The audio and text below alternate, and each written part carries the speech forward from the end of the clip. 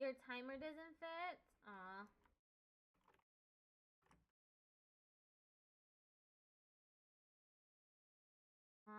Okay, let me go live on. Hello to everyone! I'll go live on YouTube now.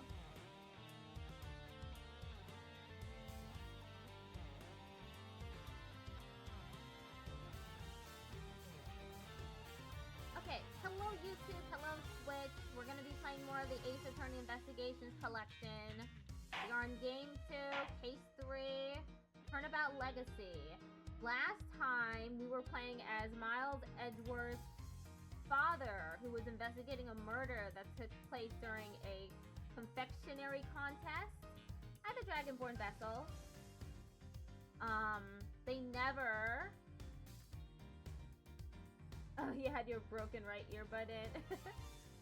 However, they never figured out who actually committed the murder, but the defendant was found guilty anyway. And this time around, we're playing as Miles Edgeworth, investigating a poison attack that happened. Get out of Underworks. I'm playing Silk Song. Oh, okay.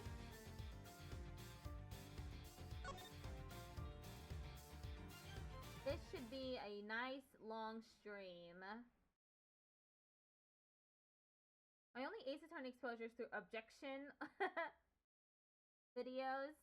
April 2nd, 1:35 p.m. Zodiac Hall, Fountain Room. Alright, you have your orders. Go talk to Bound for me. Hey, Mr. Winner, weren't we going to go talk with Miss Bound ourselves? Sure, but I thought, why not let the grunts handle the grunt work, you know? Means I can just sit back and wait for their reports. A winning strategy. You spoiled little...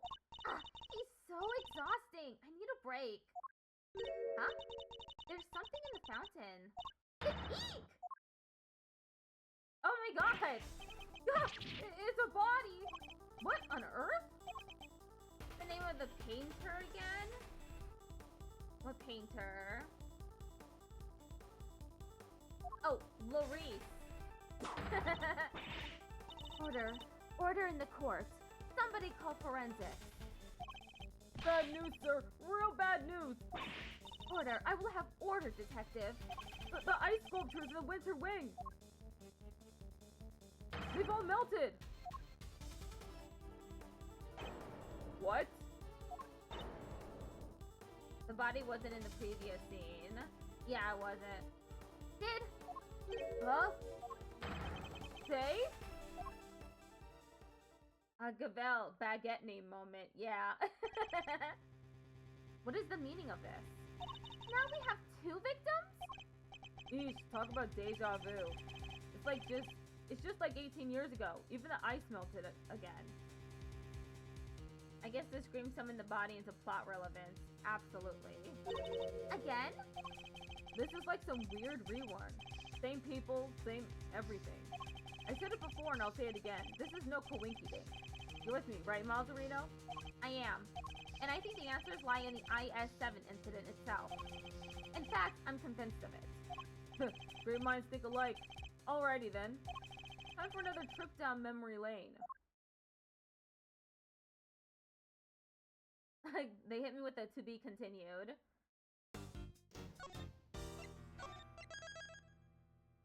The events of 18 years pass. Javel is a family name, a regional form meaning Normandy, Picardy from Javel, a handful of sawn wheat laid on the ground to allow the grain to yellow, a nickname for a sheaf binder. Cool. Imagine getting to be continued. Yep, that's me.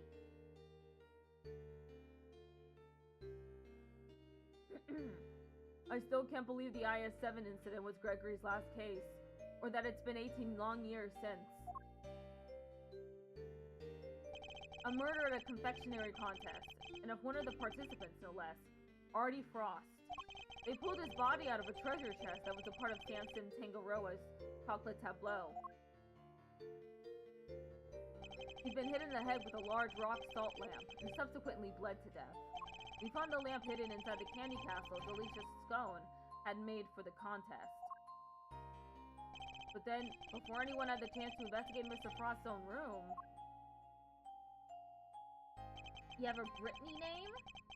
I meant to say, get me out of Underworks. I think I forgot to put the me also. BRB, I'll be talking about things not about this game. Okay. All of his icy creations had melted clean away. 18 years ago. December 24th, 9:05 p.m. Contest venue. Fountain room. All of Mr. Frost's work destroyed. Mr. Von Karma wasn't very happy. He told us to get out, and in no uncertain terms. But what do we do now, Mr. E? I can't believe he just up and kicked us out. Von Karma's a total jerk. Now, Eddie. It was always the job of the police and the prosecutor's office to investigate the scene. Yeah, but he didn't have to talk to us like that. Who cares if we're cops or attorneys? We should all be working together to find the truth. You can't assume that everybody's aims are the same as your own. You may wish to expose the truth, but others might prefer to accept things at face value. Which way of thinking is right will depend on the person. But what if somebody innocent ends up behind bars because no one managed to uncover the truth? Brittany is my favorite region in France. Butter, crepes, culture. Cool. It can happen. We're all human. Police and prosecutors included. Which is why defense attorneys exist. Our job is to help people in just such situations. To be friends to the friendless. Friends to the friendless? Now, we may not be able to investigate Mr. Frost's room as hoped. That doesn't mean we give up. Unfortunately, I am cursed with being a filthy American. Yes, we build our homes out of Big Macs. It is true. You're right, Mr. E. I'm sorry. I should have thought more before I opened my big mouth. You're young, Eddie. You'll learn soon enough. I will, I promise! Mr. Edgeworth, Mr. Fender, you look like you could use a little pick-me-up. Welcome back! I'm afraid this is all I have, but please, by all means. Whoa, you're the best, Miss Bound! Tinkerer's favorite handmade by Bound. Rather misshapen and incredibly sweet. Thank you. A little sugar boost might actually help, although these are a little too sweet for my liking. In a little unique shape. Reese's is so good. Yeah, it is. I have some Reese's myself right now. I'm sorry if they're not to your taste. No way, they're great. They're so sweet. You're very kind. Imagine, me of all people, a mediocre confectioner. What? You mean you made these yourself? Yes. Samson loves chocolate, so I had to learn. Keeping him supplied with his favorite treats is just one of my many duties. Aw, you also have braces? Aww. Although he does spend most of the time coaching me on how to improve my technique. Mr. Tangaroa sure is a lucky guy. Getting to eat homemade sweets made by the one and only Judy Bound whenever he wants sounds amazing. I'm sorry, did you say something? No, nothing at all. Dear sweet Eddie, you really do still have a lot to learn. It seems you're quite committed to the work you do for Mr. Tangaroa, Miss Bound. Of course. What right would I have to stay here otherwise? What do you mean by that? I was abandoned as a baby, and Mr. Tangaroa took me in. Oh, she's an orphan? That's right. One snowy Christmas Eve, many years ago, he found me on the steps of this very mansion.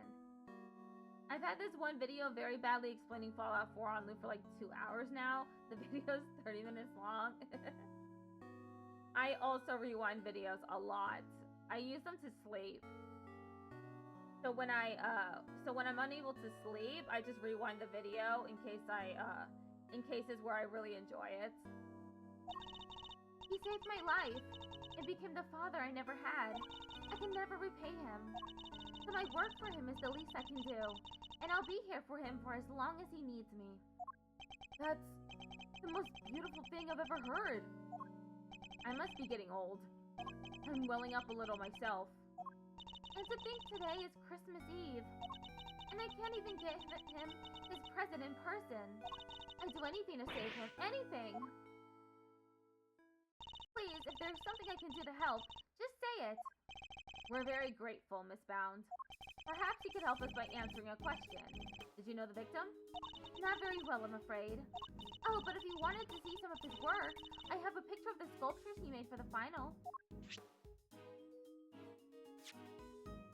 Ah, this is the same as in the present. My, they're stunning. Aren't they? I think they're masterpieces. Who would have thought you could make such intricate statues out of flavored ice? Samson adored them too. Oh hey, that's Taurus and Gemini, right? I didn't know you were keen on constellations in the zodiac, Eddie. Oh, I love it. The stories those stars can tell. You reached a 3-stream streak. Congratulations. Take Gemini, for example. See the lyre? That's what the harp is called. And the arrow and the... Hold up. The lyre doesn't have any strings. Huh. Did Mr. Frost forget to add them, maybe? It doesn't sound like something he'd forget to do. Wait, really? But I thought you just said you didn't know him very well. Oh! Well, he didn't seem like a type. It seems she's got something to hide, too. You took this photograph yourself, Miss Bound? Yes. I used this instant camera here. It develops the pictures as soon as you take them. It's so useful. Ooh, I'd love to see it in action. One could call that slip up suspicious. Indeed, I'm very suspicious of her. In particular.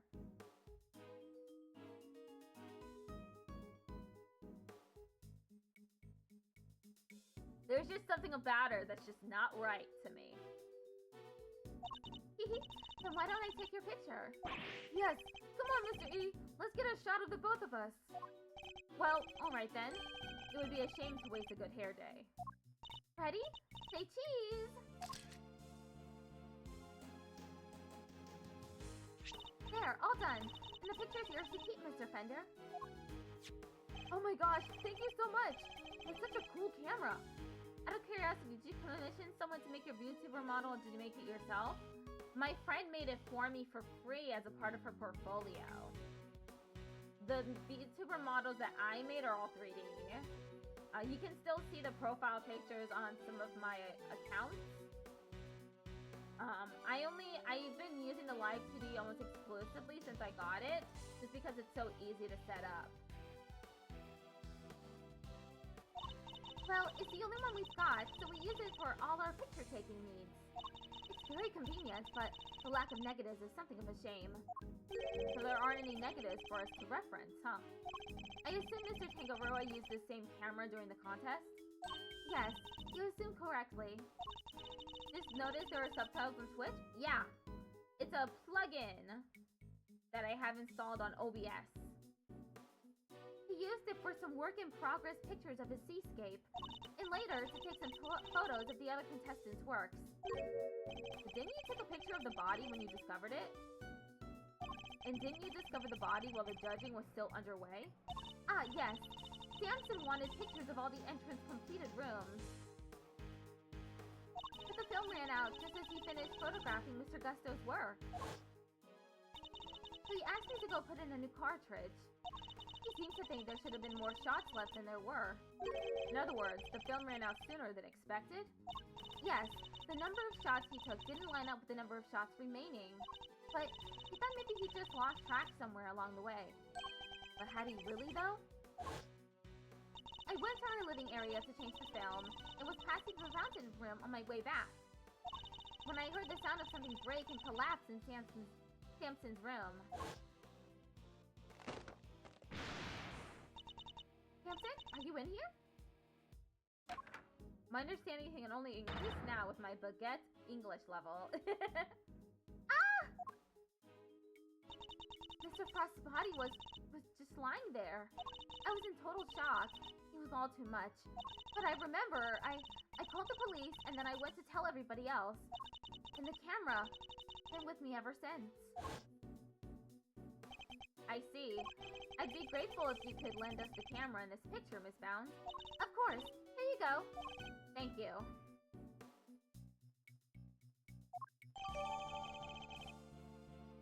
film cartridge has 20 exposures, but there are only 3 remaining.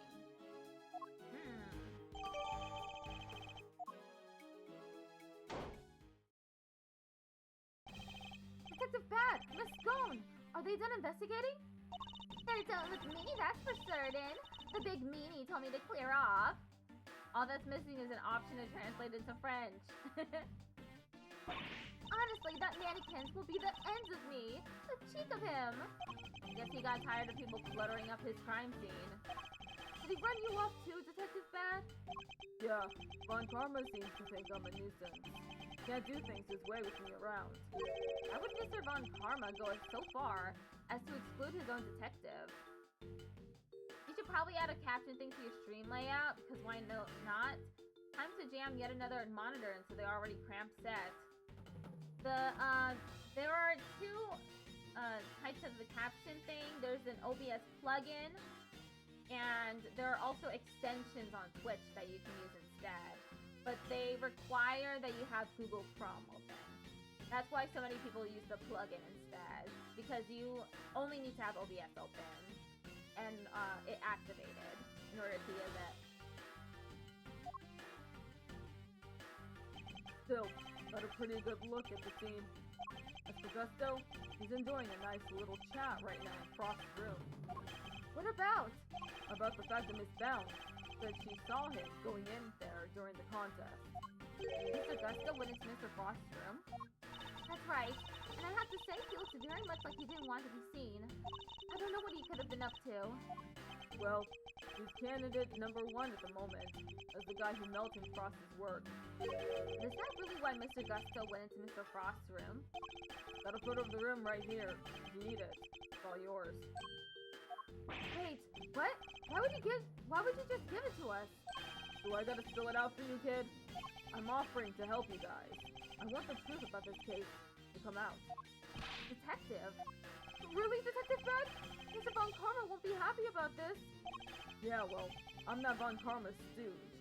He's gonna stonewall my investigation, but I'm not gonna play by the book either.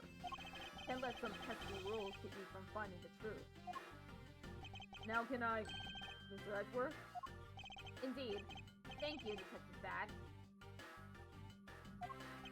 Wow, I can't believe you won him over, Mr. E. Well, I haven't the foggiest what you're all going on about, but here's some new friends, eh?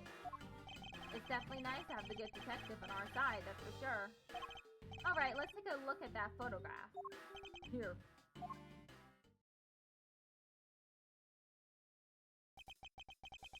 This is what Frost's room looks like right now.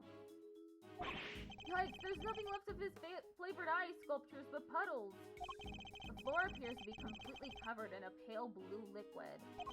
I should compare this with the photo I just borrowed from Miss Bound. I assume that the unplugged power cord has something to do with all this?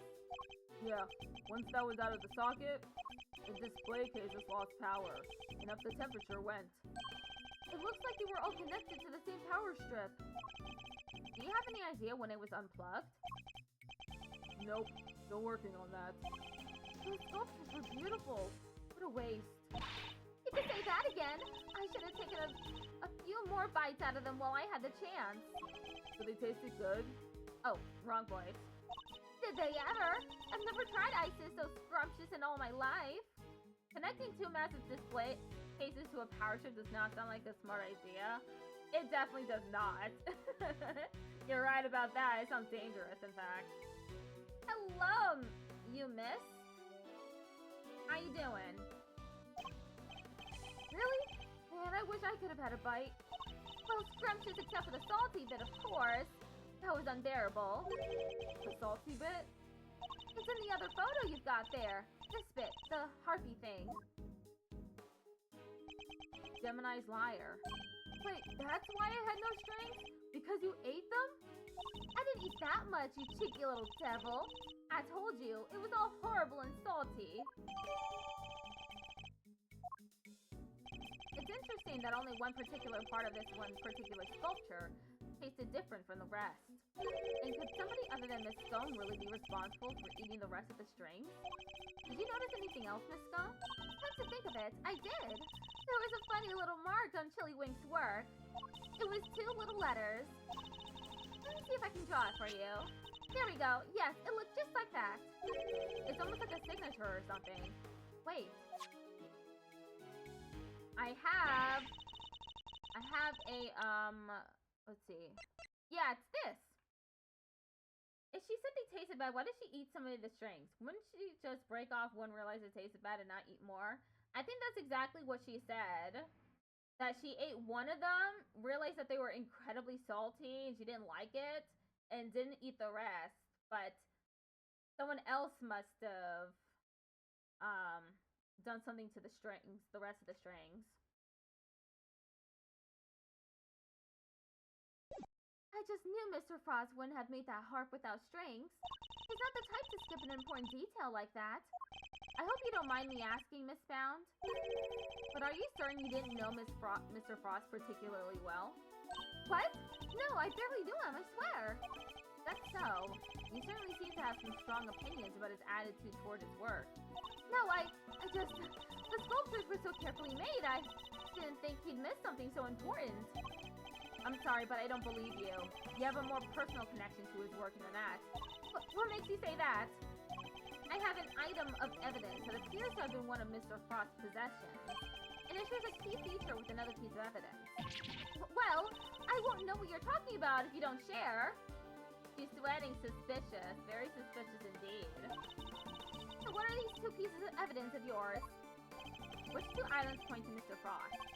This is the first. Take that! And now the second.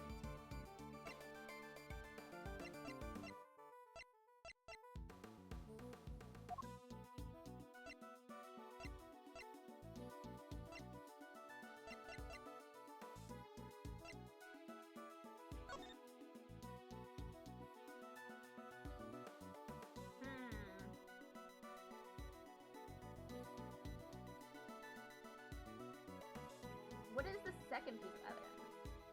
I'm a nice actor. Thank you.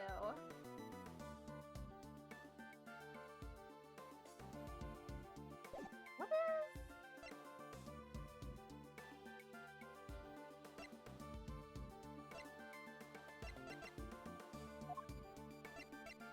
The first one was easy. The second one, I don't know.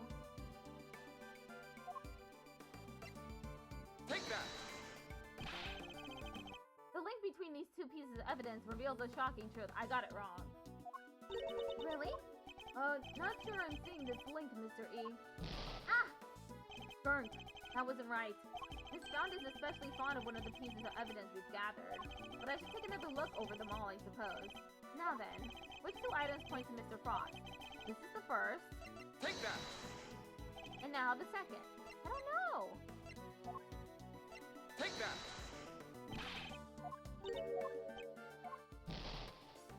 Oh no, I got stuck. Take that! Take that!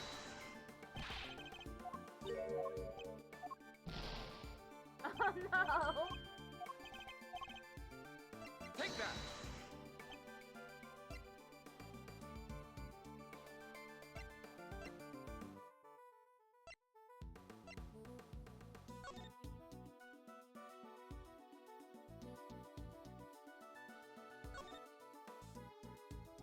You don't understand the game?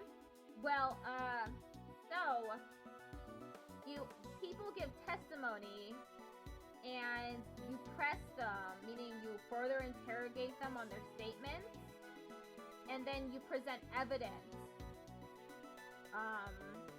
to show that there is a contradiction in what they've said. And you solve the mystery. Who am I talking to? Someone on YouTube.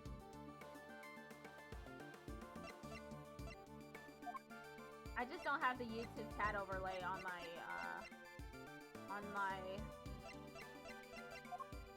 OBS overlay. Is it this one? Take that! Wasn't that either? Take that! I don't know. Take that! I don't know what the answer is. I immediately Take that. thought about the seal, but now I'm confused on what the next thing is.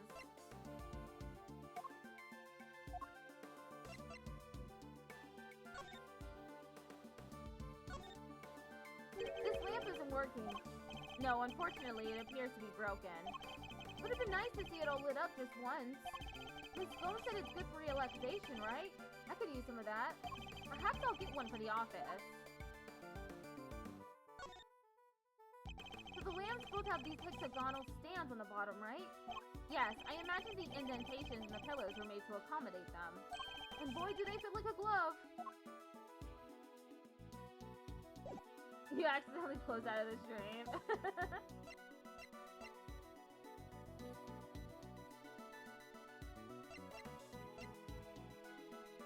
Take that!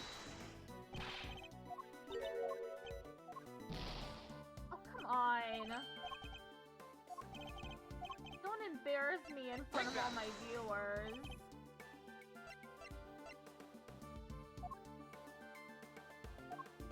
Take that!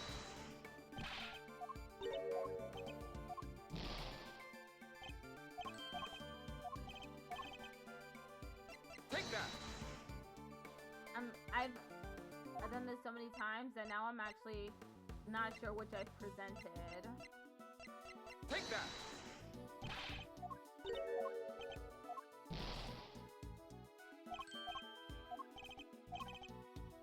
Take that! You know what? I'm gonna look up the answer. I don't want to be stuck on this the whole time. Beginning part 2, middle part 1.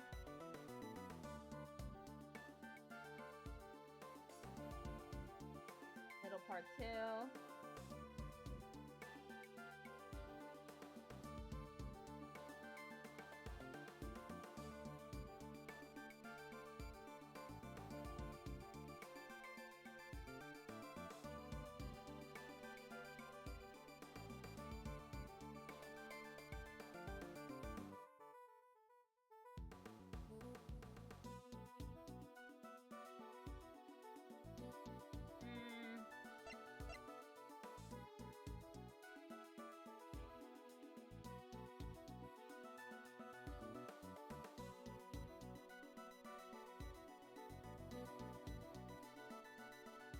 I don't know. I also don't know where in the walkthrough I'm at. Take that! Oh, it was this? The whole time? What? Miss Scone found 2 letters carved into Mr. Frost's ice sculptures. I think they were a signature of sorts. After all, it's not unusual for an artist to initial their work. I guess not. We don't have anyone to talk to? Aww. That's right, dear. It's just like you said. Tiddlywinks' statues have the letters PH carved in them, plain as day. PH? Shouldn't it be AF? You think so, but take a look at this. It's the seal we found at the crime scene. It seems reasonable to assume that it fell from Mr. Frost's pocket. And when pressed into the surface of an item, it would leave behind the letters PH. It's so quiet in chat. I'm sorry. People don't usually come to my Ace Attorney streams to begin with, so it's actually kind of unusual that people are in Twitch and YouTube chat at the same time. And when pressed into the surface of an item, it would leave behind the letters PH. The same pottery mark we saw imprinted on the bottom of the items in the tea set. The same pottery mark? Wait, what?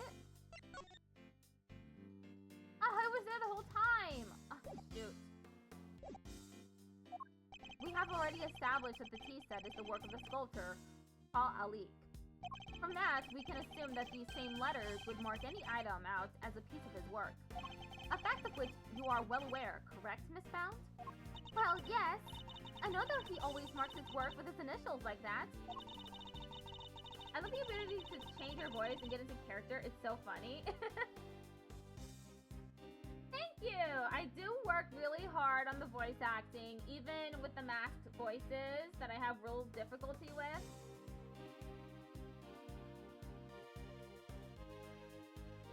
Has never revealed his true identity in public. It was the only way to know his works are truly his. You mean Paul Alik was... That's right, Detective. Artie Frost had another identity. He was no ordinary confectioner, at least as far as Miss Bound was concerned. For you see, Mr. Frost was in fact...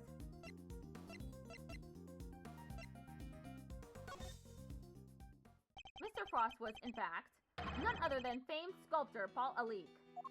What? Mr. Frost and Paul Alik were the same person? But it's not like the mark's hard to copy, though. Anyone who's seen it could fake being him with it. Not exactly conclusive proof that Frost was who you say he was. It was proof enough for Miss Bound. What matters is that she believed it. His true identity will have to be investigated by the good people of the precinct. You can change your voice to Scooby? Awesome. I can't do voices like those. Cartoon voices? The only cartoon voice I can do is Toad. From Mario. Alright, I'll have the boys look into it. I should have known I couldn't hide it from you, Mr. Edgeworth. You use text-to-speech, so your voice acting potential is precisely 0.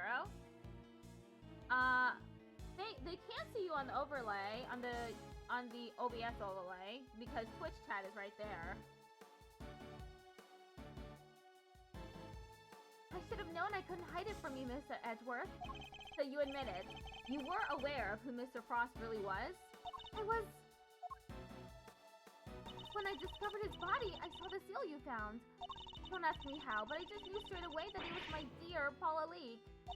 Imagine, his entries in a confectionery contest were his final legacy. A great man like that. And, be honest, did you enter Mr. Frost's room at any point? What? Why are you asking me that? The photograph of Mr. Frost's room. I'd like to know when it was taken. Oh, I must have gotten it mixed up with the one Samson took during the judging. Objection! I'm afraid I find that rather hard to believe. You said yourself that the camera ran out of film during the judging, and that you've had charge of the camera since before Mr. Tangaroa had the chance to visit Mr. Frost's room. And the Twitch stream is a proper 1920 by 1080. Yes, it is. And the stream on YouTube is 1080 by 1920, I think. That's how you were able to take that picture when you discovered Mr. Frost's body. I suppose so. This suggests that you took only 2 pictures with the new film. One of Mr. Frost's body and one of his room. But I have a piece of evidence that says otherwise. You do? Which piece of evidence contradicts the assumption that Miss Bound only took 2 pictures?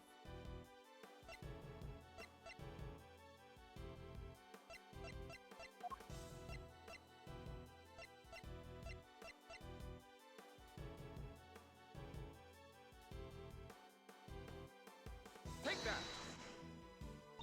The camera?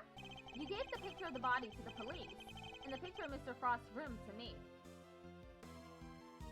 Here, dear, and dear what? What do you mean by that? Why do streamers who stream to YouTube and Twitch always have the YouTube stream in a vertical format? Oh, I didn't even read what you said.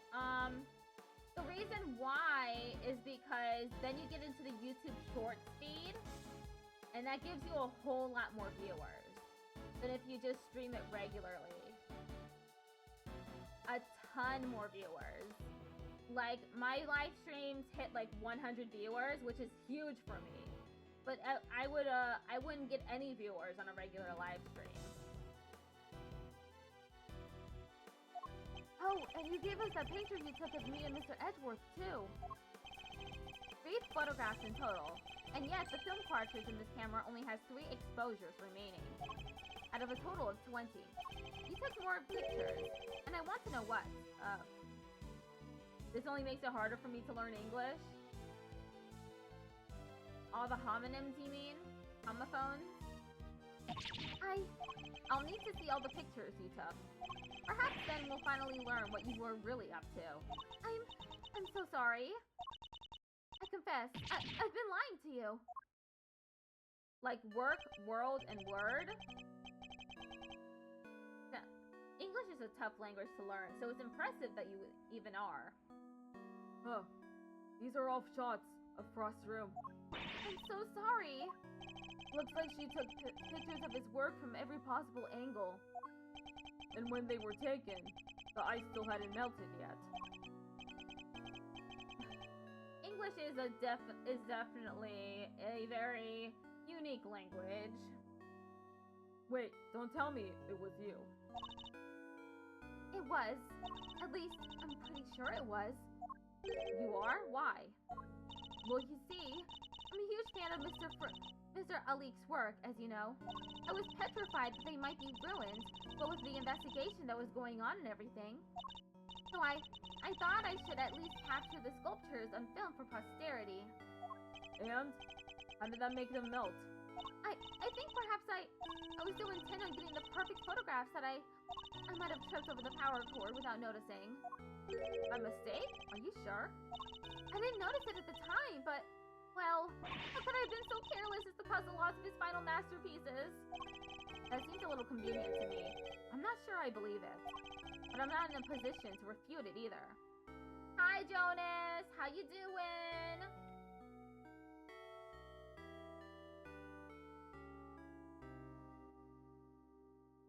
Congratulations on your 20 stream streak. Yes, I am indeed solving crimes. I'm so sorry. I didn't mean to cause any trouble. Please, don't worry about it. The important thing is that you told us the truth. What he said. No hard feelings, Miss Bound. Thank you. Mr. Edgeworth? What do these honk shoes do? I have 180 of them. Oh, those are channel redeem points. So if you get enough points, you can redeem a few rewards, such as like hydrate, posture check. You can put a clown nose on my model, the autism creature on my model, stuff like that.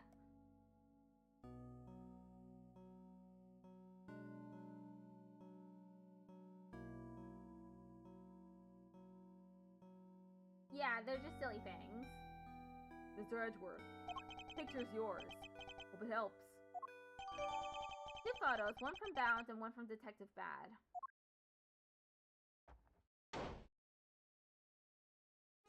It's Mr. Von Karma. I gave him the deepest voice. Are you infernal nuisances still here? You don't know when to give up. Universe just redeemed pat my head. Did the pat my head work? It didn't seem like it worked.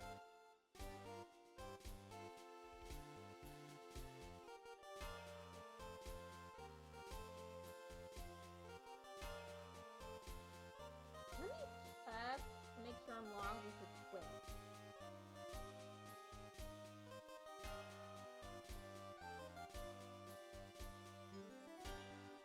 It's valid for 5 more days, so it should have worked. Huh. Sorry about that. Are you infernal nuisances still here? You don't know when to give up. Linger for as long as you like. The answer is still the same. You are not part of this investigation. Whether we're part of it or not, we'll uncover the truth nonetheless. It seems you don't know when to shut up either. But I commend you on your stubbornness. Mr. Von Karma, I'm afraid I'm the one responsible for Mr. Frost's work melting. What? What is the meaning of this? I'm so sorry. And to you, Mr. Gusto. No concern of mine. I didn't do anything, and Mr. Von Karma agrees. Nothing at all, Mr. Gusto? You went into Mr. Frost's room, didn't you? Perhaps you could tell us why. Sure, I was.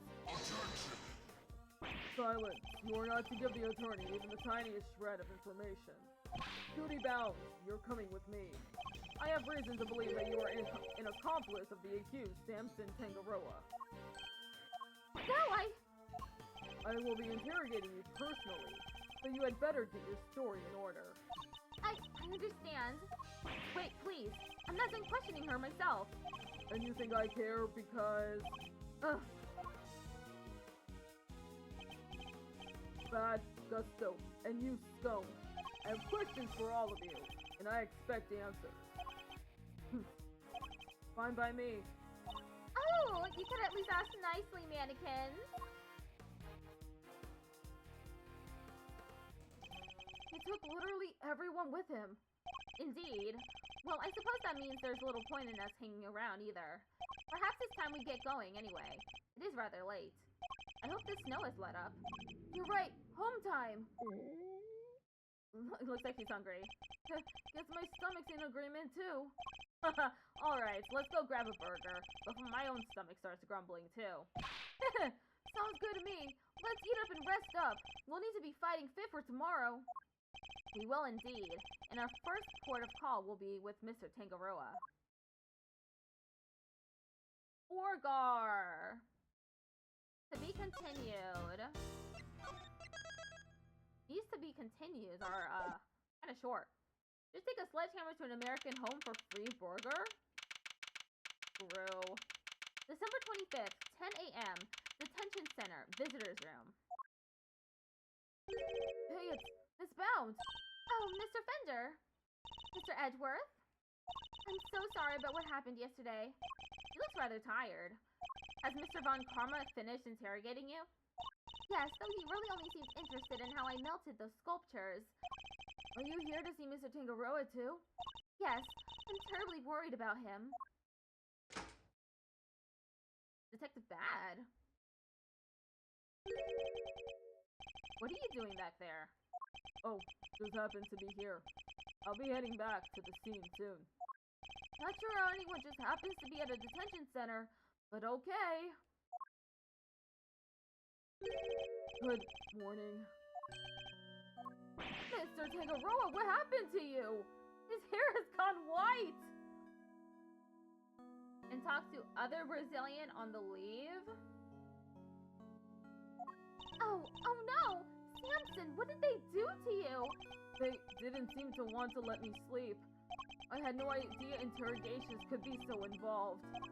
Sorry if I seem distracted. I think I'm a little tired. You're not letting you sleep? That's not police work, that's torture! What's going on here, Detective Bad? I'm not the one doing the interviewing. It's the guy they put on the case before me. I like Von Karma's methods about as much as you do, which is why I'm doing what I can to help. It was Detective Bad who got me out of there.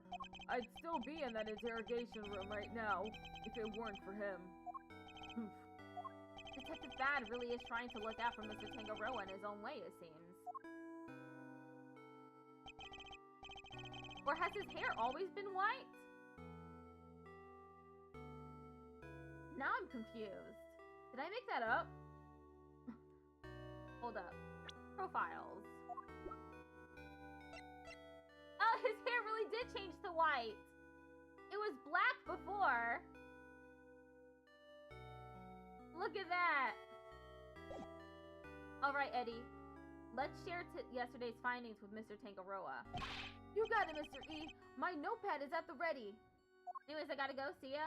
Bye. Thank you for stopping by. Mr. Tangaroa, we found out quite a bit if you'd like to hear it. Of course. Thank you. Are you alright, Mr. Tangaroa? You seem kind of spaced out. I'm fine. I think my blood sugar might be running a little low. Samson, do we have anything that might give him a little energy boost? Yes, we do.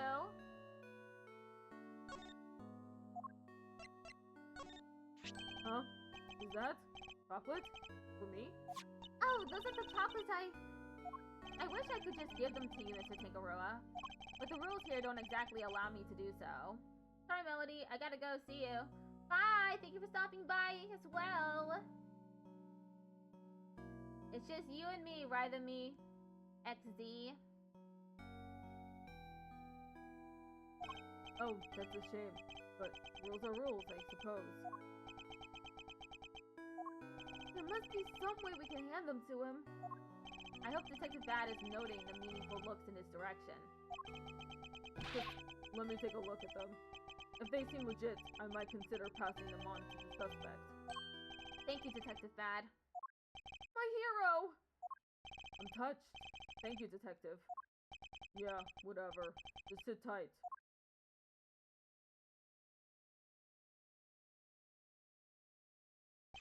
Here.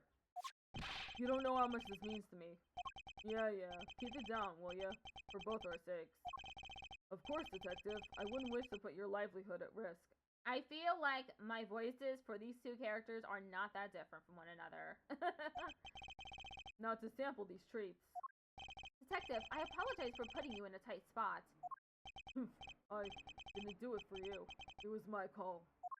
Guess you're not such a bad guy after all. Oh, the sweetness. I feel like a man reborn. Were they your handiwork, Judy? Yes. How were they?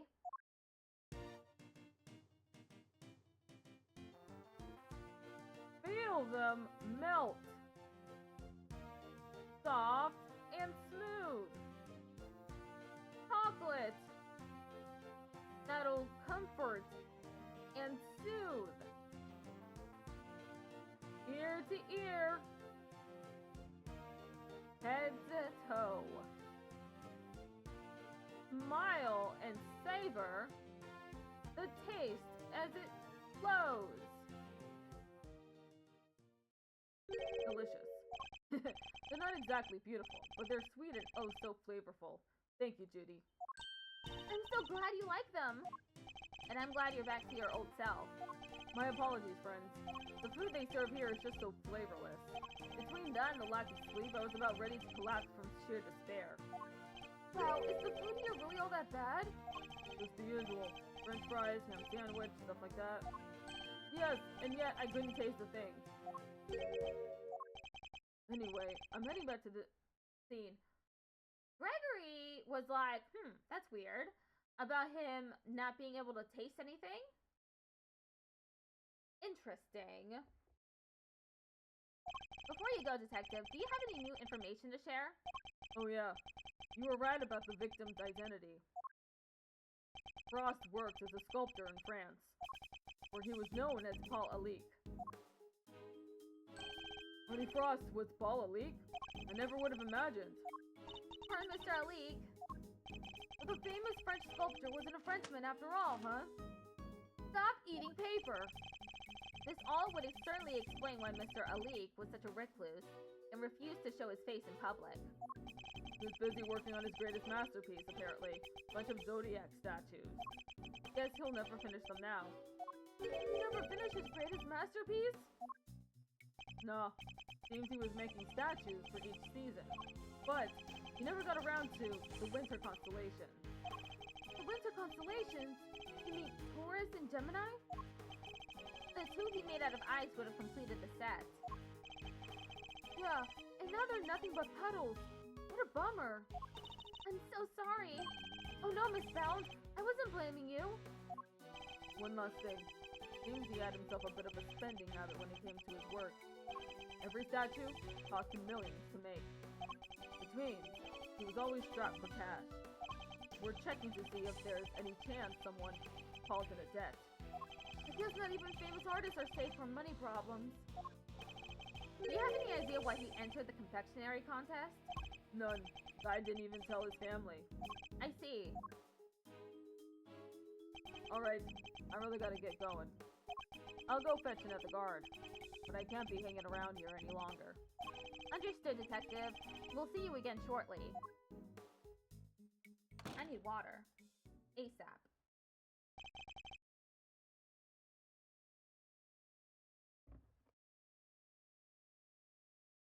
He's a good man. He certainly is. And an uncompromising one. Somebody who can be trusted to stand up for what he believes in. And to scare the pants off of anybody new he meets. No, you were going to tell me about what you learned yesterday? Of course. Allow me to give you a full report. Thank you for that. And allow me to apologize on Judy's behalf. I'm so sorry. It's fine, Mr. Tangaroa. As I told her yesterday, the important thing is that we learn the truth in the end. Now, would you mind if I ask you a question or two? By all means. I'll gladly share all that I can. What can you tell me about the contestants who took part in the final round of the contest. Let's see. There was Miss Scone. I loved her design concept. Unfortunately, her entry was in violation of the rules, and so I had to disqualify her. Mr. Gusto's creations were a perfect balance of flavor and design, at least up through the semi-final. But disappointingly, his entry for the final was subpar on both counts. And there was actually something a little unusual about his entry for the semi-final as well. Which was? It tasted identical to Mr. Frost's. They may have looked different, but I could have sworn I was eating the same thing. That's weird. One of them was flavored ice, and the other one was what?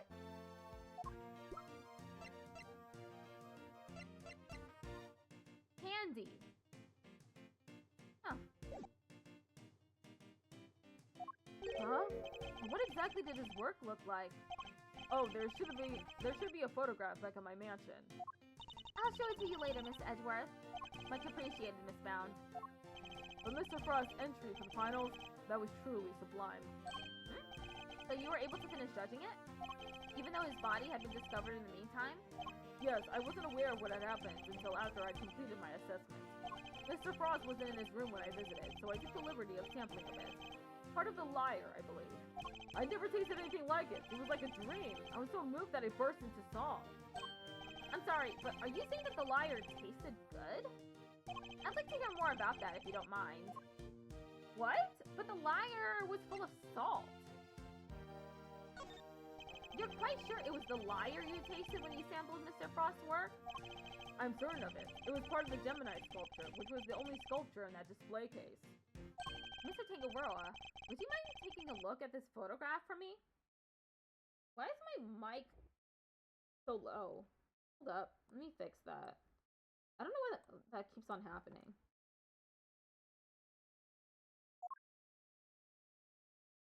So the part you tried was the lyre?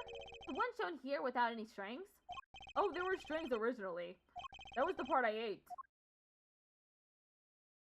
But the strings were missing because Mr. Tangaroa ate them all, and he enjoyed them?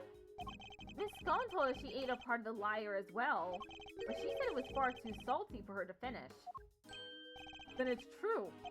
The truth is, I've suspected for a while that there might be something wrong with my sense of taste. Something wrong? How so exactly? There's a taste disorder characterized by an inability to detect salty flavors, and I suspect I've been suffering from it. I eat so many sweet foods on a daily basis that it took a while for me to even notice. But there's no denying it now. That would explain why the food here seems so bland to him.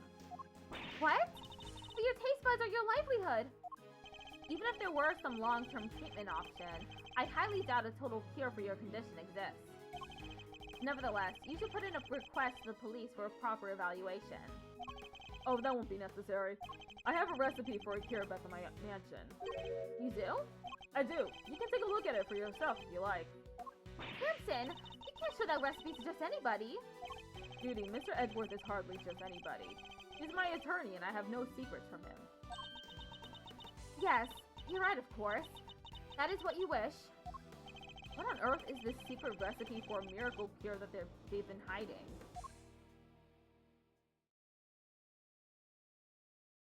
Well, I suppose I should be getting back. Alright, we'll be right behind you. Judy. Yes, Samson?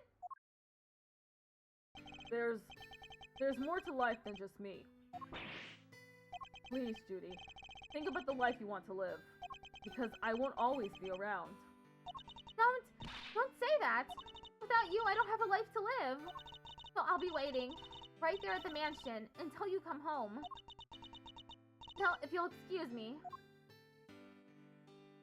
Wait, Miss Bound! Judy. Whoa, she seems really upset. I thought I saw tears in her eyes. Why do you even say all that to her? Because I worry about her. I can't keep putting my needs ahead of her own. What do you mean? The elite collection, the candy making, it's all because she thinks these things will make me happy. She never thinks about what she wants, what she likes. I just want her to be her own person and to choose her own destiny. The last thing I want is for her to miss out on all that life has to offer because of me. I guess that makes sense. He really does see her as his own child. What parent wouldn't want their child to walk their own path? And what parent wouldn't do everything they could to protect them? I know exactly how he feels in this moment. I think I've asked enough. I've asked of everything I can for now, Mr. Tangaroa. We should be getting back to the scene of the crime. Oh, you're leaving? I see. I suppose I'll be going back to the interrogation room for another session. Yes. We'll have to do something about that. You'll speak to the police for me? That too, but I'll be putting something else in place as well. An ace up our sleeve for when the time comes. I look forward to learning more. I'm counting on you, Mr. Edgeworth. We'll be back to brief you, Mr. Tangaroa, every day. And Judy, too. Thank you, Eddie. I'll look forward to it. Mr. Tangaroa, your interrogator will do everything in his power to extract a confession from you. I hate to see an innocent man suffer like this. But please, you have to do everything you can to hold out. If you can't, Mr. Von Karma will use that confession against you for as long as this case lasts. And it will make it that much harder for me to save you. I understand, and I'll try. I won't give up until you're out of there, Mr. Tangaroa. You have my word on that.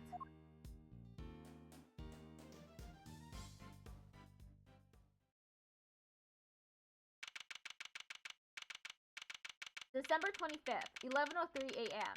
Contents venue, Fountain Room. Detective Bad, thank you again for what you did earlier. Yeah, thanks a ton. What are you talking about? There's no need to be shy about it.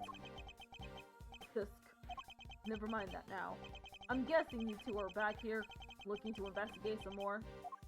We are indeed. We'll need something solid if we're going to save Mr. Tangaroa. Well, I hate to break it to you, but apart from this room, the whole place is on lockdown. What? But we need to see those other rooms. This is Mr. Von Karma's doing, I presume. Who else? Haven't seen the autopsy report yet either. Guy's probably got a hand in that too. And don't expect to speak with anybody, except us cops in this found. Everybody else is gone, and I doubt Mr. Von Karma will be handing out phone numbers. Is this all just a game to him? Why does he have to go so far? So what's your plan of action, Detective? Same as before. Do what I can to help you uncover the truth, like I promised.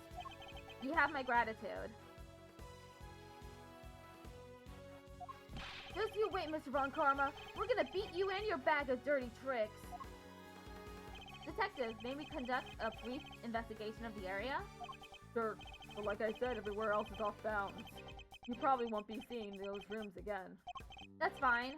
As long as there's at least some way of continuing our investigation, we'll make do. Begin investigation. The statues on the fountain depict cherubs enjoying some chocolate fondue. Hololeek's work, apparently. Gotta hand it to him. They look so real. Detective, are you saying you have personally seen cherubs before? Just attorneys. Always poking holes in people's words. What? Did I do something wrong? Excuse me, may I ask what you're investigating? Sir, I'm analyzing the fountain water to see what might be in it, sir. And what did you find? Chocolate and what looks like the kind of flavorings and colorings used in frozen desserts, sir. The composition of the chocolate seems to be the same as that of Mr. Tangaroa's work. And the flavorings and colorings match the profile of those used in Mr. Frost's ice sculptures. Those little rivers flow from all four artists' rooms right here to this fountain. Guess that's how the stuff from the melted sculptures wound up in there. And that's not all, sir. We also found blood. What? Why is there blood in the water? Think back to our investigation of the murder scene, Detective. Take another look at the scene in front of us, Detective. A very conspicuous pool of blood that should be here is clearly missing. Welcome back, Cubed. You're right. Don't remember anybody mentioning they removed the blood along with the body. The victim's blood was mysteriously absent, as was the part of the chocolate chest it had pooled on. I believe that the blood probably belonged to the murder victim, right? Take that! The victim, huh?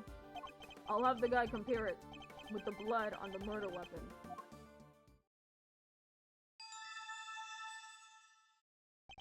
It's a match. The blood in the fountain is Frost's. But why would someone want to send the victim's blood downstream and into the fountain like this?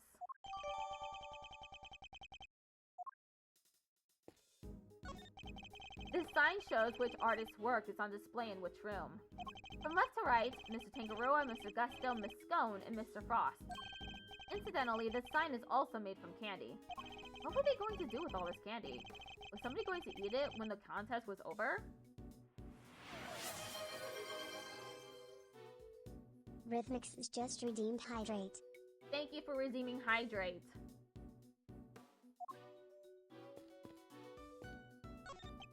It seems these instruments are used on Mr. Tangaroa and Miss Bound's TV show, Bacon Bob. There are some of the few things in here that aren't made of candy. How do I redeem? You click the little, you click the honk shoes icon, and then you scroll down and you click whichever one you want to redeem. I'm not sure my redeems are working though, because I didn't see the pat my head one working.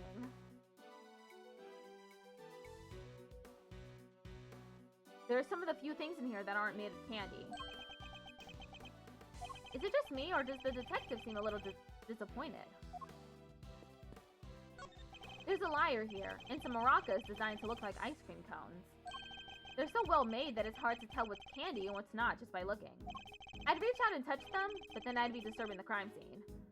Ad break starts in 1 minute. Hands off. I already checked them out. They're real. Check them out how exactly?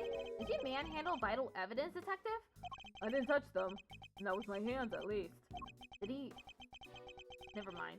I don't want to picture it. He licked them? Detective Bad, you can't be licking the evidence.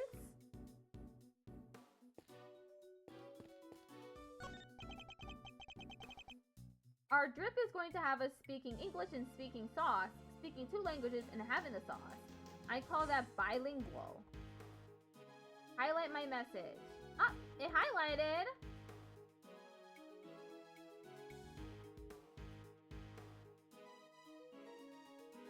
Stone's room is through there. It's marked by a snowman. A candy snowman by the look of it. Oh yeah? We'll all be. Does it only highlight in Twitch chat? Yes, I believe so. I think there is an overlay I could use. A browser source that I could use to make it highlight on the stream itself, but I don't have that. Because people don't use to redeem it. Okay, be right back. Ad break starts in a few seconds. I was gonna pop it like a donation or something. It could if I had that enabled on my stream overlay.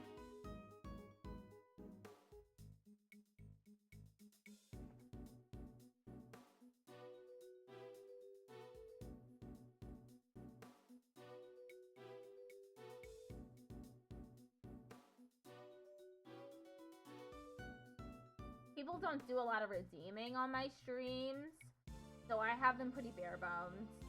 Okay, ad break is starting now.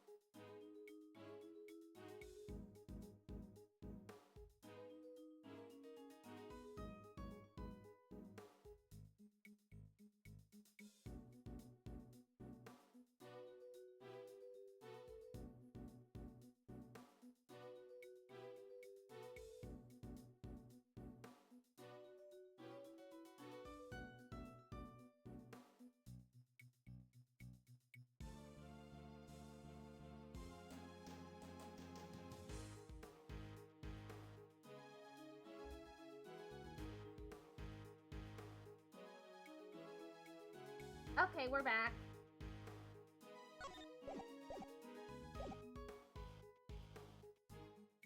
Oh yeah? We'll all be. He's really sizing it up. He isn't thinking of making that into his next lollipop, is he? We do not steal tiaras, smash malls, or steal cars around here, it seems. Nope. Unfortunately. It's a Christmas tree made from candy. These candy statues have everybody on edge. If ants get in here, that's our scene ruined.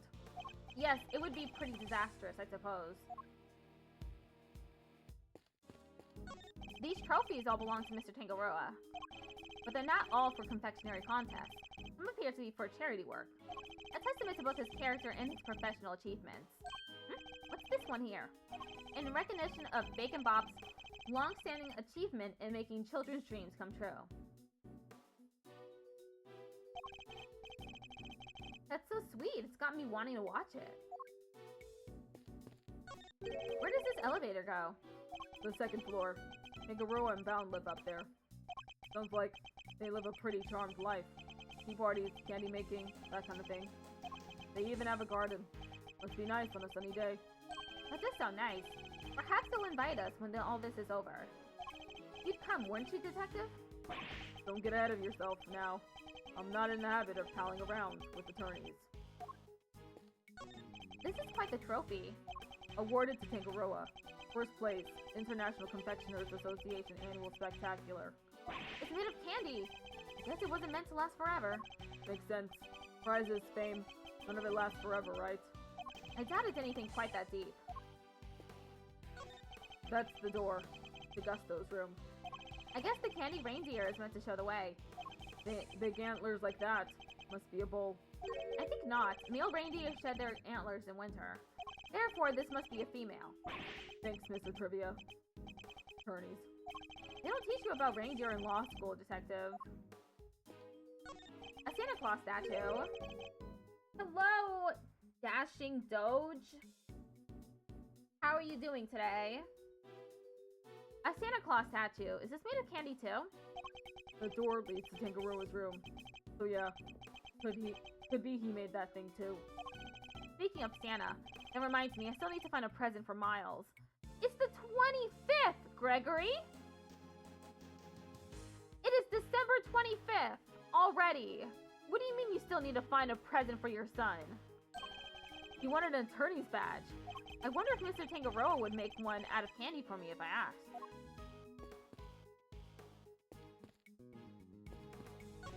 There's a drum set here decorated to look as if it were made out of cakes. They must play it on Bacon Bop. Detective, about these drums. We already checked. There's nothing inside any of them. And no sign of anything having been put inside or taken out either. They're not relevant to the case. You've already done your homework, I see. I may like lollipops a little too much, but I'm no sucker.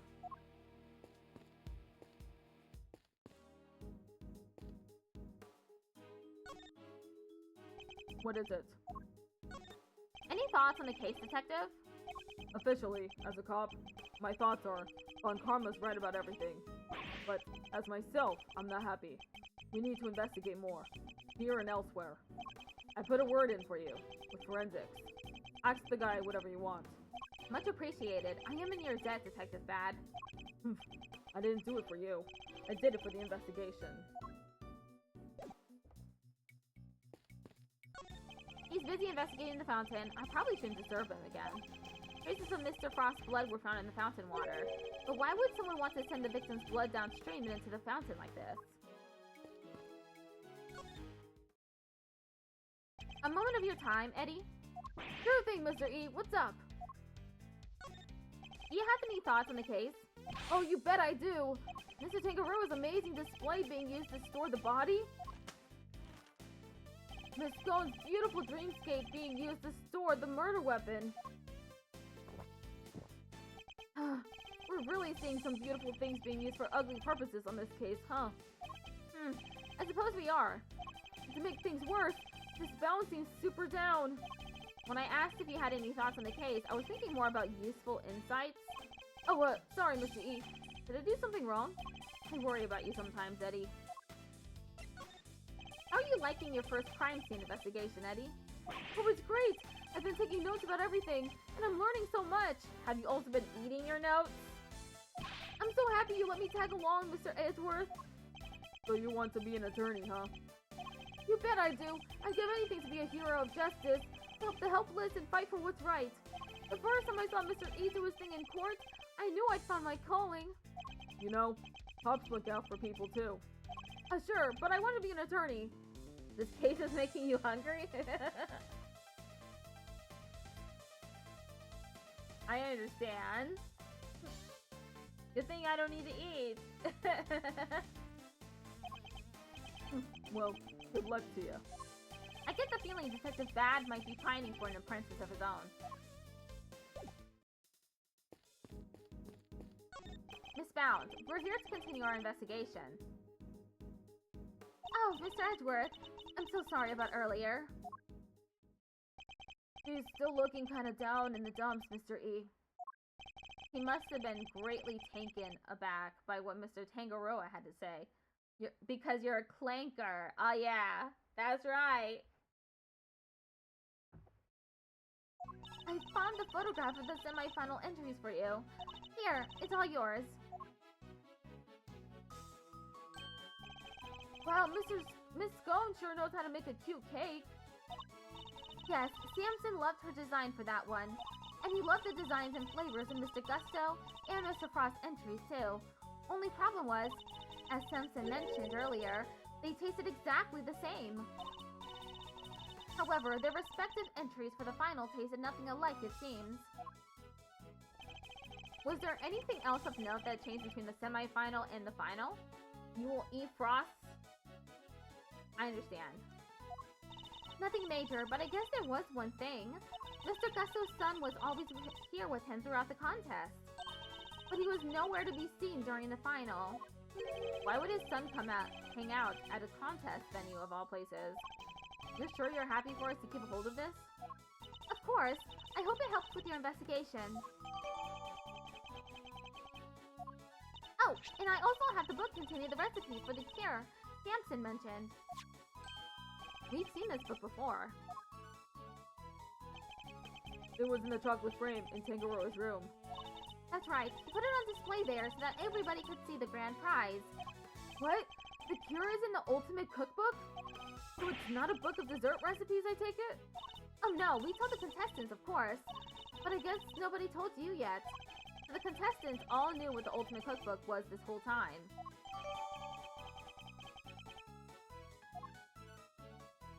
I'd like to hear more about the cookbook, if you don't mind, Miss Brown. So if I understand correctly, the Ultimate Cookbook is actually a collection of recipes for different medicines? Exactly! Or rather, totally new medications that haven't made it to market yet, to be precise. For the right buyer, a pharmaceutical company for example, it would be worth a fortune. But why make that the grand prize in a confectionery contest? Mr. Tangaroa is the sole heir to the Tangaroa family fortune. Perhaps you've heard of the Tangaroa Group? The Tangaroa Group?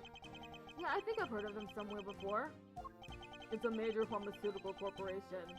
Sells all kinds of pills and poisons. Oh yeah! That new Cold Killer Pro has been making some real waves since it went on sale. I always reach for a Cold Killer when I'm feeling under the weather. Which is never as far as I've seen. I'd like to hear more about the Tangaroa Group, if you don't mind. So did Mr. Tangaroa now want to take over for his parents and go into the family business? No, he preferred the idea of making people's lives better through the power of confectionery. And his parents supported him in his quest to become the best in the world. Then, when they passed away, he inherited the cookbook. But why would he make such a valuable heirloom a mere contest prize? He's been hounded by so many people looking to make that book their own. He was tired of it. But it would have been an insult to his parents' memory simply to give it away. So he decided to find somebody he felt was worthy of it. I'll bet the board of directors loved that. Handing over the fruits of all their expensive research to someone else. They hated the idea, of course, which is why Delicia entered the contest. The Tangaroa Group wanted her to win the book back for them. So you knew she was a pharmacist all along? Yes. Not only that, I told her how to appeal to Samson's tastes. I tried to help her win. But why? I wanted to protect Samson by protecting the Tangaroa group. If that cookbook fell into another company's hands, the board would never forgive him. So I wanted to find a way to keep it with the company, but in a way that Samson couldn't object to. So that's how Miss Scone managed to make it so far in a contest she had no business taking part in. But Miss Scone wasn't the only one pretending, was she? Mr. Frost wasn't really a confectioner either. And he still made it all the way to the final, just like she did. Not bad. Yes, it's unbelievable, isn't it? Such a talented sculptor, and a gifted crafter of desserts, too. Gifted indeed, judging by the standard of his work in the final. But how did one man produce pieces of that size and quality in such a short period of time? I'm not sure I have much more to tell you, but if there's anything else I can help you with, I'd be happy to, of course. She's certainly very keen to ensure that she does all she can for Mr. Tangaroa. I could certainly use a cup of the tea you made us yesterday if you wouldn't mind.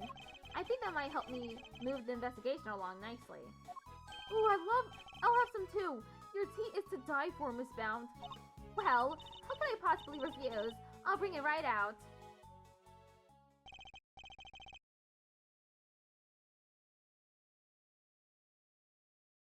You know, I think that cheered her up a little. Investigation complete.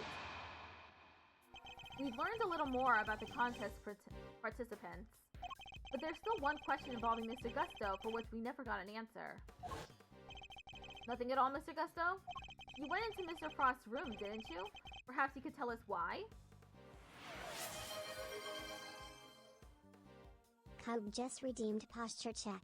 Posture check in check. Thanks for redeeming posture check. Sure, I was... Silence! You are not to give the attorney even the tiniest shred of information. What was he doing in Mr. Frost's room? And that's not all. I also have questions about the work he submitted for the semifinals. A confectioner who admits to lacking design sense, and a sculptor with it in spades. Mr. Gusto could not have hoped to win such a high-level contest by himself, which is why I'm beginning to wonder if there was some sort of connection between him and Mr. Frost. Detective, I need to ask Mr. Gusto a few more questions. His story still doesn't quite add up for me. Me neither. We need to figure out how to get in touch with him. Oh, do you know? It's Manfred. Good luck with that, because I have no intention of allowing it. Mr. Von Karma! I am already in the midst of my own investigation into Gusto, so there is no need for the likes of you to pester him with the same questions again. Tisk. I will, however, be happy to answer any questions you might have. You seem dead set on preventing me from talking to Mr. Gusto. In which case, fine, then allow me to take you up on your offer. Very well. What is it? I'd like you to tell me about the connection between Mr. Gusto and Mr. Frost. Gusto and Frost connection. The connection between Gusto and Frost? It was simply a matter of coincidence. They both happened to be taking part in the same contest. And that's all? That's all I have to say to you. What? But that doesn't help us at all! We'll have to confront him with evidence if we want to draw the truth out of him. And it's imperative that we do. He's clearly hiding something. Rebuttal. The connection between Gusto and Frost? Hold it! Yes, there must have been a connection of some kind. And if you would cease your baseless interruptions, I will happily tell you what it is. If this were a courtroom, I would have you removed for contempt. But isn't that solely the judge's purview? Yeah, a Judge Von Karma would probably have dancing to his tune. What? Even judges are scared of him? It won't be an easy trial, that's for sure. Please, Mr. Von Karma, continue. It was simply a matter of coincidence. They both happened to be taking part in the same contest. Hold it! Granted, it may have simply been a coincidence that they both entered the same competition. But that doesn't rule out a connection of some other kind between the two of them. I do hate to repeat myself, but if you do not have any pertinent evidence, then kindly keep your mouth shut. Guess I'll just do as he says for now. At least until I find the evidence that proves Mr. Gusto and Mr. Frost's connection. Still, the look in your eyes speaks volumes. Well, go on then. What are you trying to say? Make up your mind, will you? Should I keep my mouth shut or not?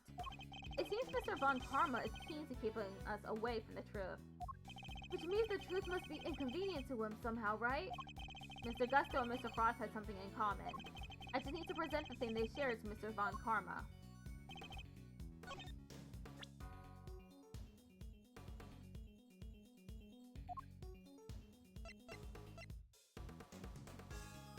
Objection! I wonder if you could look at the two confections in the foreground from you, Mr. Von Karma. They were made for the contest semifinals. Both are quite exquisitely crafted, wouldn't you agree? Get to the point. As the nameplate suggests, these were Mr. Gusto and Mr. Frost's entries. Mr. Gusto told us that confectionery design was far from his strong suit, and yet his work in the picture is just as good as Mr. Frost's. Exactly as good, in fact. We learned from another witness that their two entries also tasted exactly the same. Objection! What are you suggesting? I am suggesting that they were helping one another out. Let's take a closer look, shall we? While at first glance, the two may appear to be superficially different, it soon becomes apparent that there are significant similarities in how they were put together. They are made of the same ingredients, taste the same, and share a similar design aesthetic. This picture is proof positive the two were working together. If you figured that much out, I suppose there's little point in denying it. Mr. Von Karma knew all along that they were cooperating?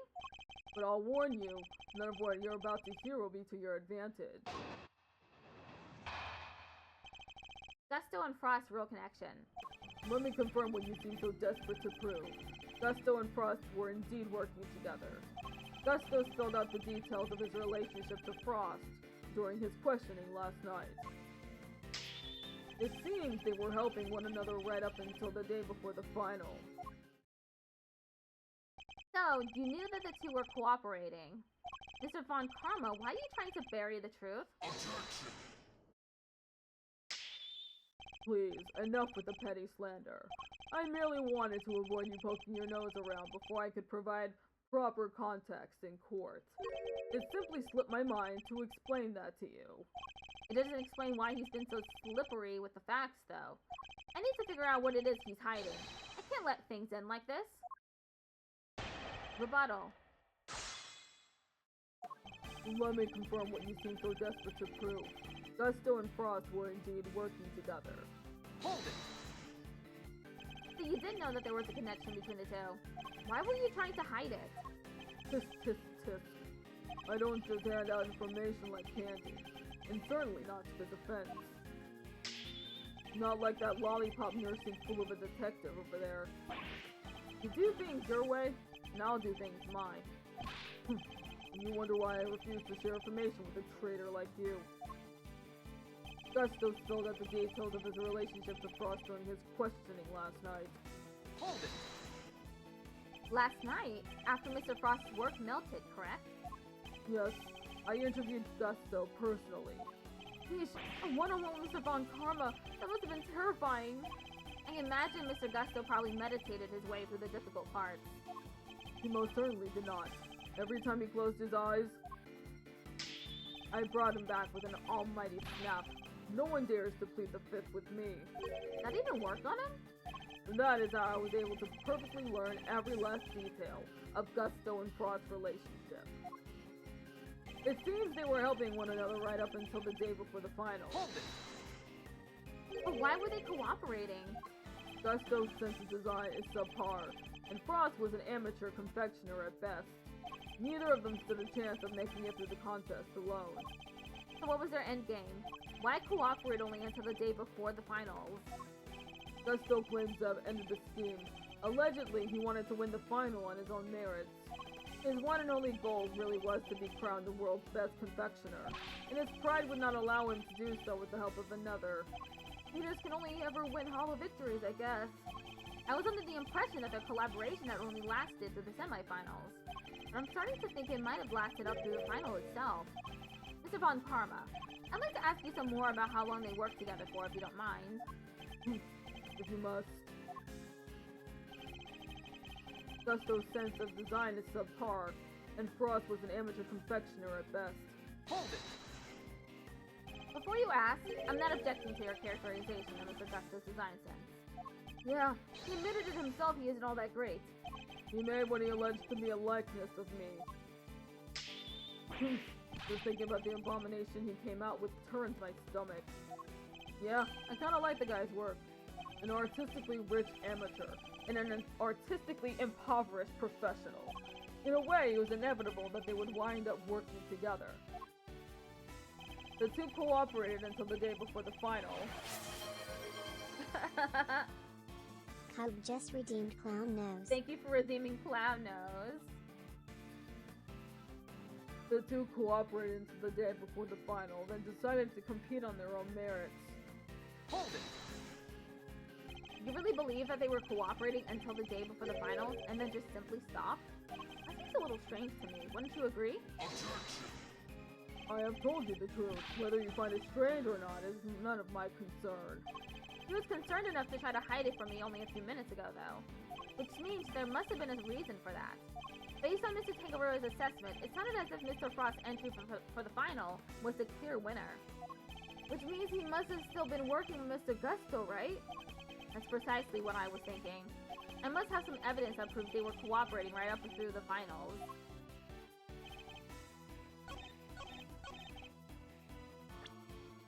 The salty statue. Objection. They weren't working together during the finals? I find that a little hard to believe.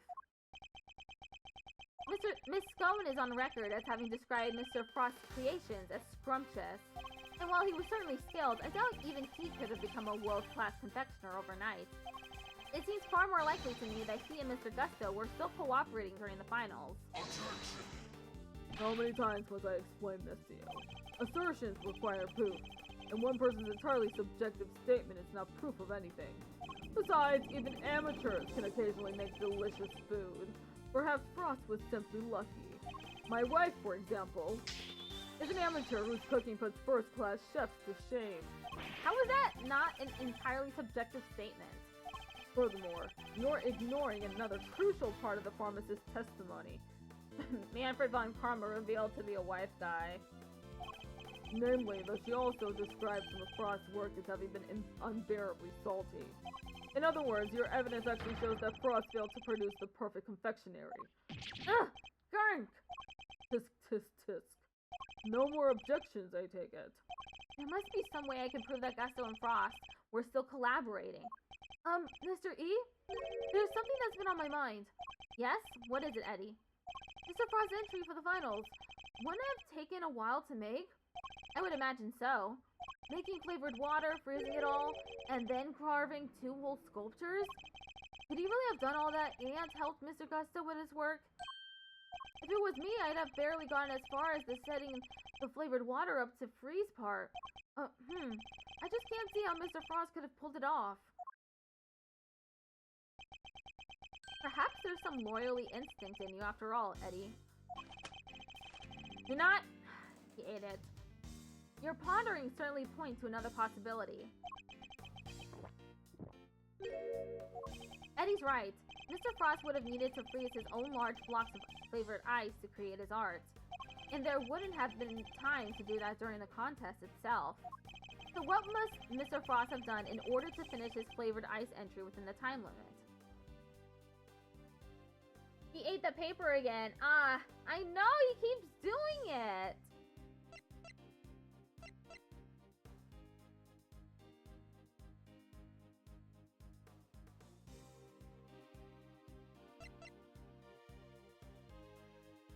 Okay, maybe it's the day before the final, but it might be make it out of something else entirely. I don't know. He must have made the flavored ice the day before. Then all he would have had to do was sculpt it. What are you muttering about now? Oh, I'm sorry. I just realized something, that's all. I realized that you're correct. What? Mr. E? I hope you know what you're doing. Oh, accepting defeat at last, are we? The only thing I'm accepting is that perhaps one of the things you said was true. They were helping one another right up until the day before the final. Just as you said, the day before the final really did mark the end of their collaboration. Mr. Frost's entry was carved entirely from blocks of flavored ice. Ice which would have needed at least a day to freeze, and whose flavors would therefore have already been prepared by Mr. Gusto. Yes, which lines up perfectly with what Gusto told me, that he helped Frost until the day before the final. In that case, why didn't Mr. Frost reciprocate and help Mr. Gusto in return? Objection. I can hardly be expected to read the minds of the dead. Objection. Perhaps not, but I imagine Mr. Gusto could tell us. So why don't you let us speak with him? Or do you still insist your interrogation was as thorough as you claim? How dare you call my methods into question? That's not my intention. I just don't understand why you would obstruct a perfectly valid line of inquiry. Give me one good reason as to why you're keeping Mr. Gusto from me. One good reason? Certainly. The how and why of Frost and Gusto's collaboration have absolutely no bearing on this case. Objection. How can you possibly say that with any certainty? If the relationship had broken down for some reason, that could very well have been the motive behind this murder. Objection. Could it indeed? Then why did Gusto himself tell me all about it? Why did the man you seem so keen on accusing share the details of his collaboration with the prosecution? Please tell me you have some proof to back up your preposterous suspicions this time. Mr. Gusto only acted suspiciously one time that we know of, and I imagine Mr. Von Karma is aware of exactly what that suspicious action was, which means this is probably a trap. Well, cat got your tongue? But even if this is a trap, I can't back down now. Mr. Gusto snuck into Mr. Frost's room, and we still don't know why. That fact alone is reason enough to suspect them. Tisk, tisk, tisk. If that's your only concern, then allow me to clear it up for you. He knew it. It was a trap. I was saving this for the trial, but consider it a taste of things to come. Plus, I'd hate for the proceedings to drag on because of your needless interjections. Here, take a look at this. That's... Gusto and Frost and their sons.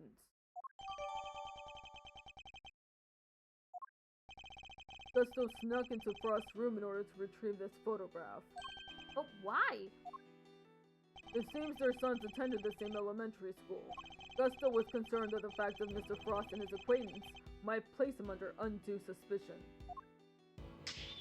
A concern that you have just proved was entirely well-founded. Gusto's actions make perfect sense, and you have given me no reason to believe otherwise. No! He's never going to let me talk to Mr. Gusto. Now, if you are quite done obstructing my investigation, I have things to be getting on with. That smug, self-righteous jerk! I'll give him something to be getting on with. What do we do, Mr. E? Mr. Tangaroa is finished if we can't figure something out. Things to be getting on with. What exactly could those things be? He has a body, a murder weapon, and a suspect in custody. If the prosecution needs to pursue Mr. Tangaroa, surely they have all they need. So why is Mr. Von Karma still investigating the scene of the crime? Something on your mind, Mr. E? We're missing something. Something important. Mr. Von Karma has everything he needs to proceed with a prosecution of Mr. Tangaroa. And yet, he still doesn't seem entirely confident of his case. If he was, why refuse to share information with Detective Bad? Who else? Haven't seen the autopsy report yet either. Guy's probably got a hand in that too.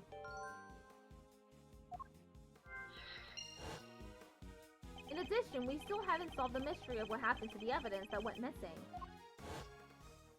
Take another look at the scene in front of us, Detective. A very conspicuous pool of blood that should be here is clearly missing.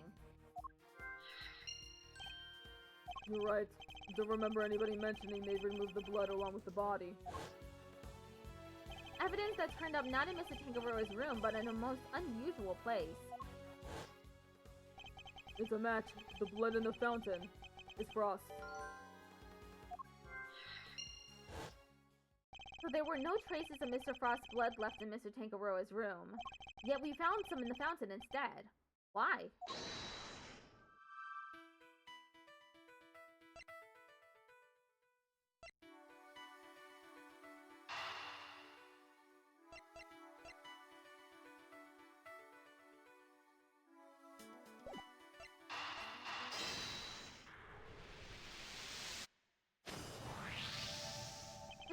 blood went missing from the crime scene, but traces of it showed up in the fountain. Why go to the trouble of removing the blood from the scene after the body had been discovered? And why only the blood? Surely the body would have also been in the way. Wait, someone have moved the body aside to get to the blood?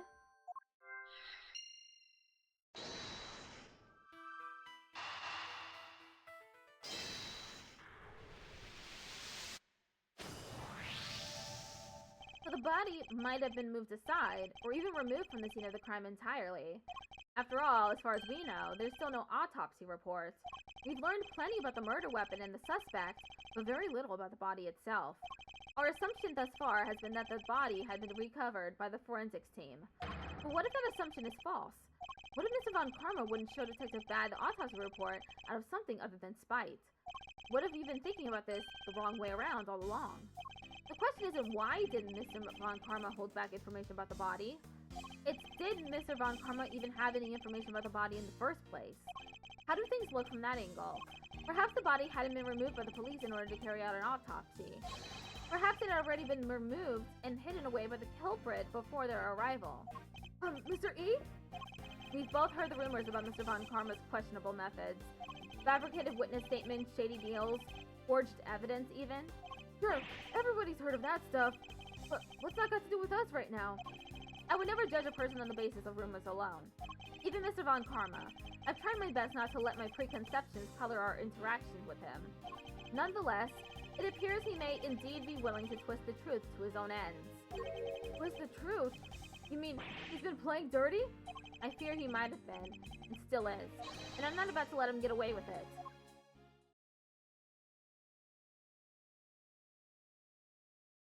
I'm returning to the prosecutor's office. Don't breathe a word about anything to that infernal attorney. Yes, sir. Hold it! Yes? What is it now? I have a few questions, Mr. Von Karma, about a certain fact you've been keeping from us. Really? You mean to call the methods of an officially sanctioned investigation into question yet again? I'm warning you, if you obstruct the police in their work any further, there will be consequences. Objection! It's not the police I have an issue with, Mr. Von Karma. It's you. What? Isn't it on the prosecution to work out who the real culprit of a crime is? What foolishness is this? I have no intention of debating what the prosecution's role is, or is not, with the likes of you. But let me make one thing clear. My job is to identify suspects and ensure that every last one of them is convicted at all costs. Believe me when I say I leave absolutely no room for doubt when I present my perfect, unassailable cases. Objection! And how far would you go for your perfect cases? Would you create facts out of whole cloth, perhaps? Huh, and I thought you had outdone yourself already. But now you intend to accuse me of fabricating evidence? I do. Because it is why you've done nothing but hinder Detective Bad from doing his job at every turn. What are you talking about? You didn't shut him out of the investigation because you wanted him to keep an eye on us. You did it to stop him from finding out that you don't have the body. What? He doesn't have the body? Objection! Ridiculous, you're clutching at straws. I will tolerate no more of your preposterous slander. Then allow us to examine it. Prove me wrong if you can. I'm afraid you'll have to try a little harder than that. I am under no obligation whatsoever to prove your baseless accusations one way or another. Objection!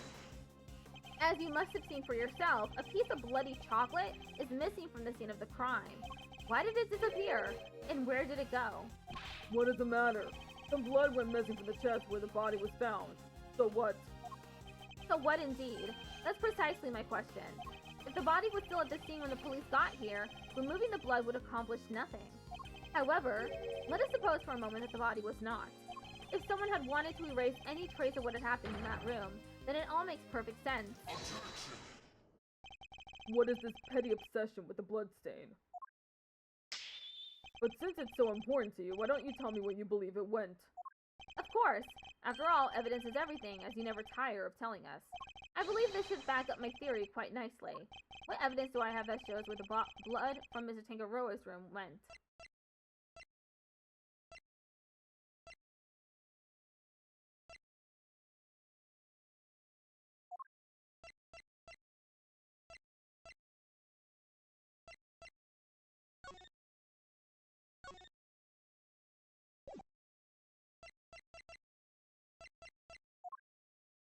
Hmm.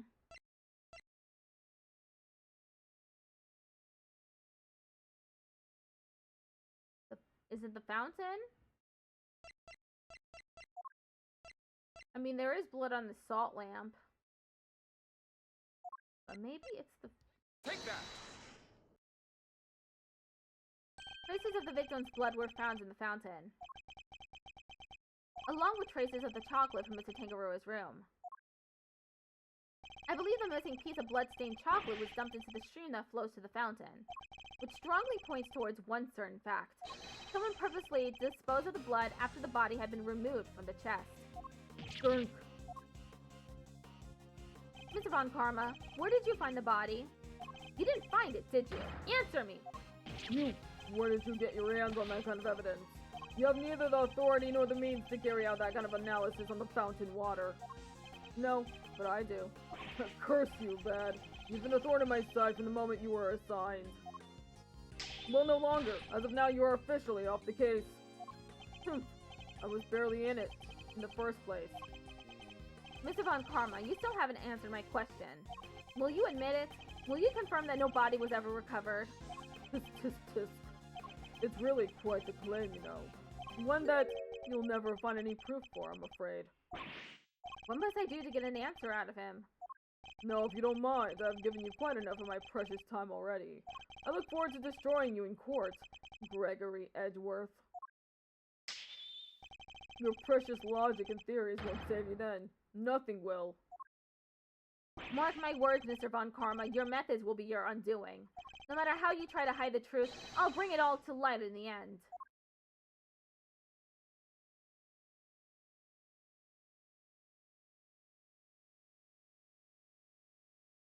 Forgive me, Detective.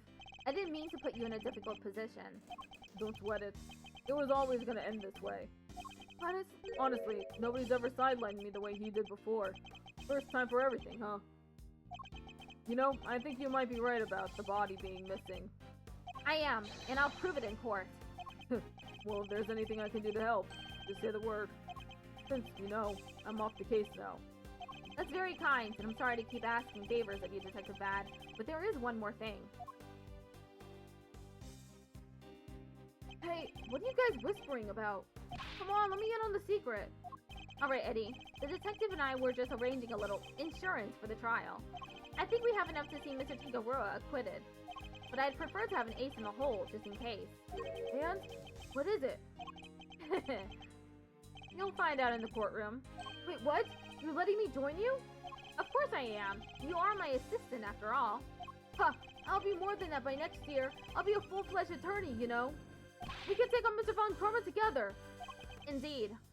Though I'm hoping we'll have freed Mr. Tangaroa by then. But if we're up against Mr. Von Karma, I guess we can't rule out the possibility that this might take some time.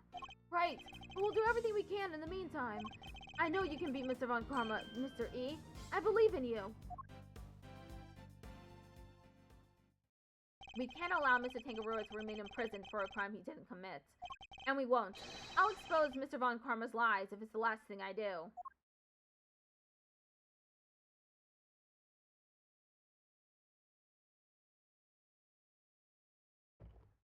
Another to be continued.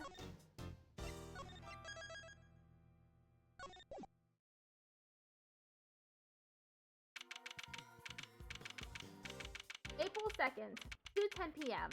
Zodiac Hall, Fountain Room. And that's pretty much how things went down. Those are the facts of IS-7 as far as I'm concerned.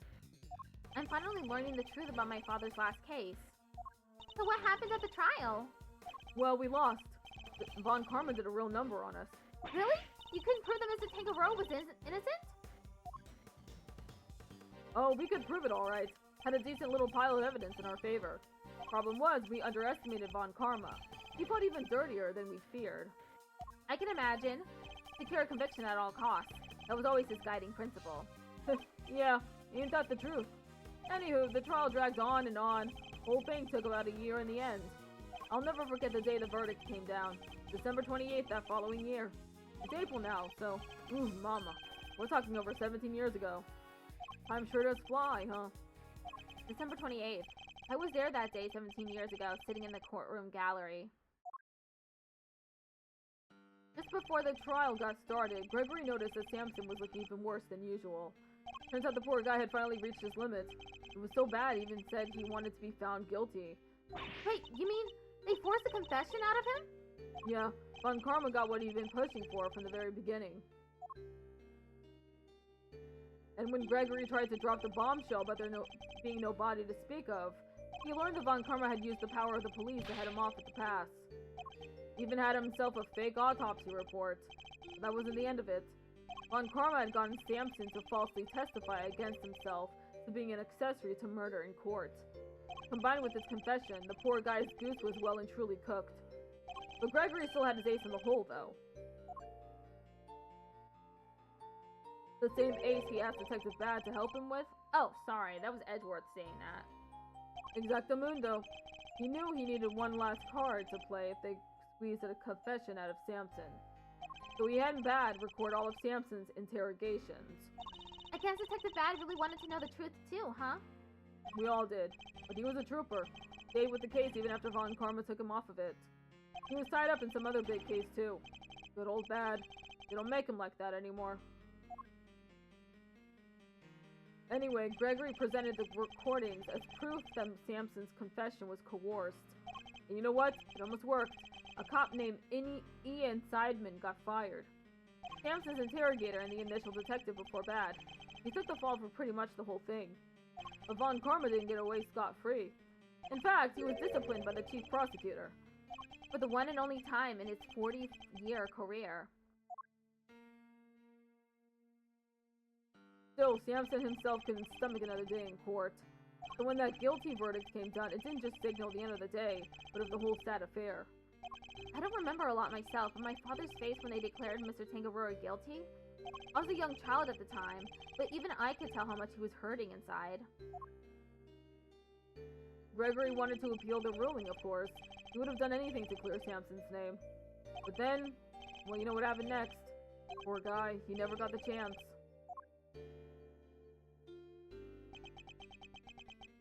I should have left with him that day. I'll always blame myself for not doing that. But I shoved that aside and obsessed over something else instead. Or rather, someone else. I hated what you did. Hated you for choosing to stick with Von Karma.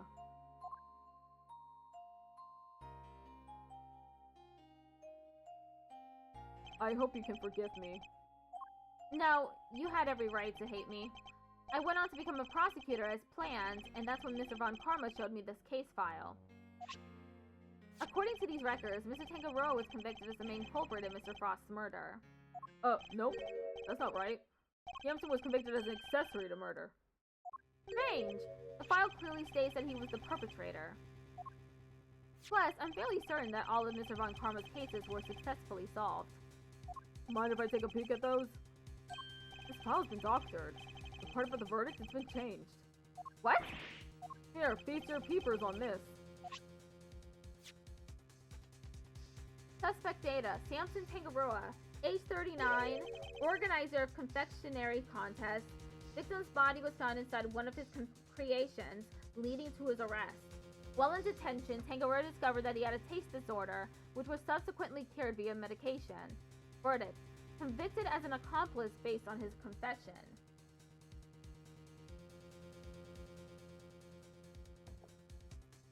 Convicted as an accomplice? That's a copy of the file they have on record at the courthouse. Then why is my copy so different? Well, you said it came from Von Karma, yeah? My guess is he didn't want Gregory's son thinking there was a murderer out there still at large. Didn't want you looking into it again before the statute of limitations was up. So everything I believed about the case was a lie? Like they say, we all gotta start somewhere. What's important is you know what's what now. The statute of limitations may have run out, but the truth's still out there, you know? I inherited Samson's case when your old man passed. Prosecution handed it off to somebody else, too. The great Von Karma wasn't going to bother facing off against a rookie like me, was he? Anyway, long story short, the killer was never found, and Samson was found guilty instead. That's terrible! Is there really nothing we can do to help him? Not without the real perv, I'm afraid. Until then, his confession stands.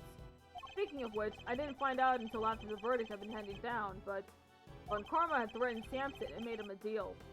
Told him if he didn't confess, he'd make sure Judy was convicted instead. How could he? Samson knew there was no way Judy could have done it, of course, but he wasn't going to take any chances, so he did what he was told and confessed to keep her safe. Now riddle me this, Malty boy. Why do you think your Uncle Eddie just happened to be in the prison the day Bronco Knight died? Ah, that's right! You were there to see Mr. Tangaroa. Bingo. Judy and I both promised we'd visit him every day. I didn't quite keep that promise, but Judy did. She never missed one visit in all these years. Come rain or shine, she always showed up. But none of that changes the fact that Samson is still being unduly punished day after day. How heartbreaking! We've got to do something, Mr. Fender. Well, kiddo, that's actually why we came here. The ice sculptures are back on display just like they were all those years ago. And we're going to see what we can find out. Right, Malzarino? I'm a prosecutor, Fender. I don't look at these things in the same way as you or my father. Miles. But that doesn't matter right now. Speaking not as a prosecutor, but as Miles Edgeworth, I want to know the truth behind both of these cases. And I'm not leaving until I do. You really are old Gregory's son through and through. Alrighty then. Now that that's sorted, we can really get to work. Good thing I brought the IS-7 case file and evidence with me today, huh?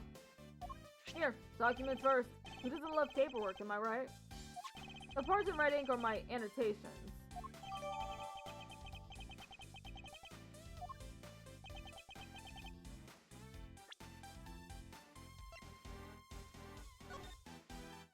Statute of limitations expired 3 years ago on December 24th.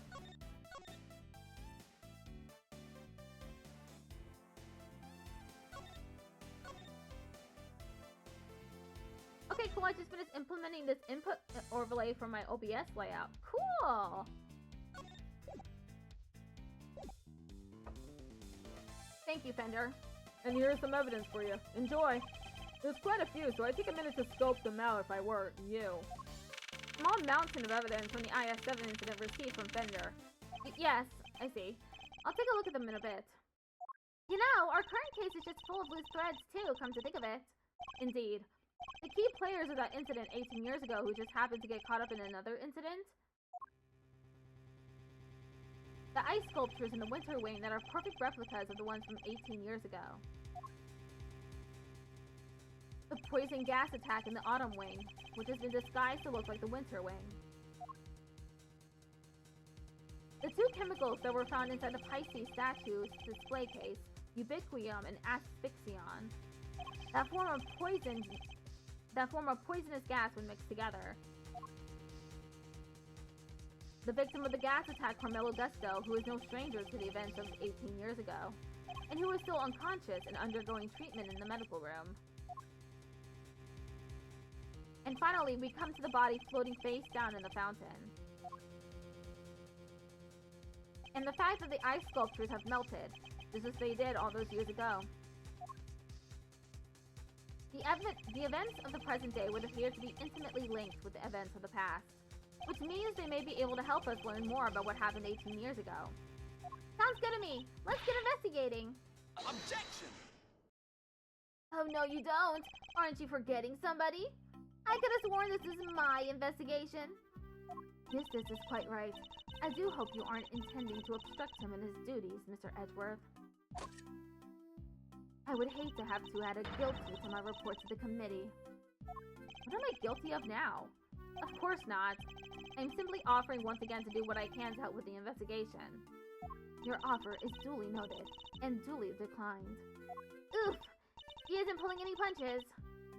The identity of the body from the fountain is currently being ascertained. It is only a matter of time until we have all the information we need. Perhaps I can help you speed that process along. I think I have an idea who our mystery victim might be. What? Really? Then you have to tell me. It's the law. Very well. Maybe it isn't just the ice sculptures that have resurfaced after 18 years. The body in the fountain may also be a visitor from the past.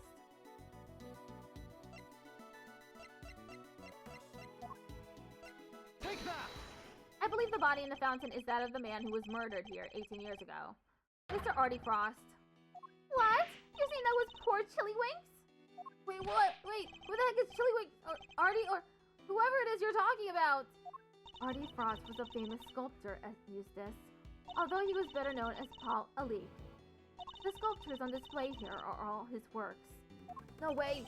Sounds like he did well for himself. Always good to encounter a fellow winner. Mr. Frost was also the victim in the IS-7 incident. Jessica Valley knows about the IS-7 incident? Mr. Edgeworth, the IS-7 incident is an 18-year-old case. And according to police records, the victim's body was recovered and an autopsy duly carried out. Sure, that's what the records say, but the records can't always be trusted. What are you insinuating? That while the records say stuff like body totally recovered, the defense back then begs to differ. Not that it stopped the prosecution from shutting them down hard, of course.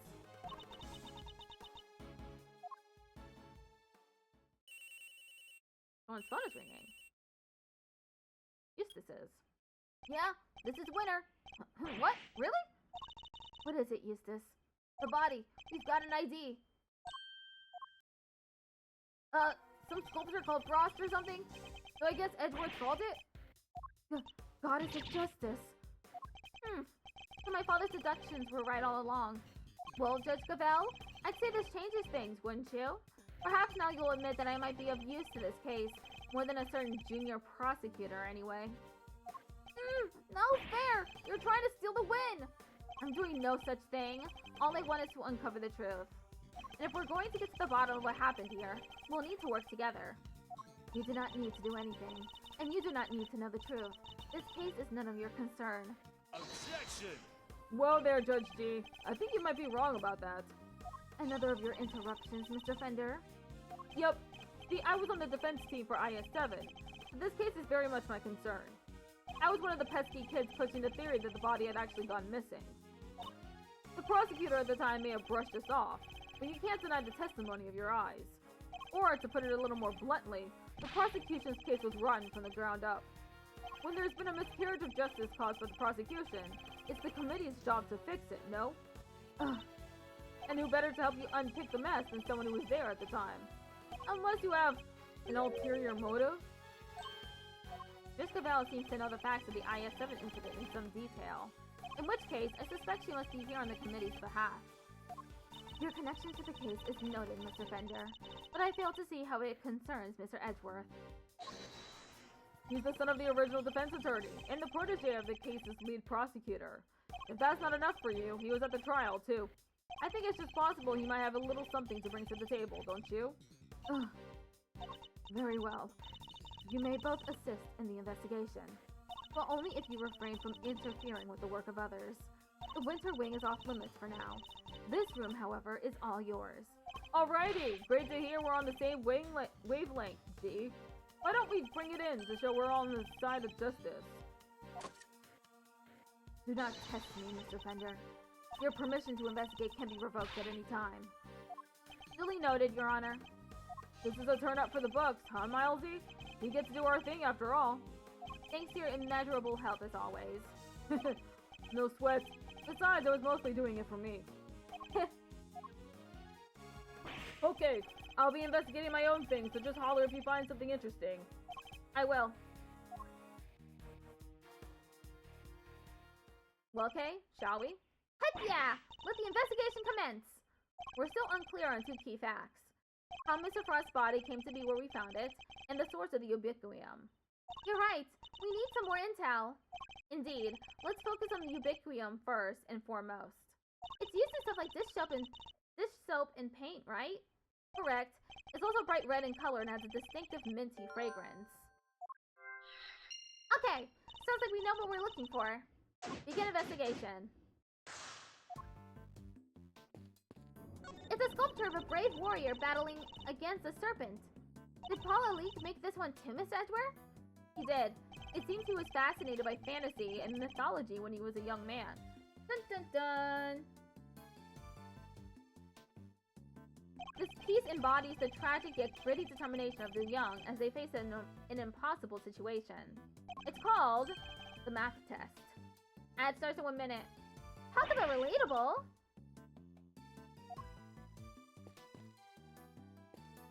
Statues of a man and woman in old-timey clothes. Did Paul Alik make these as well? Yes, it seems he created them later in his life, once he had begun to make a name for himself. His wife pushed him to sculpt the two of them as ancient gods, and he couldn't say no to his beloved. He'll take me back to Adhel, not again. It's happening in 30 seconds. The title is The Beautiful Goddess Venus and Her Humble Servant. Wow, talk about putting your goddess on a literal pedestal.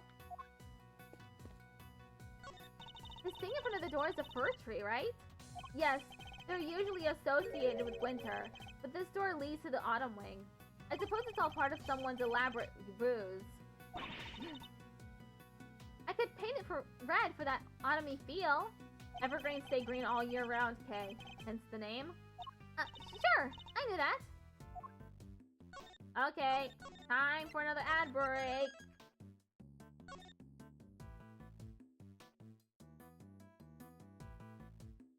I am desperately in need of more water. Be right back.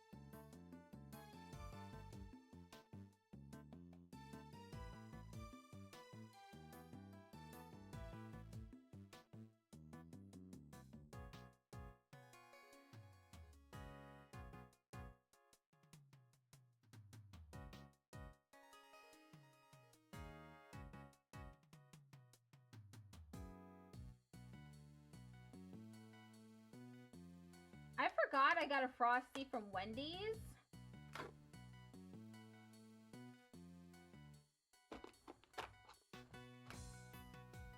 Whoopsie.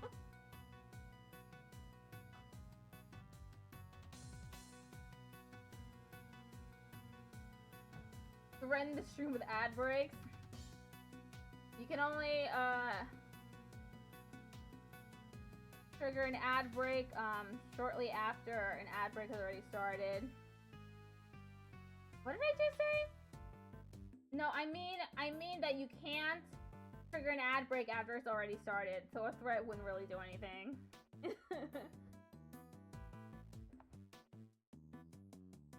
I forgot to put my BRB screen up. Yakuza desk slam.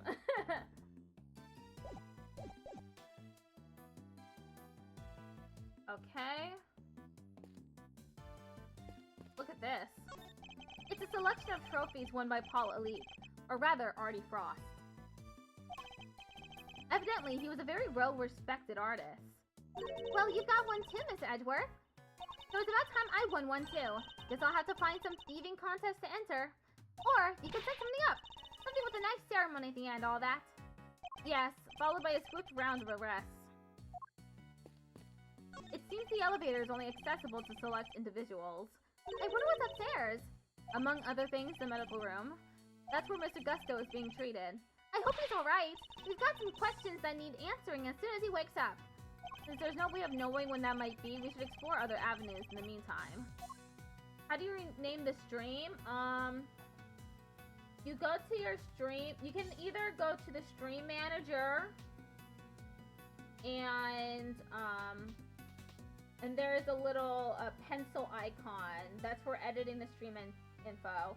You can either do it through that, or you can log into Twitch, and you can add. There will be a quick actions doc on OBS, and the pencil icon will be there too. Or you can go to your channel, go to the chat, and there'll be a little pencil icon near the title as well. So there are 3 ways that you can do it. It's Larice. What's he up to? Those are tulips by the door, right, Miss Edgeworth? Yes, it leads to the spring wing. Ah, spring! A popular time to move house, which makes it open season for great thieves. Housebreaking is a little beneath a great thief, wouldn't you say? Yeah, I guess you're right. Why is Whispers an option to report a streamer for? I accidentally opened the report box when I was trying to find the stream manager for my channel. I don't know. Miss Bound's tea set is laid out neatly on the serving cart. The pamphlet says the gallery is famous for its tea. Understandably so. The cup we were given was delicious. Looks like all of this stuff was designed by Mr. Frost. Interesting. In that case, I think we'd better take a closer look. So this dishware was made by Artie Frost. It looks very fancy. Oh, it is. I'm willing to bet that this set can fetch something in the thousands of dollars. Let's try not to touch any of it unless we absolutely have to. Wow! This stuff's really worth that much? Stop it, Kay. I can see your eyes lighting up. Miss Bound must really be a fan of Mr. Frost, like Fender said, to still have this.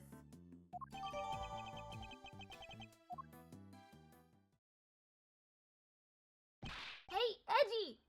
What is it? You be careful with that teapot, you hear? Why is Larry so concerned all of a sudden? Honored guests. I can pour you a cup if you like.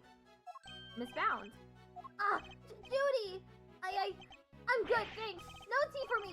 You two knock yourselves out. Thank you for the offer. Yes, why not? A quick break won't hurt. 2 cups coming right up. This smells great. Wow, it tastes even better than it smells. What type of tea is this, Mr. Edgeworth? It's Ceylon, I believe. It's usually identifiable by its citrus aroma, but... Miss Bound, is this the same blend you served this morning? Why, yes. Is it alright? There isn't anything wrong with it, is there? No, not at all. It's just that the cup you gave me earlier had a slightly different aroma.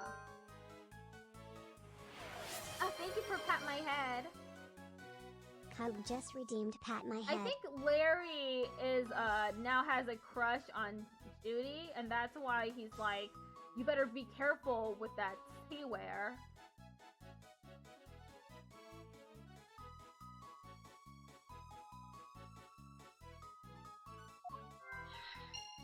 Really? That's odd. I used the same exact blend both times. I can't see what could account for the difference. Hey, what's the big idea? Quit being mean about Judy's tea, will ya? What's gotten under your skin, Larry? Nothing. You're just rude, that's all. You don't even try to call me by the right name. It's Maurice Nim, dang it. You know what? I'm done. I'm not talking to you anymore. Well, that was childish, even for him. Wow, what happened there? Let's ask him about it later, shall we? Talking to Miss Bound is more of a priority right now. We may not have any evidence to prove that she's the culprit, but it does seem likely that the poison gas was her doing. The tablecloth draped over the carts is pure white and completely spotless. And it's just waiting for me to grab it by the edge, clear my mind, and whoosh! Hey, I cannot stress enough how bad of an idea that would be. Aw, come on! What's the worst that can happen? Even if it does go all sideways, we'll just wind up with a cool tea-colored tie-dye. Yes, well, I'd rather it remained white. Plus, I don't think Miss Bound would appreciate us meddling with it. Really? But there are so many other colors that would totally work. Pink, sky blue, Healy's brown.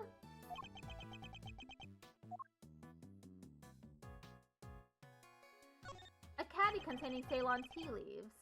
It's a well-crafted tea canister, designed to prevent moisture and sunlight from damaging its contents. Not a bad thing to use considering the quality of the blend Miss Bound serves. Is that it? Yep.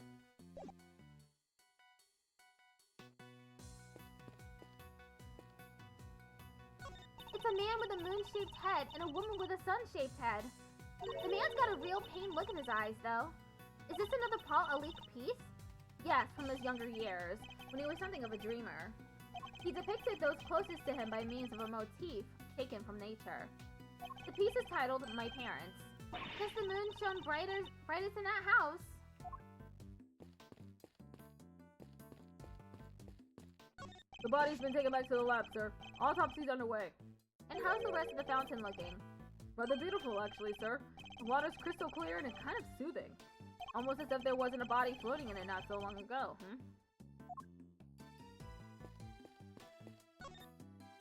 Where were you before you rejoined us here, Miss Bound? I had to go until our visitors were closed.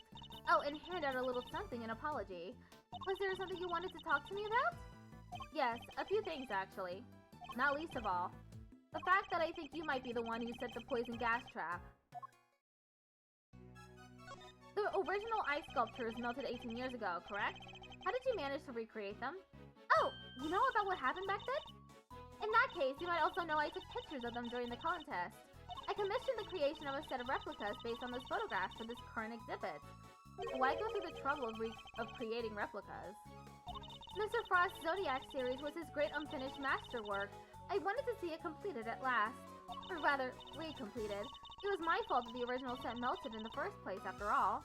I see. And is there any particular reason why the winter and autumn wings look so similar? Oh my! You really think they look alike?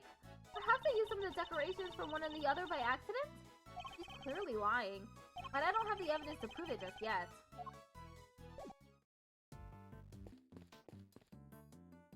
Hello there, dearie! Still investigating away, are you? Found anything interesting? No, dearie. Well, nothing much anyway. Silly girl, that wasn't a dearie moment. That was more of a lambkin. Sweetheart is for when you're being sympathetic, of course. And treasure is for when they're in a tiz. Love is for people you're not that keen on. And petal you use when you're trying to get someone's attention. Wow, I didn't realize there were so many rules. Miss Edgeworth, petal! I hope you're getting all this down. Don't even try it, Kay. Oh, dearie me. Let's talk to Maurice. I'm going to keep this simple, Larry. You're hiding something, so just tell me what it is. Whoa, quit it with the glare off, you two. It's weird. Ah, come on, Kate. You know me better than that. I wasn't staring. I was struck by an idea for a picture. Now, Edgy, he was glaring. Yes, and I'll keep glaring at you until you tell us what it is you're hiding. What? I already told you I'm not talking to you anymore. You're talking to me right now. I mean, from now on, I'm not talking to you ever again. Starting now. This is getting me nowhere. I suppose I'll have to figure out what he's hiding first before I can get the whole truth out of him. Come on, Larry. What are you hiding? Not saying. Look, you two, this is no time for kids' games. Well, I certainly wasn't playing. It's pretty clear Larice isn't going to talk to you. Oh, he'll talk. Don't you worry about that. I need to know what Larry is hiding. Perhaps something around here can give me a clue. I better take another look around the room.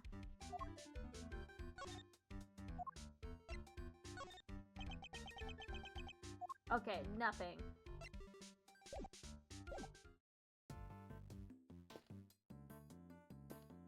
Eustace? Do you mind, Mr. Warner? You're in my way. I do mind, actually. And I'm not going anywhere. You'll just have to go around me. Well, we just thought you might want to move to a better spot, that's all. What better spot? I demand you show it to me at once. Is that really all it takes to make you do whatever we want? Don't think you've gotten away with anything, Mr. Edgeworth. I'll be reporting your actions to the committee. Do whatever you need to do, Judge Gavel. And we'll do the same! You are the self-styled great thief, correct? Mr. Edgeworth's association with such a character will be of interest to the committee too, of course. Go ahead and report me to your stupid committee. I'll be the toast of the thieving community. It looks like Judge Gavel will have to think of some new threats if she wants to intimidate Kay.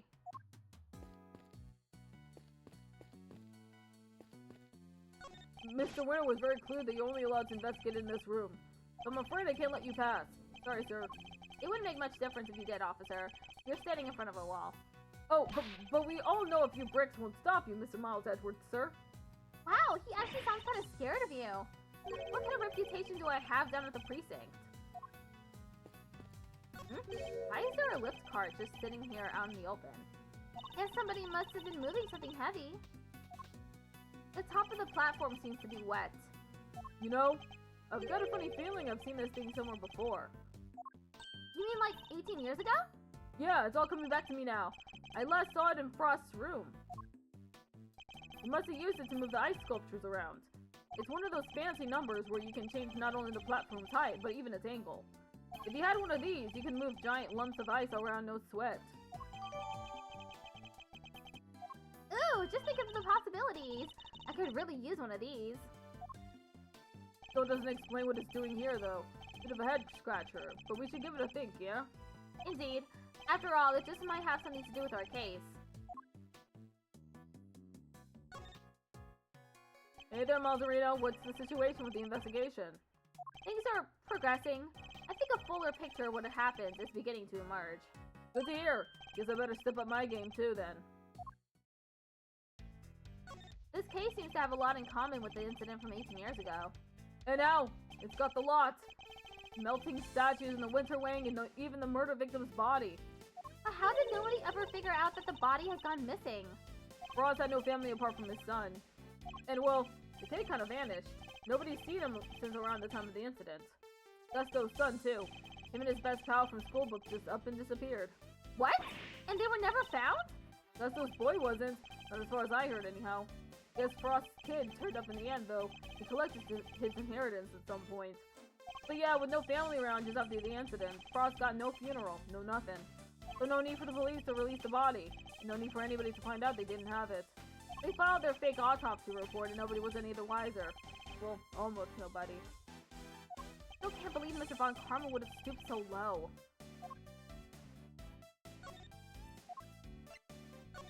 I think I get it. So this is it, huh? The keys to unraveling the whole mystery? Yes, perhaps. Great, you keep hold of it then, yeah? Quickly now, back in your pocket it goes. I guess he doesn't think much of it.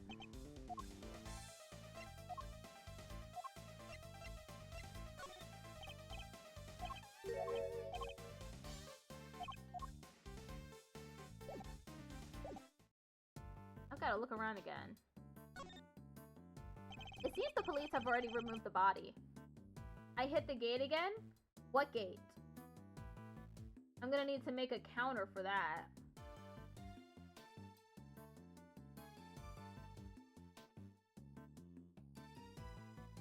A counter for what? It seems the police have already removed the body.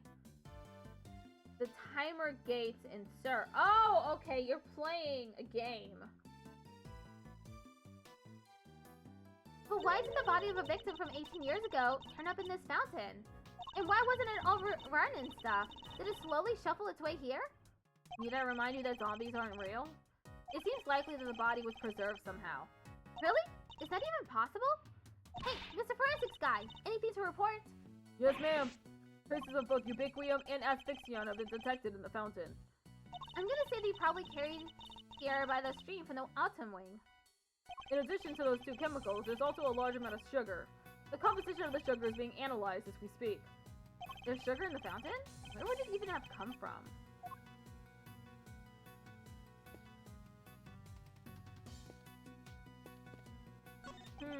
From the color and aroma, I'd say this is a puddle of spilt tea. And look, there's a small chunk of ceramic in it. I guess somebody must have broken something? I know that insignia. And a certain high-strung somebody just might know a little something, too. Time to talk to Larice.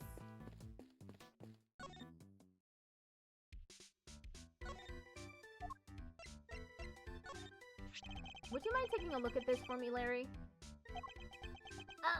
Why would you show me that? Tell me, what is it about Miss Bound's tea set that's got you so agitated? If you won't tell me, then perhaps you'd prefer to explain it to Judge Cavell. Wait! Don't make me look bad in front of Verity! She thinks I'm a sensible, cool, clean-cut guy! I don't want her to see the real me! The real low-down, dirty me! I'm not so sure anybody here thinks you're particularly clean-cut, Larry. But if you don't want her to think badly of you, the best thing you can do is talk to me. Alright, I'll talk! Alright, Larry, enough is enough. Now confess.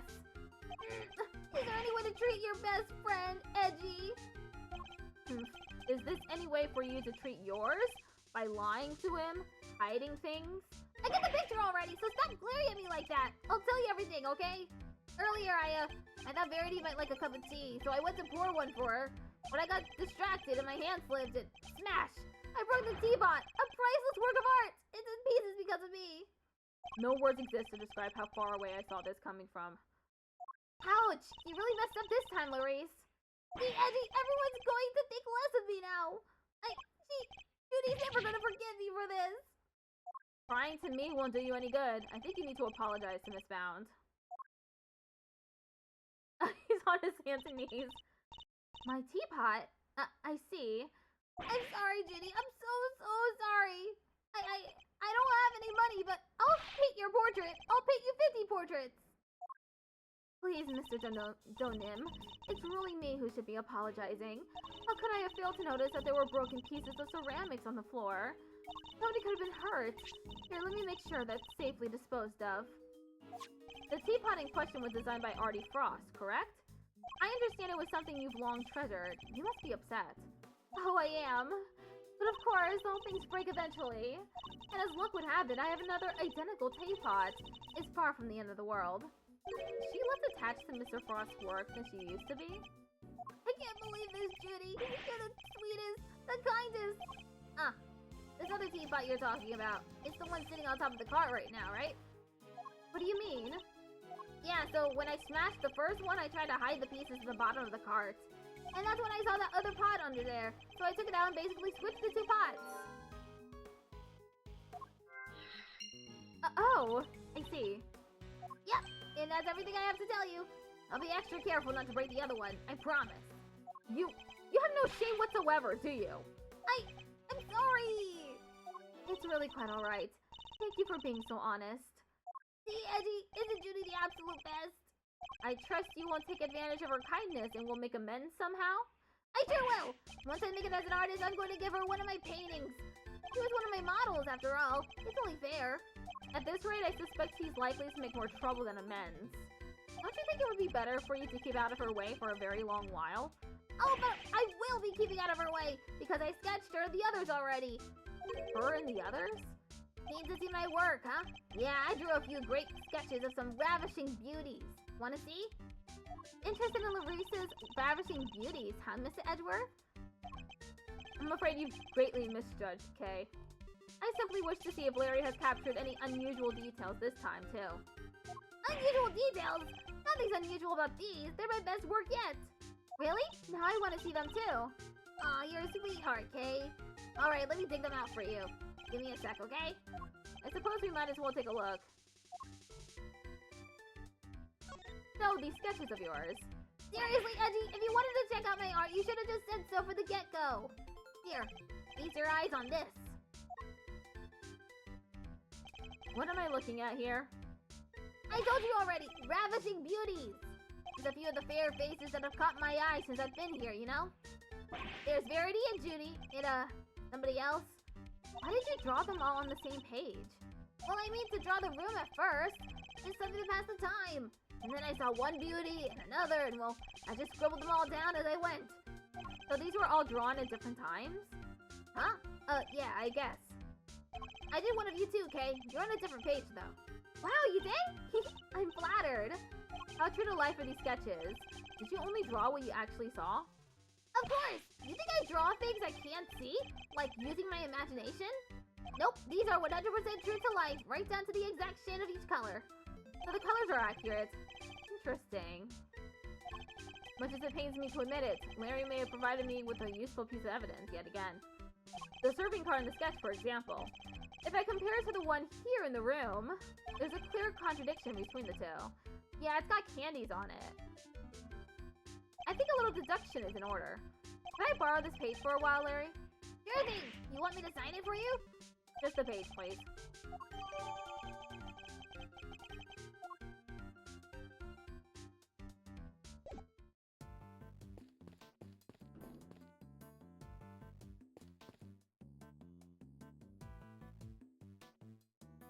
Where are the candies at?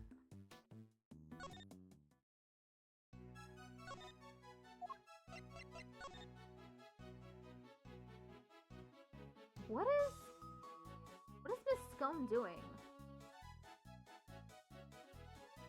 That's also suspicious. Oh my, is that me? Yes, it was painted by the so-called artist over there. It's wonderfully drawn. Would you mind if I kept it? I'm sorry, Miss Bounce. I'm afraid it's an important piece of evidence.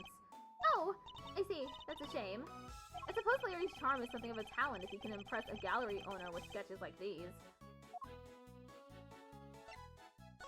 This lift card. I heard it was in use 18 years ago, too. That's right. It was in another room earlier until I brought it out here. It's very useful for moving large, heavy objects around. But why is it wet? Was it used to carry something wet?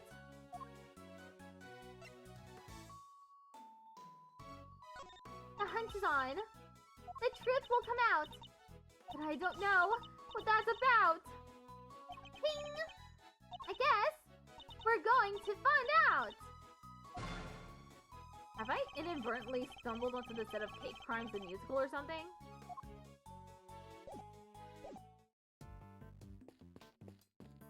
Hello there, dearie. Still investigating away, are you? Found anything interesting?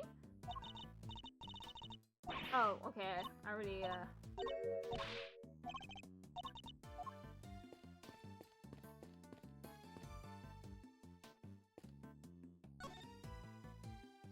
Deduce! Okay, what do I guess it's the entire thing. Maybe it's the canister? Does it got candies in it?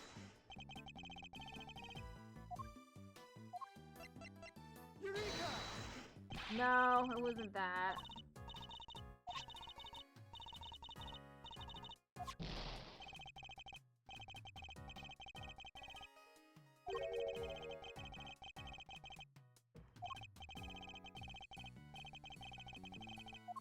Okay.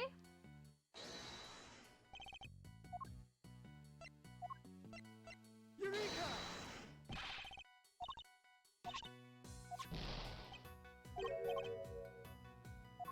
Huh. Okay, it wasn't that.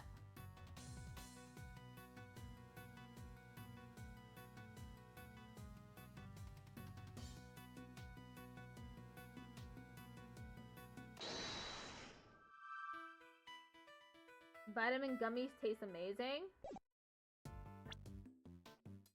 I don't think I've ever had a vitamin gummy before.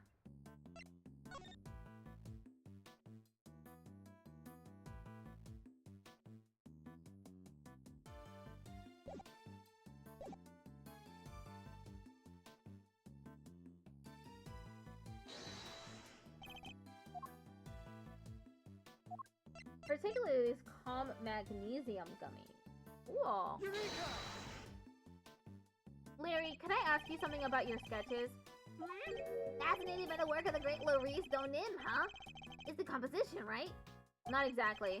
This light blue tablecloth, you painted that exactly as you saw it, correct? I already told you! Everything is exactly as I saw it! But the tablecloth in the cart here in this room is white. Wow! Your head's so full of crazy theories, the simple stuff just passes you right by, huh? What's that look for?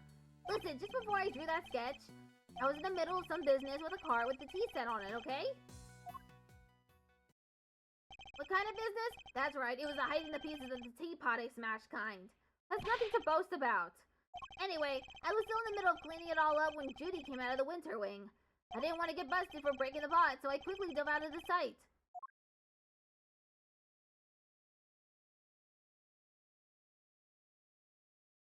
Wait, Miss Bounds came out of the winter wing? Yeah, and she was pushing a cart. A different one.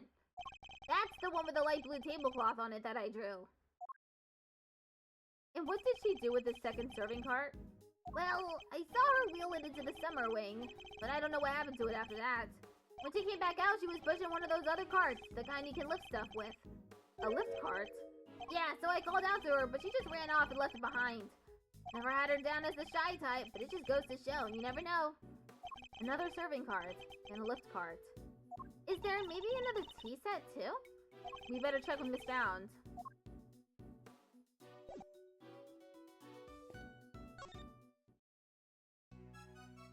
Are there 2 serving carts here at the gallery, Miss Bounds? Oh, yes. Why do you ask? A certain so-called artist showed us this sketch. I couldn't help but notice the color of the tablecloth. It's light blue. Light blue? I'm afraid your friend must be mistaken. I only use white tablecloths, freshly laundered and starched. Likely, like the perfect wrinkle-free one on the cart here in the fountain room, right? Exactly. If I saw so much as a blemish, I would replace it right away. Could the color of the tablecloth in the sketch simply be a mistake on Larry's part? Do you have any idea of what you might have been doing when the sketch was drawn? Let me see. I appear to be carrying out my usual duties. I'd like to ask you a little more about these duties, if I may. What exactly were you doing when this sketch was drawn? Because from what I can see, your card doesn't have a tea set on it. I was delivering some chocolates to the investigating officers. Now I'm jealous. I love chocolate. Well, there were a few left over, so here, for you both. I made them myself. I hope you like them. Woohoo! Thanks, Miss Bounds. Well, why not? They're a little melted, but I suppose that's because they've been sitting around in her pockets. They're super sweet. I love them. I'm very glad to hear it. They may not be the prettiest, but I'm grateful for the energy boost nonetheless. But perhaps I could do with a little less sugar.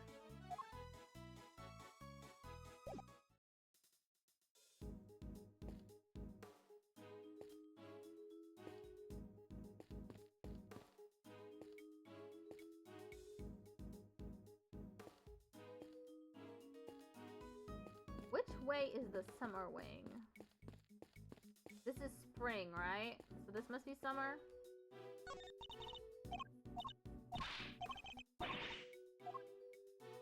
They put sunflowers by the door. Nice! A fitting adornment for the entrance to the summer wing, I suppose. Summer is also vacation time, and every great thief knows that means tourists with bulging wallets. Pickpocketing, Kay? Isn't that a little beneath a great thief? Yeah, maybe you're right.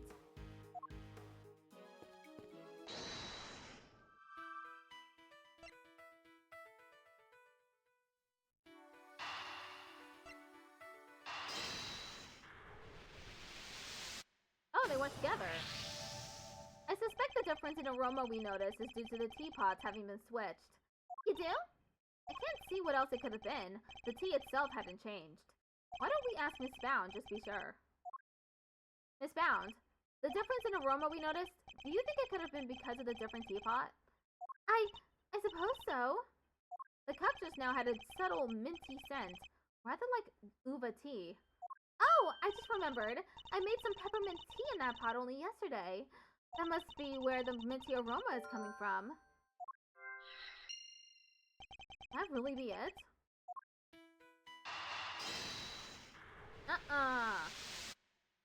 No way, Jose. The tea from the teapot Larry switched in from under the cart smelled faintly of mint. Right, Miss Bounce said she used that pot to make peppermint tea yesterday. Yes, but there's something else that's been troubling me. Miss Bounce seemed more taken aback by the switching of the teapots and the breaking of one. You're right! You'd expect it to be the other way around. I suspect she might have been deliberately hiding the teapot underneath the cart. But why? One of Ubiquium's key characteristics is its minty fragrance. So what if she had been hiding some in the teapot? What? In the teapot? It's simply a possibility, but one worth investigating, I believe. Mr. Winter, any luck finding that Ubiquium? Huh? My people are searching the entire gallery, but they haven't found anything yet. And what about you? Don't tell me you know where it came from. I may have an idea. Ha! I knew it! If I can't find it, there's no chance of useless... What? Do you know where it came from? Yes. What? Where?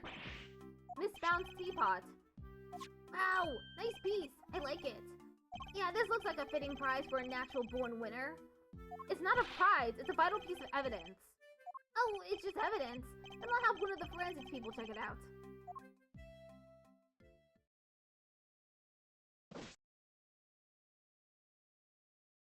There's Miss Bound.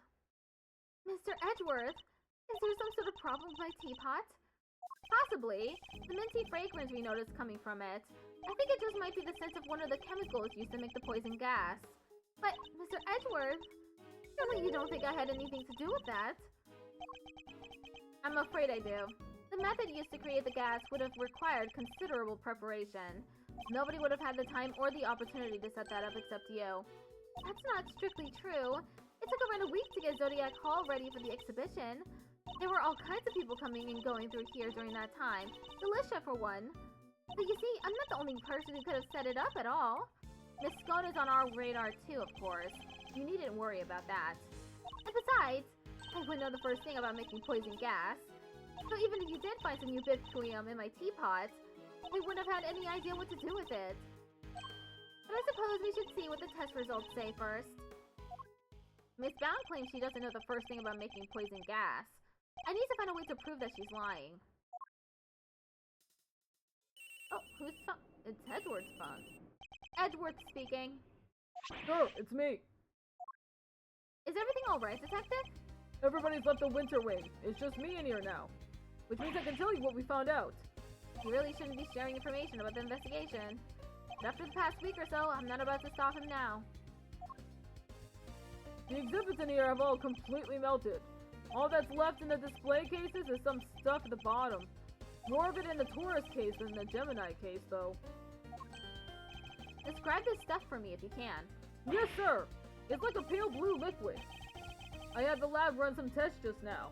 The sample from the Taurus case just had a bunch of sugar in it. But the one from the Gemini case had 3 different substances in it. Which were? Hello, Nix! How you doing? Sugar, salt, and blood. Blood? What are salt and blood doing in the Gemini case's sample? Can't imagine whose blood it could possibly be, but... I'll get it tested right away, sir. Please do, Detective. Oh, I also spoke over the radio with the forensics guy working the fountain room. He said he just got word that the sugar they found in the fountain matches the sugar in the pale blue liquid. I see. That might well prove to be a significant development.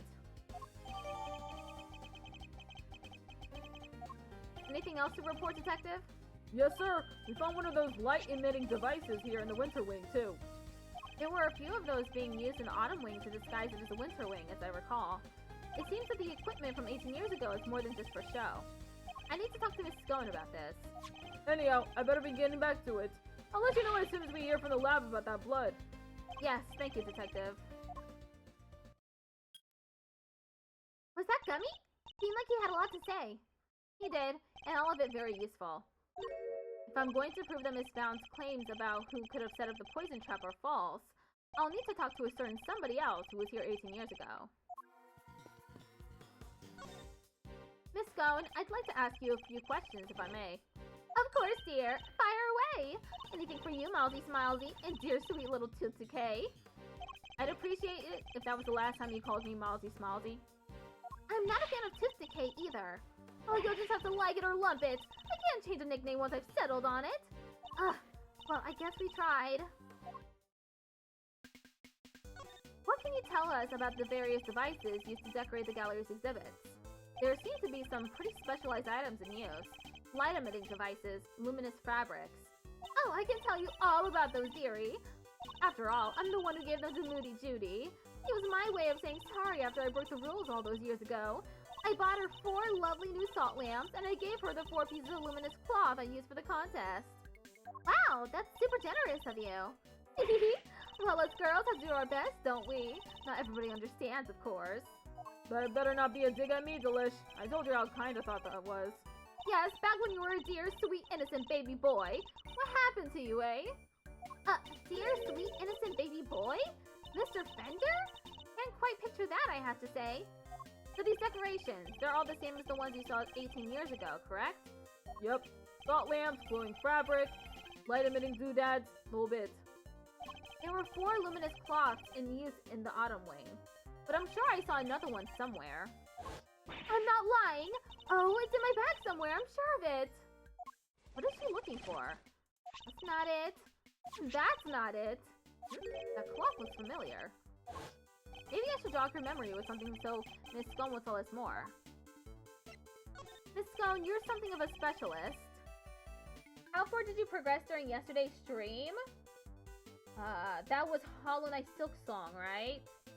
So I finished the last judge fight, and then I got to the Citadel of Song, went inside, explored the map a little bit, and then I saved. So I didn't make much progress past the last judge fight. How might someone learn to make the poison gas that was used in the attack, Any ideas? Well, any pharmacist who's ever handled Infesticide Ultra would know for a start. After all, it says it right there in the label. Do not mix with products containing ubiquitous, ever. But what about a layperson? It's unlikely they'd know, wouldn't you say? I suppose so, yes. Well, not unless they'd had a nose through the Ultimate Cookbook anyway. The prize from the contest 18 years ago. The recipe for making Infesticide Ultra, along with that not mixing with ubiquitous bits, is in there, you know. So you're familiar with the contents of the book? Oh yes, dear. I know it inside out, because I work for the Tangaroa Group, you see. We're the company behind Cold Killer X. I'm sure you've heard of it. Cold Killer X? Fights back sniffles and sneezes with ease, apparently. After Sammy Poople was found guilty, the company took custody of the book, but they only grant their most trusted people access to it, of course. Which means Miss Scone is one of those elites, I suppose.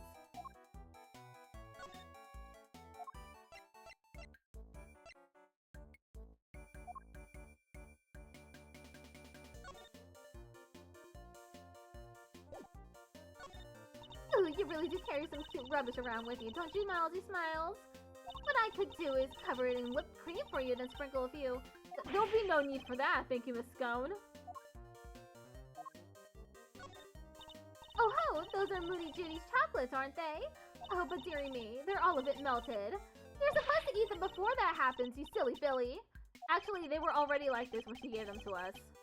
Maybe she was taken in by your sweet face and became all hot and bothered, huh, Milesy Smiles? Hey, Faraday! Oh, thank you never to call me that again. Ooh, look at that! A picture of silly old me! That's right, you seem to have caught the artist's eye. You mean lovely Larry? Lampkin? I'll have to have a word with him and say thanks. Well, I'll be glad to introduce you. And there's the evil smirk.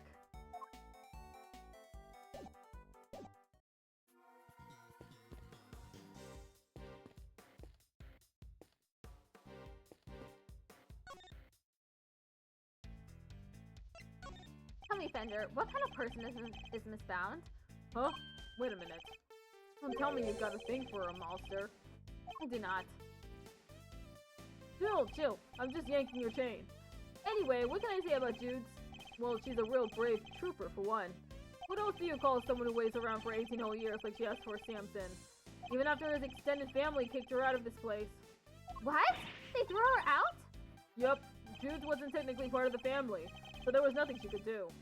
She had nothing, nobody, and no job after Samson took the fall.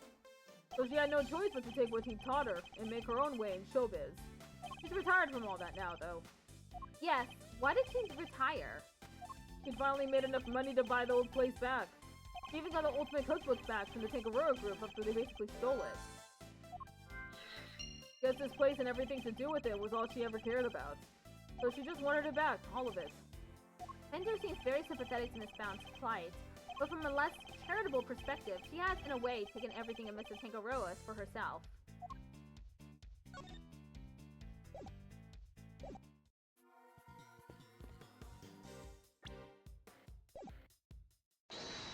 Oh wait, let me talk to Kay first. I don't think I talked to her yet. What is it, Miss Edgeworth? If they find ubiquium in that teapot, is that it for Miss Bound? She seems way too nice to hurt anybody. You mustn't judge a book by its cover, Kay. Though I too have my doubts.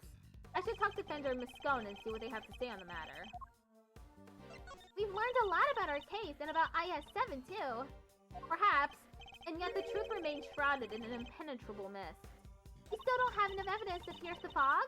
In that case, we'll just have to look for some more. That won't be necessary, Kay. I have all the information I need.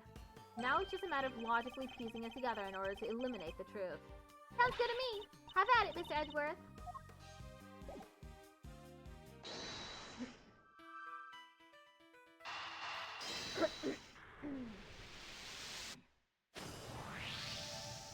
The Ultimate Cookbook contained instructions on how to create the poison gas. And the current owner of that book is none other than Miss Judy Bound. Wow, no way! You mean it? I'm afraid I do. Miss Bound would have been perfectly capable of setting up the gas trap. Finally, we can prove that she's been lying to us.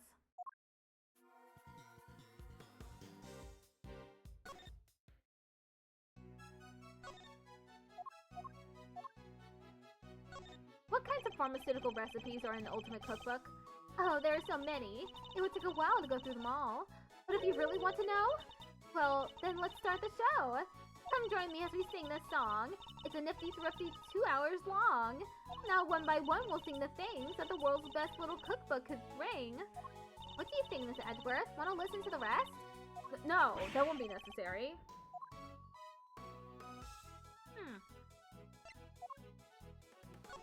The hunt is on. Oh, am I? They're singing a song.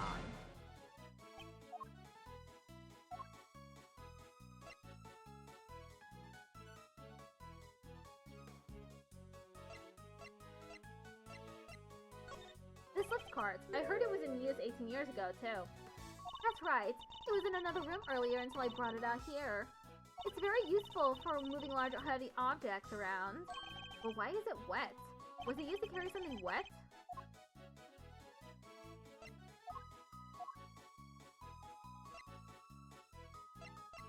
Who do I talk to next?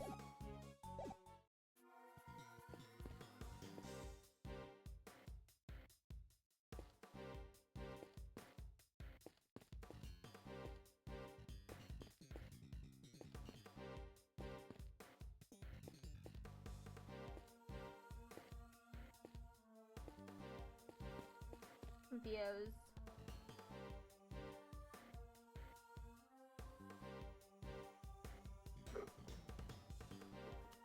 Sorry about that. Was just drinking the rest of my Frosty.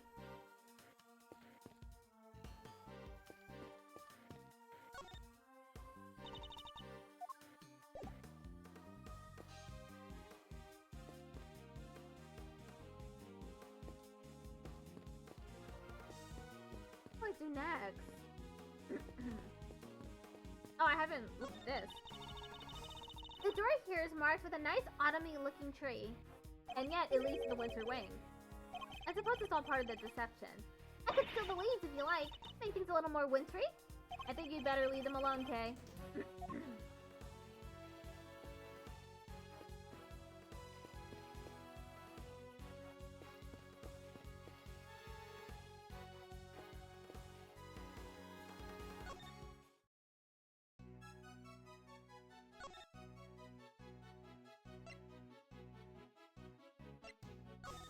Delicia gave me a few of these cloths. They light up when you attach them to a special device. How many did she give you exactly? 4, I believe. There were 4 luminous clocks in the autumn wing, but I'm sure I saw another one somewhere else. I get the feeling Miss Bound is hiding something. Well, now I have a disintegration counter for my stream setup. What's disintegration? Talk to Miss Scone again. How about we show her the clock? You had a piece of fabric like this in your bag, did you not, Miss Scone? Albeit a somewhat grimier one. Grimy? How rude! You won't get people to cooperate with your little investigation like that, young man. Shall I call it a dish towel then? Perhaps he used it to wipe up some sort of spillage. A spillage, he says. The cheek! That's a piece of highly specialized luminous cloth. Oh, I probably shouldn't have told you that. I think I'd like to know a little more about this highly specialized luminous cloth, if you don't mind. Why didn't you want me to know you had a piece of luminous cloth in your bag? It's when you smack the time gate and your vessel breaks into a million pieces. Really annoying mechanic that should have never been added to the game. And whoever decided to add it, I wish them a horrible, horrible death.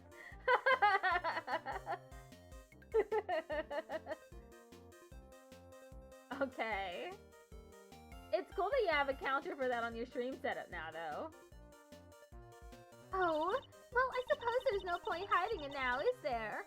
And you must know, I fished it out of the fountain. It was right before they called me into the autumn wing. The Larry sketch of Miss Scone is of when she was trying to retrieve the cloth.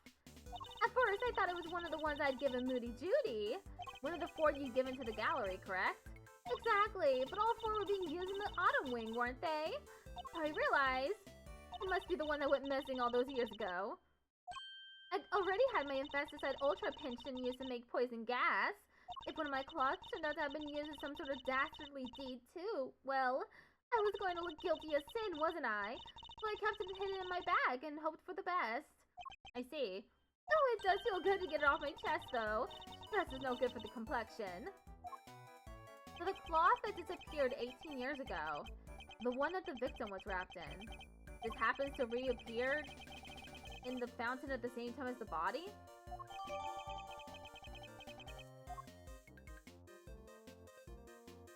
Investigation complete.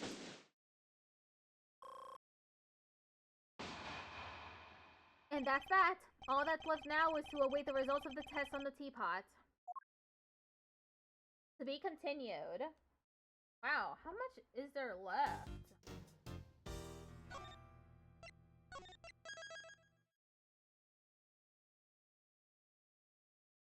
This is called ladder.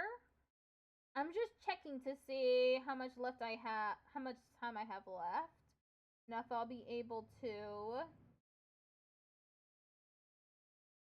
finish this today.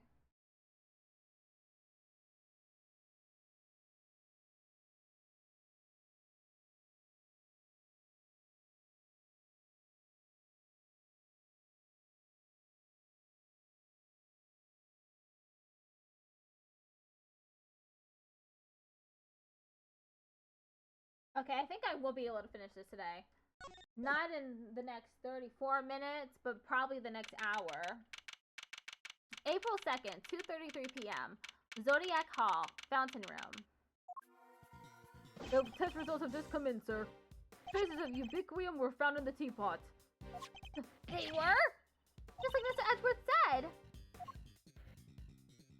Curse you! You'd better not think this means you beat me! You really need to drop this obsession with coming in first, Mr. Winner. We're all on the same side here, remember? We're all trying to get to the truth. What? But first is best! Everybody knows it's better to be a winner than a loser! That's really no way for a prosecutor to think. Not a successful one, anyway. But Enough. Mr. Edgeworth, please refrain from taunting the boy. Ignore him, Eustace. He isn't worthy of your attention. But Gavel! Oh, alright. Why don't I take care of things here from now? In the meantime, you can perform the far more important task of going and checking on the victim. Oh, yeah, good idea. I'll be right back. Excellent. We shall see you shortly, then. Mr. Winner's annoying, but totally harmless. There's Gavel, on the other hand. Are we going to overtime today? Yes, I believe so. There is an... Okay, we are on end part 2.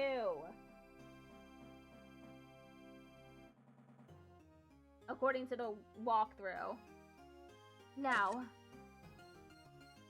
Miss Bound, perhaps you could explain why traces of ubiquitous were found in your teapot? I had no idea there was anything like that in there. Perhaps it was one of the ingredients in the dishwashing soap I used?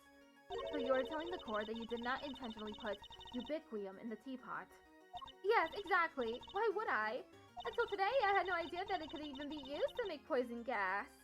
Objection! You're a trained actress, are you not, Miss Bound? I'd have thought you'd be a more convincing liar.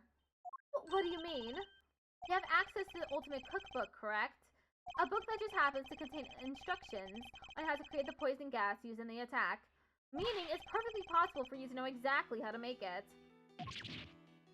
You're very well informed, Mr. Edgeworth. Miss Bound, is what Mr. Edgeworth said true? The book does contain information on how to make the poison gas, yes. But the fact that I have seen it doesn't make me guilty. Can I ask exactly how the gas was triggered? The victim used a blowtorch to heat the lid of one of the display cases, thereby melting the ubiquitous. I see. But he locked himself in the room too, didn't he? Surely that and the fact that he triggered it himself, wouldn't it point to it being a suicide attempt? So she's not willing to admit to anything. Furthermore, where would I have gotten hold of the Infesticide Ultra? Oh, I don't know. Perhaps you stole it? You know, I did bump into Moody Judy a week or so ago, and that very evening I noticed my Infesticide Ultra had gone missing. Judy, surely you didn't. Delicia, you carry your bag of pharmaceuticals with you everywhere, don't you? There would have been any number of opportunities for someone other than myself to steal it from you. That's true, and I don't have any hard evidence that it definitely was Miss Bound who stole it. Dude, there's clearly something you're not telling us. Why don't you just come clean, huh? We all know you'd never hurt somebody for no reason, so... Ah, you too.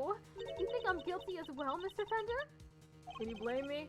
You've got one wing disguised as another, a gas trap in one of the display cases, and you're the proprietor of the establishment. It's looking a lot like you did it, kiddo. You've got this all wrong. You have to remember, the gallery doesn't have any security cameras, nor any security personnel. If some ill-intentioned person or other wanted to get in undetected, I don't think they'd have much of a problem. Wow, you're practically asking to be burglarized. You need to be more careful. A great thief could have a field day in here. And I don't think she's joking. And actually, it seems that Mr. Gusto did in fact enter the gallery before it opened. Sheesh. Judy's one tough cookie. She's not budging an inch. Maybe it's time to rock a little technique Gregory taught me back in the day. And what techniques might that be? So hear me out. Everything's connected to what happened 18 years back, yeah? And since we're not getting anywhere by focusing only on the here and now, maybe we ought to approach this from a different angle and look to the past for clues instead. A turnabout in thinking. And my father used this method as well. Alright, let's run this through the old Thinkatron. How was Jews involved in what happened back then? According to Miss Bound, it was because of her that Mr. Frost's flavored ice sculptures melted. And yet, his sculptures are here on display at this very gallery today. Is it possible that she... Thank you, Fender. I think I know what I need to ask Miss Bound now. Don't thank me, thank your pops. Now, take it away, Melody. I'll grab the popcorn. Miss Bound, you say that you were the one who caused Mr. Frost's creations to melt 18 years ago, correct? I'm afraid so. I was young and foolish, and it was a terrible accident. And yet, what you did allowed you to open this exhibit, no? What do you mean? Yes, what do you mean, Mr. Edgeworth? If you are going to ask us questions, perhaps a formal testimony from Miss Bound might be best? Yes, perhaps it might. I'd like to know a little more about Zodiac Hall, and about why Miss Bound decided to dedicate this space to Mr. Frost's works. Very well. If you believe it to be relevant to the case, I will allow it. Miss Bound, would you mind? Not at all. I'll do whatever it takes to prove that I'm innocent. Then please, if you could give us some background on Zodiac Hall and the pieces on display here. Zodiac Hall. Ad starts in 1 minute. It took 18 years, but at long last, I was finally able to buy Samson's home back a little while ago.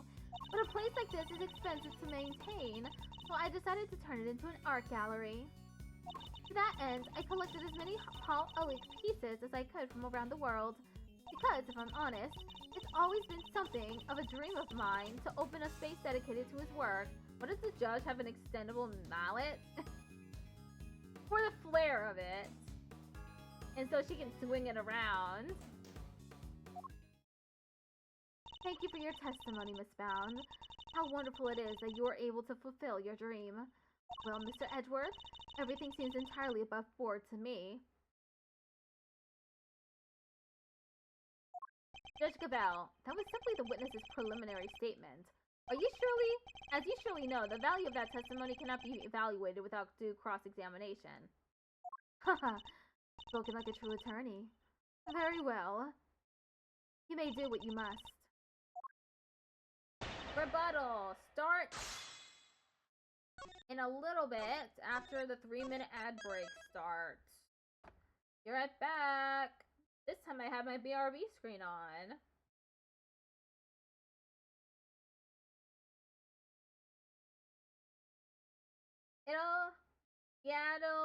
It'll come up soon. Sorry about that. It gotta happen. It's part of the agreement when you become affiliated on Twitch. Autism creature? Awesome. Cub just redeemed autism creature. Look at it! Isn't it cute on my head?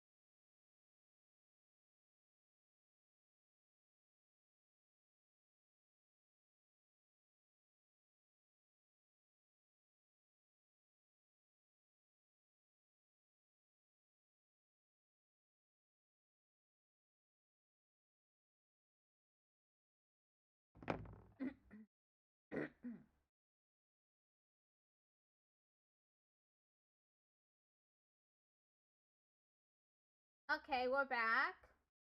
I forgot to mute myself. I usually do. Okay, her testimony. Zodiac Hall. It took 18 years, but at long last, I was finally able to buy Samson's home back a little while ago. Hold it! 18 years. You must have gone through a lot to buy it back, Miss Bound. Advertisement hell, aka Zimbabwe, is very scary. I don't know what that means. What's with Zimbabwe? This home, this place, such memories abound. I couldn't stand to lose what I had found. Captain, I did what I had to do to say that home was waiting here for you.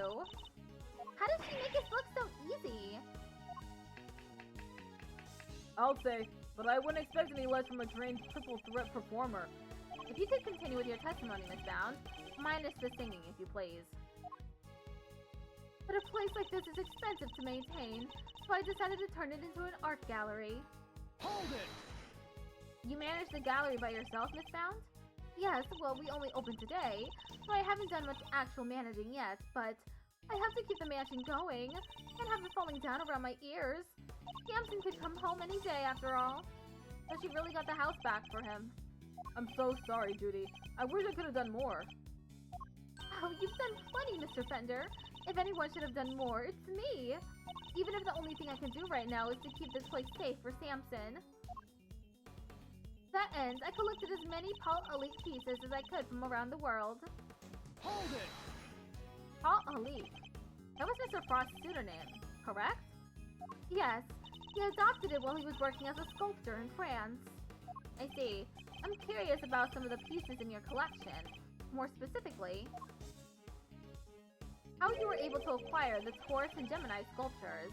It was my understanding that Mr. Frost died before he could complete them. Yes, I was able to create replicas for the Winter Wing based on photos of the sculptures he made. Really? Perhaps you could go into some more detail on that? Because if I'm honest, it's always been something of a dream of mine to open a space dedicated to his work. Hold it! Tell me more about this dream of yours, Miss Bound. Well, what I really wanted was to open a gallery with Samson, of course.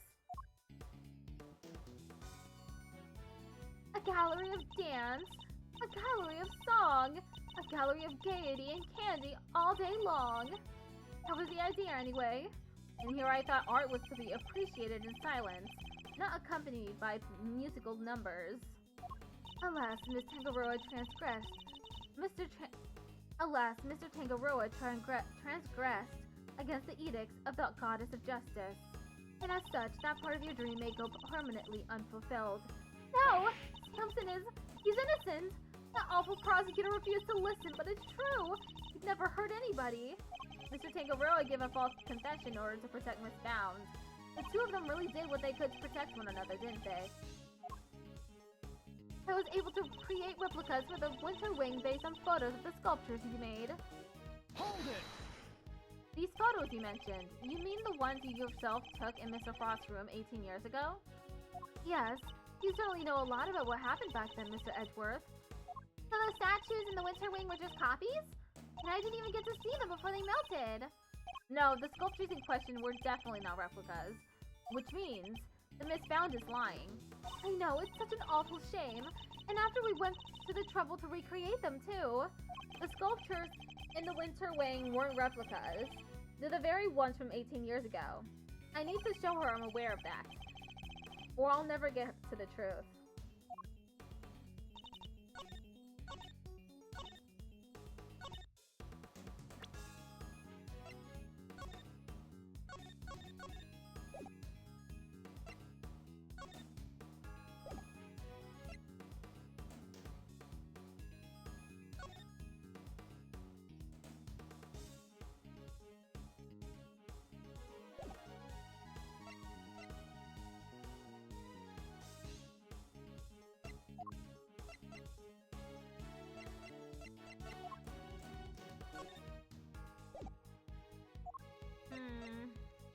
One of these is it.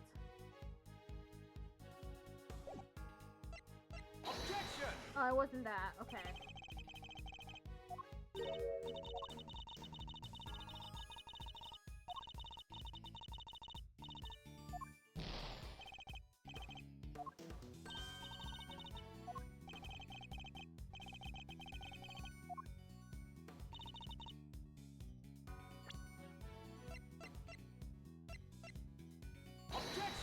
Okay, it wasn't that either.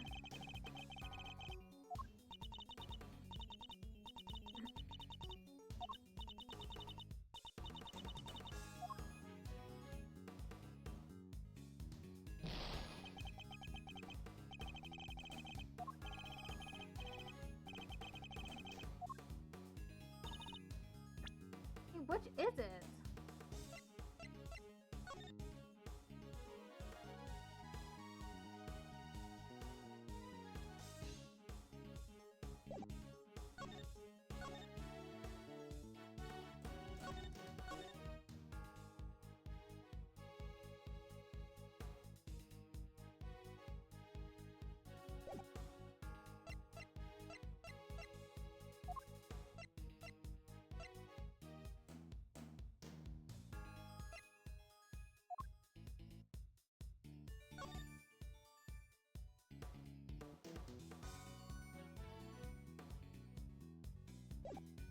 Okay, it was that. I'm afraid you've run out of road, Miss Bound. You can lie all you like, but you can't deny the results of the tests conducted on the sculpture's remains. And those tests leave no room for ambiguity. What you had on display weren't replicas. They were of the very statues Mr. Frost carved 18 years ago. Oh, I can probably help explain how they worked it out, if you like, dear. It's the sugar, you see. You might think sugar is sugar, but the composition is actually very unique. You could probably recreate the statues, but the sweet secret of their chemical makeup? No chance. Thank you, Miss Gone.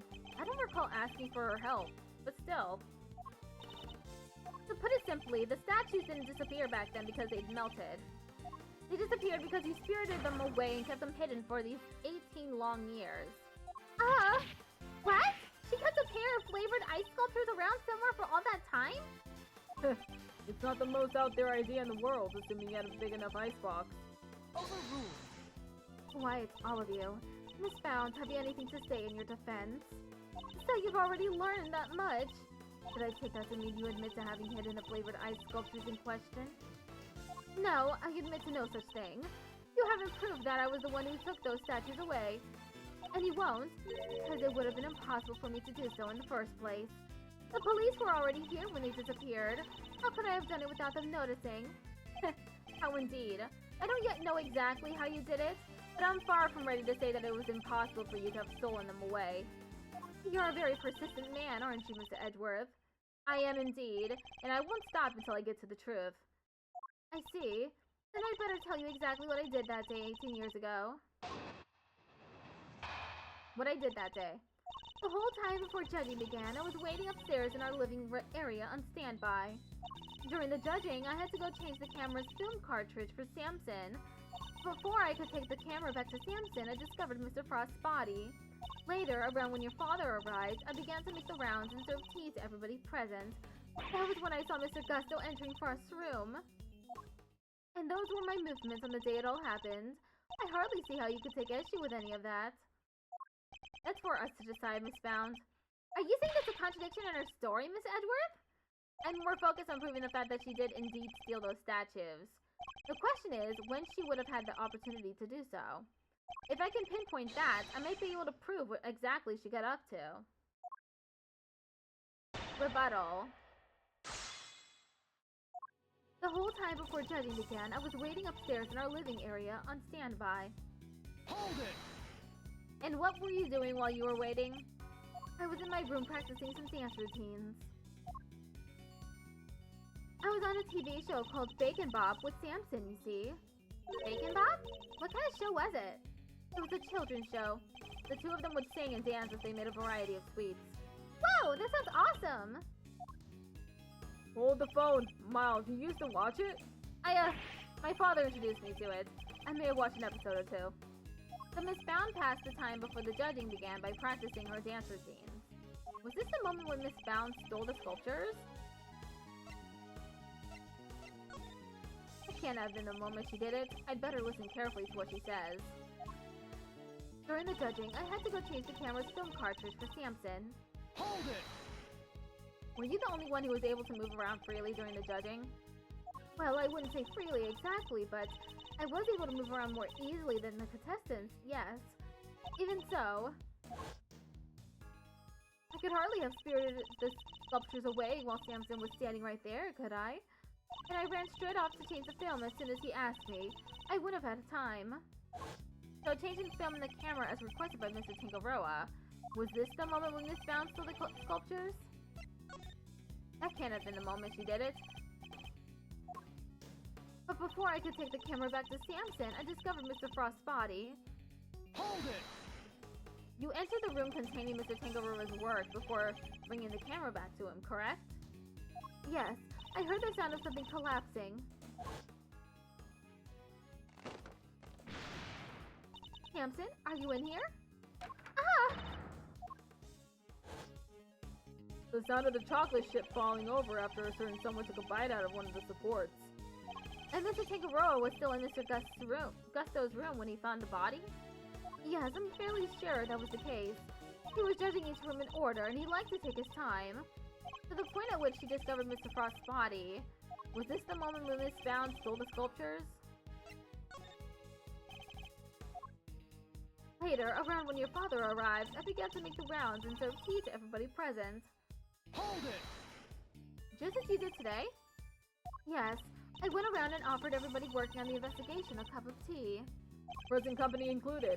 I remember it well. You were here, there, upstairs, downstairs, everywhere with that little card of yours. Interesting. And did anything strike you as strange around that time? Oh yeah. Gregory was singing the praises of Judy's tea, and I think he mentioned his saucer was cold. His saucer was cold? Was this the moment when Miss Bounce stole the sculptures? That was when I saw Mr. Gusto entering Mr. Frost's room. Hold it! When exactly did you see Mr. Gusto entering the victim's room? It was while your father and the others were investigating the room where the body was found.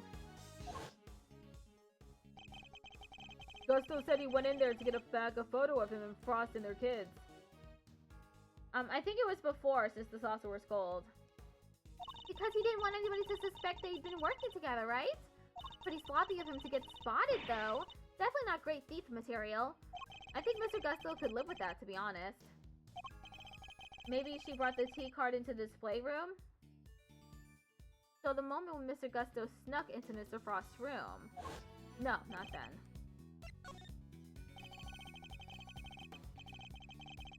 I need to figure out when Miss Bound would have been able to steal the sculptures. What was her best window of opportunity? You'd think a great thief like me would have an inkling, but I am drawing a blank here. If you're going to get to the bottom of this, you'll need to grill her harder. So get to it. We're right behind you, big man. Alright. Okay.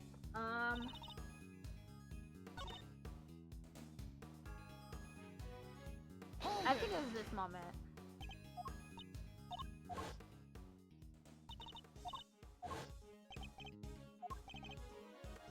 This is when you remove the sculptures. But how would I have done that? By, well... Even a great thief would have struggled to steal the sculptures around then, Mr. Edgeworth. I got it wrong. How about this moment?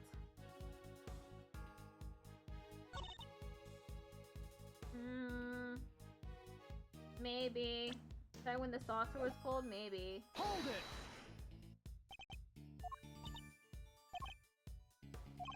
Because it was unusual at the time. She said that the reason why the saucers were cold was because some people preferred the tea to not be very hot. That's the explanation she gave them. That meant 18 years ago.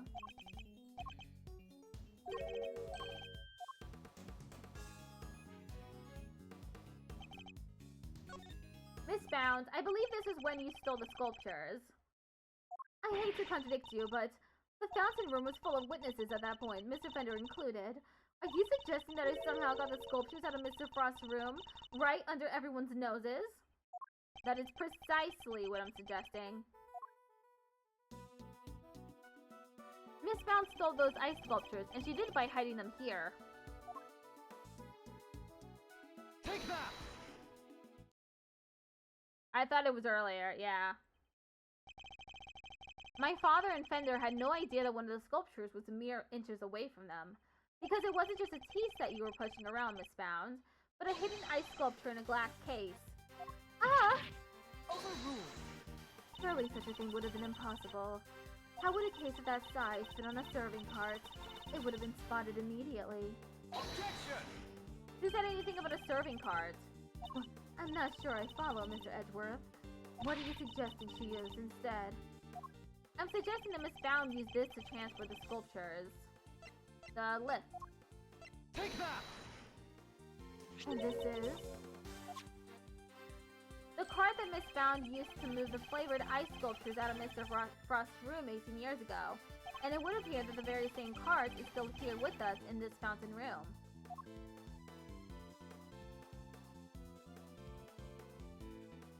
We originally bought it for use in the contest. And you're saying that Miss Bound loaded Mr. Frost's sculptures onto this cart and carried them off? I am. As you can imagine, all one would need to do is lay a case on its side, add a tablecloth, and it'd look exactly like a normal serving cart, thus allowing her to move the sculptures around freely. Can it be? Holy moly, of course! That's why those saucers were so chilly. They were sitting on top of a big block of ice.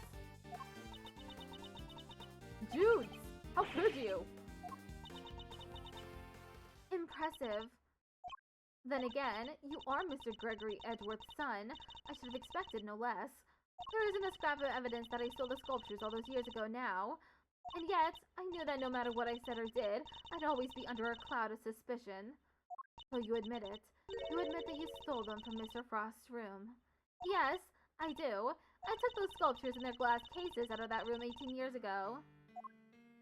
As Mr. Edgeworth correctly deduced, I dressed up the lift carts as a serving cart to do it, and slipped in and out of Mr. Frost's room while I was going around serving tea to everybody. In the end, I'd removed not only the sculptures, but the flavored ice zodiac blocks as well. Zodiac blocks? I feel like I've seen them for myself before. There's a huge block of ice on display here. It must be incredibly heavy, but maybe not with it being hollow on the inside. If the winter wing really is an exact replica of Mr. Frost's room from 18 years ago, then even though my father never saw them because they'd already melted, the zodiac blocks must have been in the victim's room back then as well. When I had finished moving the two ice sculptures and the two zodiac blocks out, I took two fresh empty cases to Mr. Frost's room and put them where the original two had been. Only the sculptures had been kept in glass cases, you see, to prevent them from being damaged. The blocks were a little more robust, so they had been displayed as is. As stated in the contest rules, we were responsible for providing all display materials, including cases, meaning it would have been easy for her to prepare those empty spares she swapped in. Mr. Frost's room contained quite a few other flavored ice works in progress. I figured if I melted them down somehow, the resulting puddle would look like it came from the sculptures. And that is how the sculptures from 18 years ago came to be in the winter wing today. I have to say, Mr. Edgeworth, that's quite the confession. Indeed, and I think she offered it so willingly because she knows there's nothing we can do with it. That's all I have to tell you. However, despite everything I've shared, you can't charge me with anything now, can you? What? How do you figure that? Oh my. I would have thought you might know at least this much given we're at a crime scene. I suggest you memorize the various statutes of limitations outlined in this book. Statutes for dummies. Statutes of what?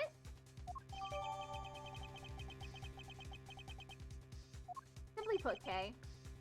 Hold up, let me look at that Statutes for Dummies book. Theft, 7 years from the date of the crime. Separate time frames apply with regards to claims for damages, etc. Murder, 15 years from the date of the crime. The statute is suspended should the suspect flee to a foreign country. The statute is suspended from the time of any accomplice's indictment to the end of the trial. Prosecutors only have a certain amount of time within which they can put a suspect on trial for a given crime. Let's take a closer look, shall we? I just read that. So it's different for every crime? Murder, 15 years. Theft, 7 years. Ah! Yes, Miss Bounds stole the ice sculptures 18 years ago, so it's too late to have her arrested for that crime. I don't believe it! Theft is a serious matter, especially when it involves the removal of evidence from a crime scene. However, as you yourself just pointed out, Miss Bounds can no longer be prosecuted for her crime, rendering your revelation rather pointless, wouldn't you say, Mr. Edgeworth? Objection! I wouldn't be so sure about that. For you see, the theft of the ice sculptures is in my principal interest here. I find the body that reappeared 18 years after the theft to be of considerably more interest. Are you suggesting that I also hid Mr. Frost's body? I am indeed. But how do you keep a body hidden for 18 years without anybody finding it?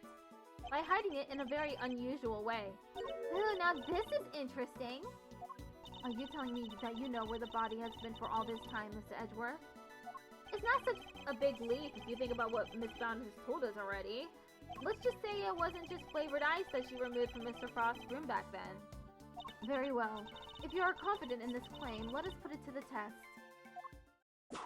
Tell me, Mr. Edgeworth, where exactly was Mr. Frost's body hidden?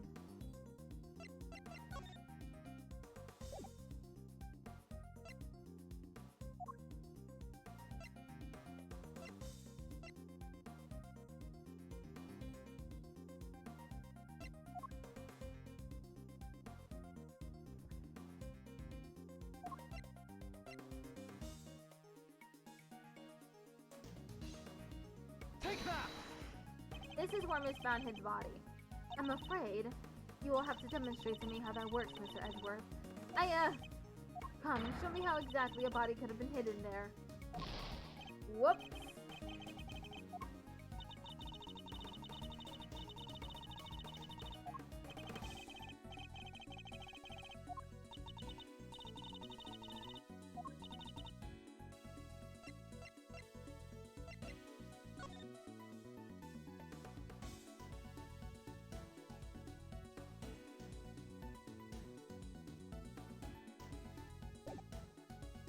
Take that! A photograph of Mr. Frost's works. Enter the victim's body, Your Honor. You will have to forgive me, but I don't see what you mean. Where exactly in this photograph is Mr. Frost's body? The victim's body is hiding right here. Take that! The Gemini sculpture. The red ice sculpture.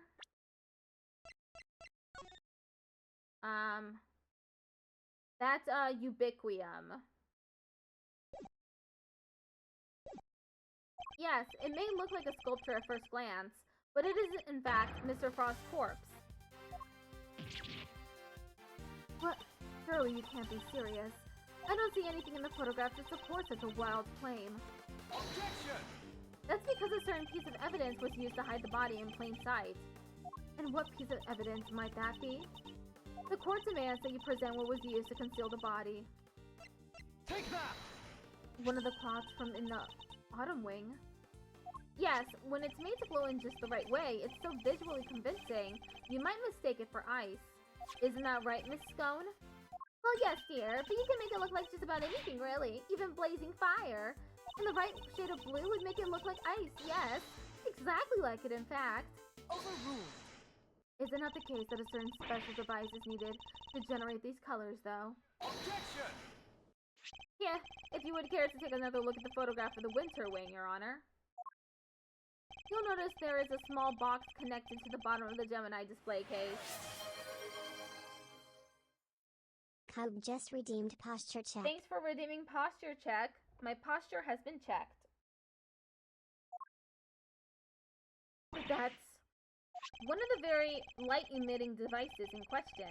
Detective Gumshoe even confirms its presence. In fact, this particular device went missing 18 years ago. Back then, it was no doubt firmly connected to the cloth inside the display case, which means Miss Bounds had no choice but to take it with her when she removed the sculpture. So you see, this cloth and the light-emitting device were being used to create the illusion that Mr. Frost's body was in fact a statue carved from ice. No, this can't be. Wait, so you're telling me that when we took that photo of us in the winter wing? Yes, we were standing right in front of the body. But the body and the cloth were both recovered from the fountain. Why were they found there if the body was supposed to be in the winter wing disguised as a sculpture? Objection! Because there would have been no mystery as to how the body had been hidden if we found it as is. Miss Bound needed to remove Mr. Frost from the winter wing in order to throw us off the scent. Overruled. Ridiculous. I don't recall her sneaking around behind our backs to throw a body in the fountain. No, and she didn't need to, because she had another method at her disposal. Her trusty lift cart. The same cart that had proved so useful in executing her original theft. What? Ah! I believe she wheeled the body into one of the other wings and floated it down the stream to the fountain. The frozen body, being quite solid, probably got stuck somewhere along the way, which is why only the cloth appeared at first. The cloth Miss Scone discovered. And then, the body followed afterwards once it had thawed enough. It's an ingenious theory, Mr. Edgeworth, but can you prove that it was me? It seems a little unfair to expect me to accept your accusations without proof, don't you think? What about an eyewitness? Do you think someone might have spotted her when she was moving the body? As a matter of fact, I do. And the contradiction in the piece of evidence I was provided will shed light on exactly how Miss Bound moved the body as well. Well, Mr. Edgeworth, do you have any evidence to support your allegation? Of course, I have a piece of very compelling proof right here. Then please present it to the court. What evidence do you have that proves Miss Bound acted as you claimed?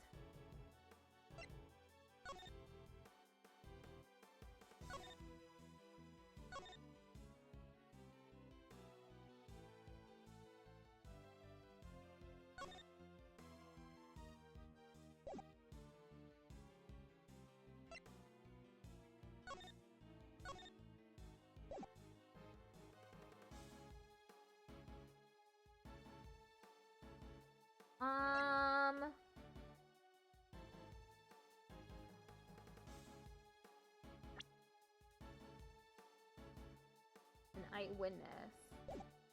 Take that! I think you'll find that this proves things beyond any doubt. Damn it! Overruled.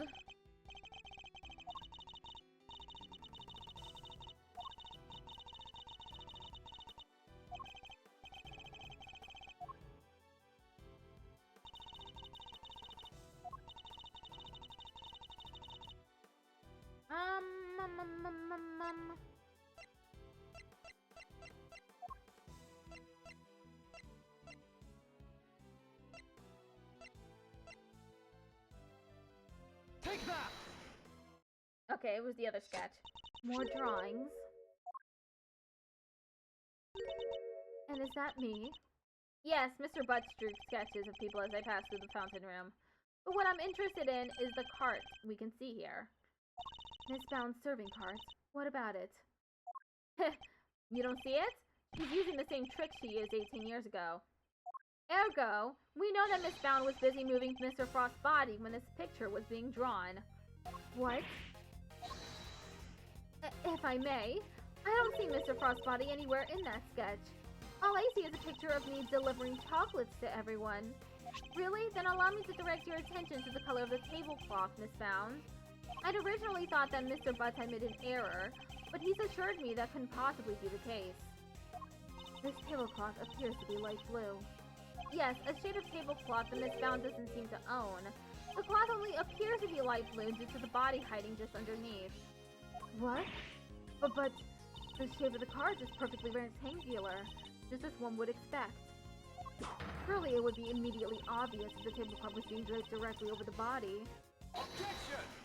Not if the body had been placed inside one of the hollow zodiac blocks in the winter wing. Place one of those on the lift cart and it's easily passed muster as a regular serving cart, wouldn't you agree? Goddess of justice. Miss Bound, surely now you must admit that it was you who moved the body just as you did 18 years ago. I didn't expect you to deduce all that from a single simple sketch. But that sketch alone isn't really enough to prove your theory, is it? You needn't worry on that front. My case doesn't rest solely on Mr. Butt's artwork. Once you had disposed of the body, your serving cart became a simple lift cart once more, which is exactly what we discovered here in the fountain room. And without a serving cart, you had to find some place to put your chocolates. My chocolates? The ones I was handing out? As we saw in the sketch, he had originally placed them on top of the cart, but the chocolates he gave us came from your pockets. Oh yeah, mine was half melted. It was still super sweet and tasty though. Why did you suddenly feel the need to put the chocolates in your pocket, Miss Bound? It was because you no longer had a serving cart to put them on, that's why. One moment, please. You have explained what Miss Bound did with the chocolates in the lift cart, but what about the tablecloth? Where did it go? Indeed, if stashing the chocolates in her pocket was the only solution she could think of, I doubt Miss Bound had the time to dispose of an entire tablecloth. Well, Mr. Edgeworth, do you have an answer for me? Miss Bound didn't hide or dispose of the tablecloth, Your Honor. In fact, it's right here in front of us. Perhaps you would care to enlighten us. Where exactly is the tablecloth Miss Bound used to hide the body?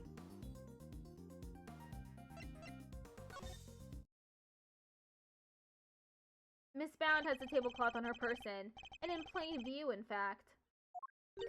In plain view? No, surely you don't mean. Miss Bound? It's the cloth around your waist, isn't it?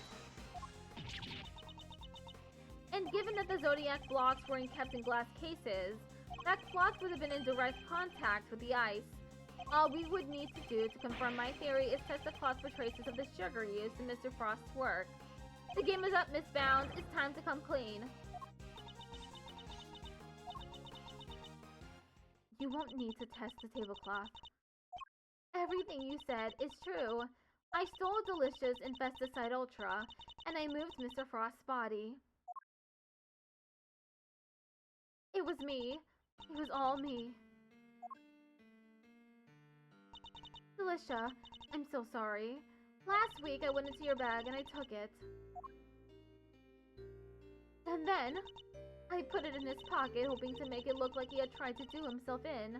I also made sure to leave no fingerprints but yours, just in case the police suspected foul play. Judy! Oh gosh! But Judes, why? Weren't we supposed to be on the same side? All fighting together to free Samson? We were, but I couldn't afford to get arrested. Not yet. Not until I'd finally proven that Samson is innocent. I always planned to give myself up in the end, I swear. I know it's easy to say that now, but... Why do it this way, though? It's not like you. I'm sorry, Mr. Fender. I've caused you so much trouble. I've been the guilty party all along, ever since that day 18 years ago. Are you trying to tell us that the true culprit in the IS-7 incident was you? I committed a terrible crime. I took those sculptures, and I stole them for purely selfish reasons. The moment Mr. Frost died, they became more than mere entries in a confectionery contest. They became the final works of Samson's favorite artist. I couldn't allow them to just melt away, not before he came home. And that meant I couldn't let anybody near them, not even the police. So I hid them. I knew it was wrong, but I just had to.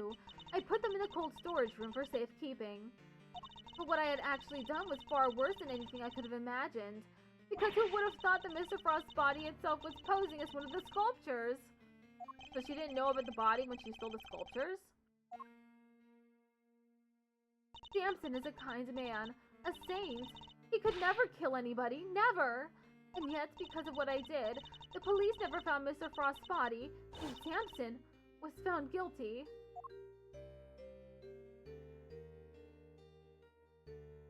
After all he'd done for me, he was my family, the only family I've ever had. He was the most important person in the entire world to me, and Judes.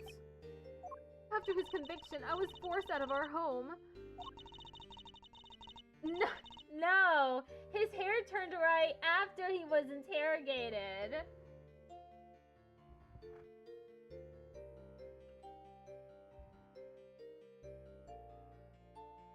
If this were a YouTube stream, you could go back and see where I figured out that his hair turned white during the interrogation. It was suddenly black and it turned to white. It took a day for it to happen. I was finally able to return only a few days ago, and when I did, I went to the cold storage room to check up on the sculptures. That's when I saw it. Mr. Frost's body had been there the whole time. It aged him by 30 years. It truly did. Of course, by that point, the statute of limitations had expired. So I did what I did today, because it was the only way I could think of to make things right. It seems I've misunderstood her intentions.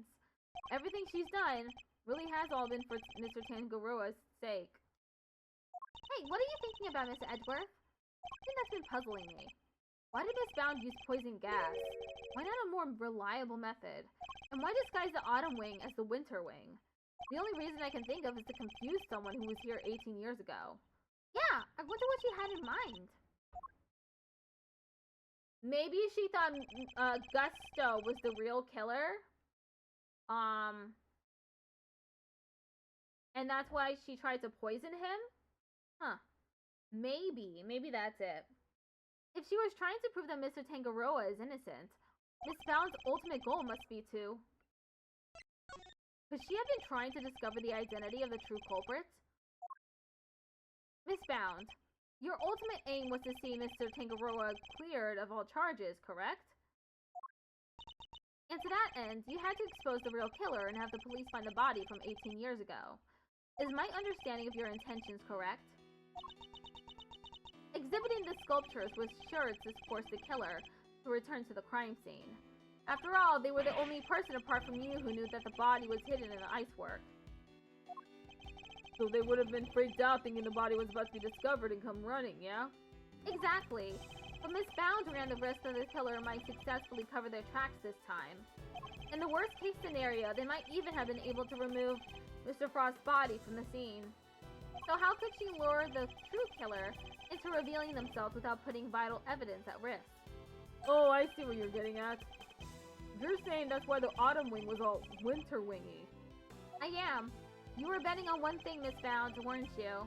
That whoever opened the Pisces case you had so carefully disguised as the Gemini case would be the real perpetrator of the IS-7 incident. No. But that would mean the real killer was... Overruled. Enough. Not another word. Do you realize the implications of what you are saying, Mr. Edgeworth? Are you prepared to stand behind the accusation you are clearly about to make? Miss Bound set a trap for Mr. Frost's killer, meaning that whoever found themselves caught in that trap is highly likely to be the guilty party. But I lack the evidence to support such an assertion. To accuse someone without any evidence is not to be done lightly. So, should I really go ahead and make my accusation and name Mr. Frost's killer nonetheless? My ultimate goal is to see the truth exposed. And to do that, I need to seize the moment. Yes, Judge Gavel, I am prepared to stand behind my accusation. I know exactly who is to blame for the IS-7 incident. Take that! Mr. Gusto, the victim of the poison gas attack, is the perpetrator behind the IS-7 incident? Gusty! Mr. Gusto. Miss Bound, as we have established, you knew that the opening of the gallery would lure the real culprits. And you set up the poison gas trap in order to catch them. Do you dispute the facts thus far? You're a very impressive man, Mr. Edgeworth, just like your father. And of course, you're absolutely right. And perhaps you could tell us exactly what happened in your own words. Of course, I have nothing to hide anymore. So I might as well tell you everything.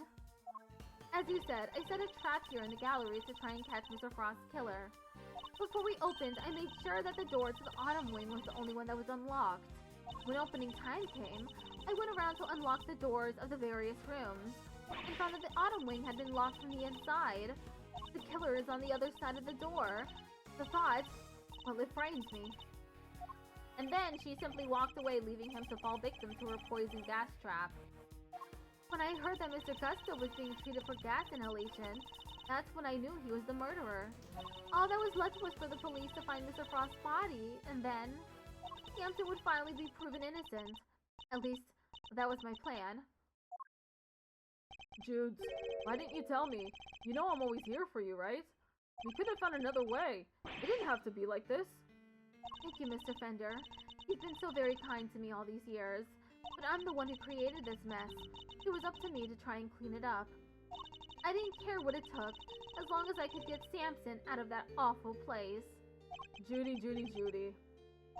18 years ago, the police managed to cover up the fact that Mr. Frost's body had gone missing. If I went to them now and said it had reappeared, I was afraid they might have tried to cover things up again. So I worked to set off a very public incident here in the gallery, in front of as many witnesses as possible. I'm so sorry, Judy. You, Samson, Gregory, I let you all down. Ender, this can be easy for him. No, I'm the one who should be apologizing. Mr. Edgeworth, Mr. Fender, I hope one day you can forgive me. And whatever punishment I have to face, I'm ready to accept it. But please, if I may ask one thing of you, it's that you simply must clear Samson's name. The way the truth of these past 18 years has come to light was unexpected, to say the least. And yet, it had only set us down a path towards an even more shocking end. To be continued. We probably have 30 more minutes of this game.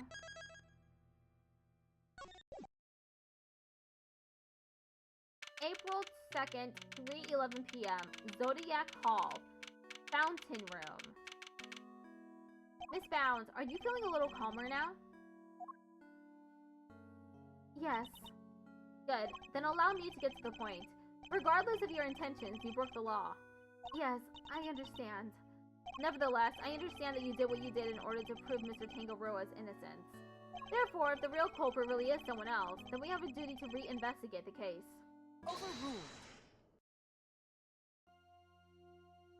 There is nothing to suggest that anything nefarious took place in the official IS-7 incident records. And right now, there is nothing to suggest that we should take Miss Bounds at her word either. So our first order of business should be to arrest the culprit of the case before us, Miss Bounds herself. Objection! Official records cannot always be trusted, Judge Gavel, especially since there are those prosecutors who would think nothing of twisting the facts. Overruled. Are you suggesting that the committee at the time overlooked just such a prosecutor? That's for you and your people to figure out. However, it is a fact that the autopsy report was faked, seeing as Mr. Frost's body was only found just now. There really is something of Mr. Von Karma in you, Mr. Edgeworth. How so exactly? By continually defying the will of the committee and bending the truth to fit your needs. That's how.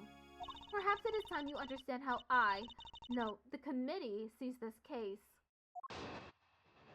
The committee's view. The committee is willing to accept that Mr. Von Karma falsified Mr. Frost's autopsy report.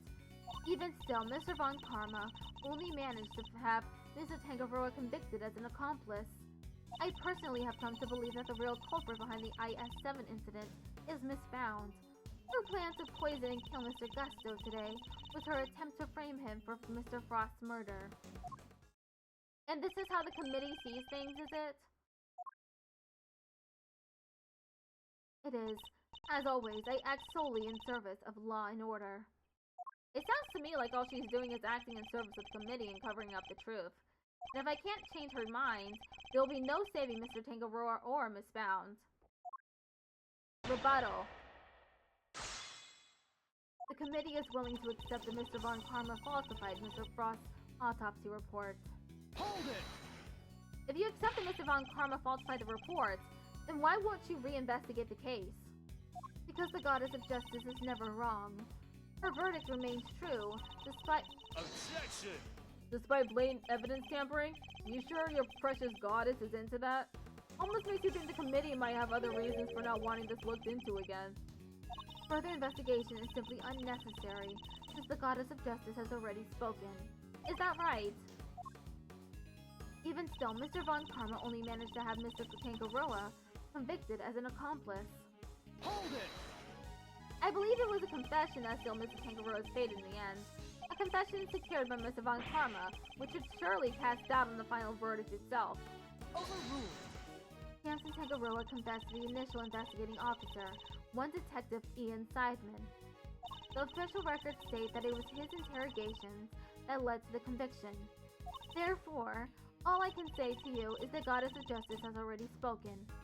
Unbelievable! She just won't budge at all. Are these committee guys really that big of a deal? In many ways, they are a prosecutor's worst nightmare. So kind of like how the police are to a great thief, huh? Funny how you don't seem to have a problem working with the police when it suits you, though.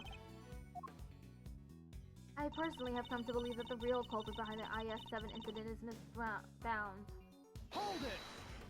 Are you suggesting that Mr. Tangaroa and Miss Bound killed Mr. Frost together? Why not? You could even imagine they split their roles as thus. Mr. Tangaroa could have been the one to commit the act itself, while Miss Bound was to remove the body. What? The thought that we could ever kill Mr. Frost! You stole his corpse and hid it for 18 years.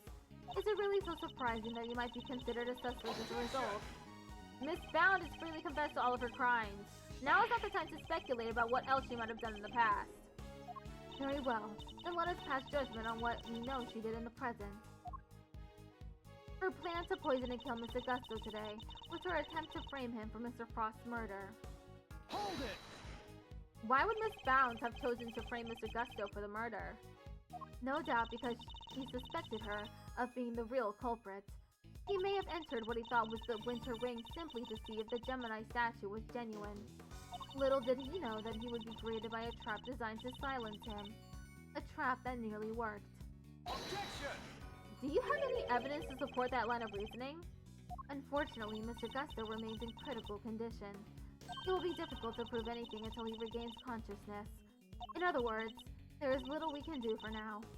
On the contrary, there's plenty we can do. You still have not grasped the situation, have you? Then allow me to spell it out for you. We have all the evidence we need to explain both the IS-7 incident and the poison gas attack. Hold it! All the evidence you need. In the matter of the IS-7 incident, we have a body, a murder weapon, and 2 suspects. As for the poison gas attack, we have the sources of the 2 chemicals and Mrs. Bound's confession. And as for you, Mr. Edgeworth, we also have enough evidence to see that you yourself will have to answer to the committee in a formal hearing. What? Wow, that doesn't sound good. Don't worry, Mazzarino. If nothing else, you're always more than welcome in Edgeworth & Co. Ah, Your Honor, I'd greatly appreciate it if we could stay focused on the matter at hand. Haha, of course. Now where was I? We have therefore determined that there is no need to investigate either case any further. Hold it! You really mean to assert that there are no loose ends left to investigate? None at all? All of the evidence has been examined at length, and there is nothing more to be learned from them. Therefore, I see no need to further prolong this trial. This court finds the defendant, Miss Judy Bound. Objection! Your Honor, I'm certain there's something that still needs to be examined. The hammer is about to fall, Mr. Edgeworth. Only hard evidence can stop it now. Present what you think requires further deliberation now.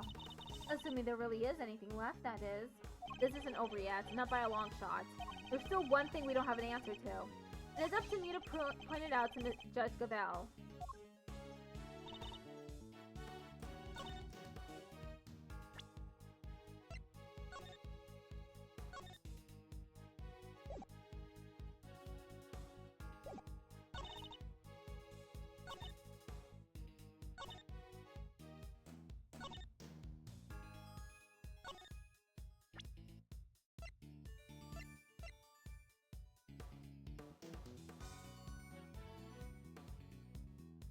Huh.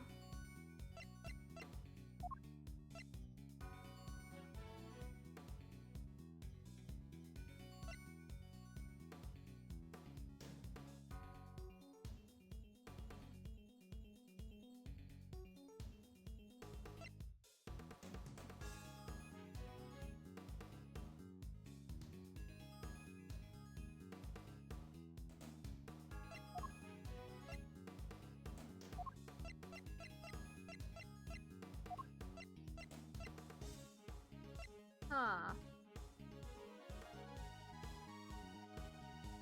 Okay, it's not this. Not that either.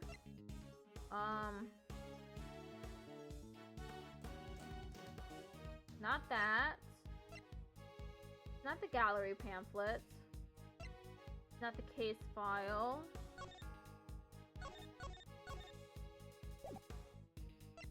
Could be the blowtorch.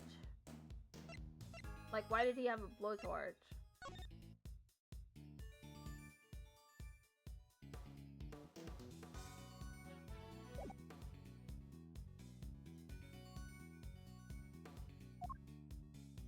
Not this. Not the finger marks.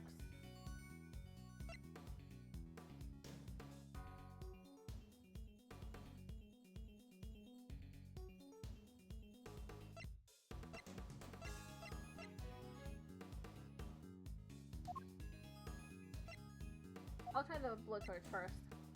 Objection! Would you care to revise your testimony at all, just about? It looks like that wasn't it.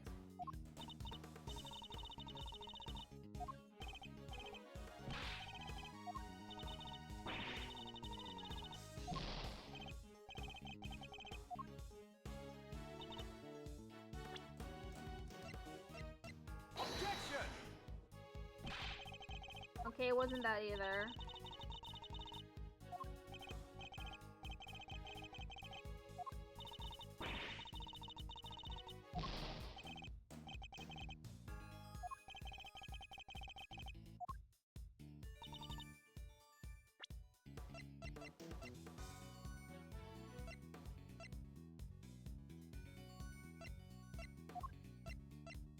Objection!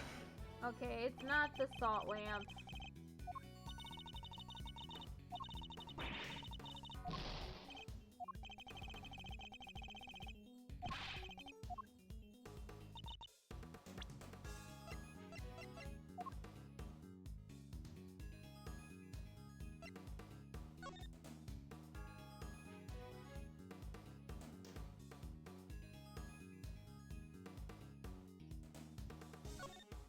I think this was disguised as a serving cart and used to transport the body. Don't forget the body was inside a hollow ice block. At least now we know where the platform was wet.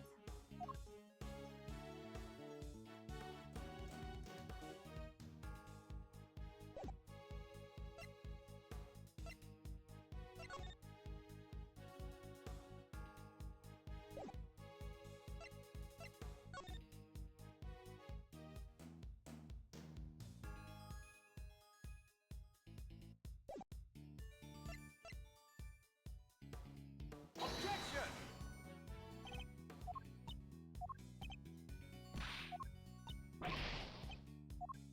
I'm stuck again. Objection! Oh, it was that. Okay. I'm afraid there is still one question concerning the IS-7 incident that remains unanswered, Your Honor.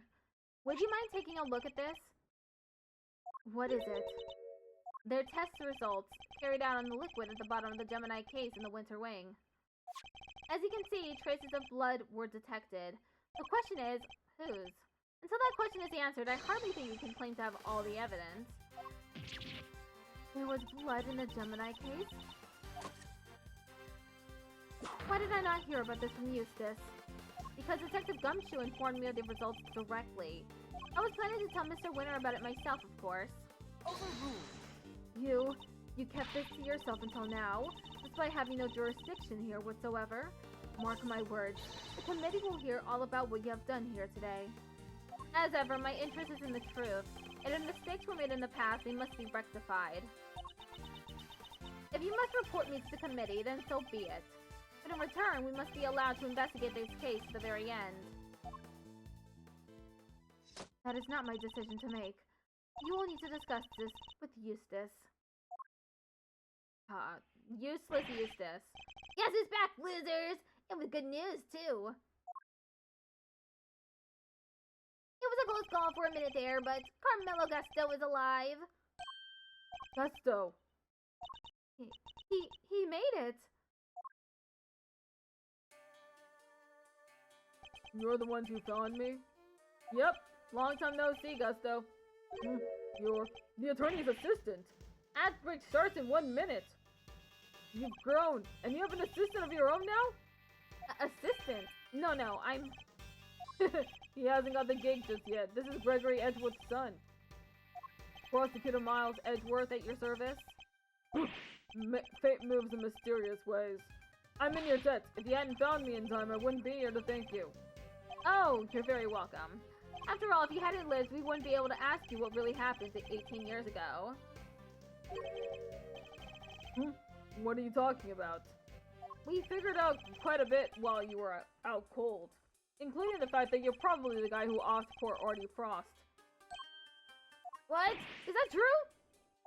Miss Bounds set up a very elaborate trap to catch Mr. Frost's murderer. A trap that involves rigging the Pisces case with poison gas. Perhaps in light of that fact, you could tell us in your own words what happened back then? Or perhaps you'd rather exercise your right to remain silent. Oh, it's not that. Gusto here is a fan of the old meditation. You know, Om and all that jazz. Wow, sleeping while standing seems pretty cool. That's one heck of a challenge. Except there's no sleeping involved in meditation, Kay. Hey, Gusto, old pal. How about you snap out of it and tell us what went down way back then? I was caught in the girl's trap, so I must be the killer? Is this your idea of a joke? I'm the victim here! Indeed you are, Mr. Gusto, and there is no evidence that you have done anything wrong yet. Mr. Edgeworth and Mr. Fender are merely speculating. Rest assured that they have no authority here, and that you may pay them no heed. At least somebody here seems to be on my side. Judge Verity Gavel, it is a pleasure, Mr. Gusto. Okay, be right back.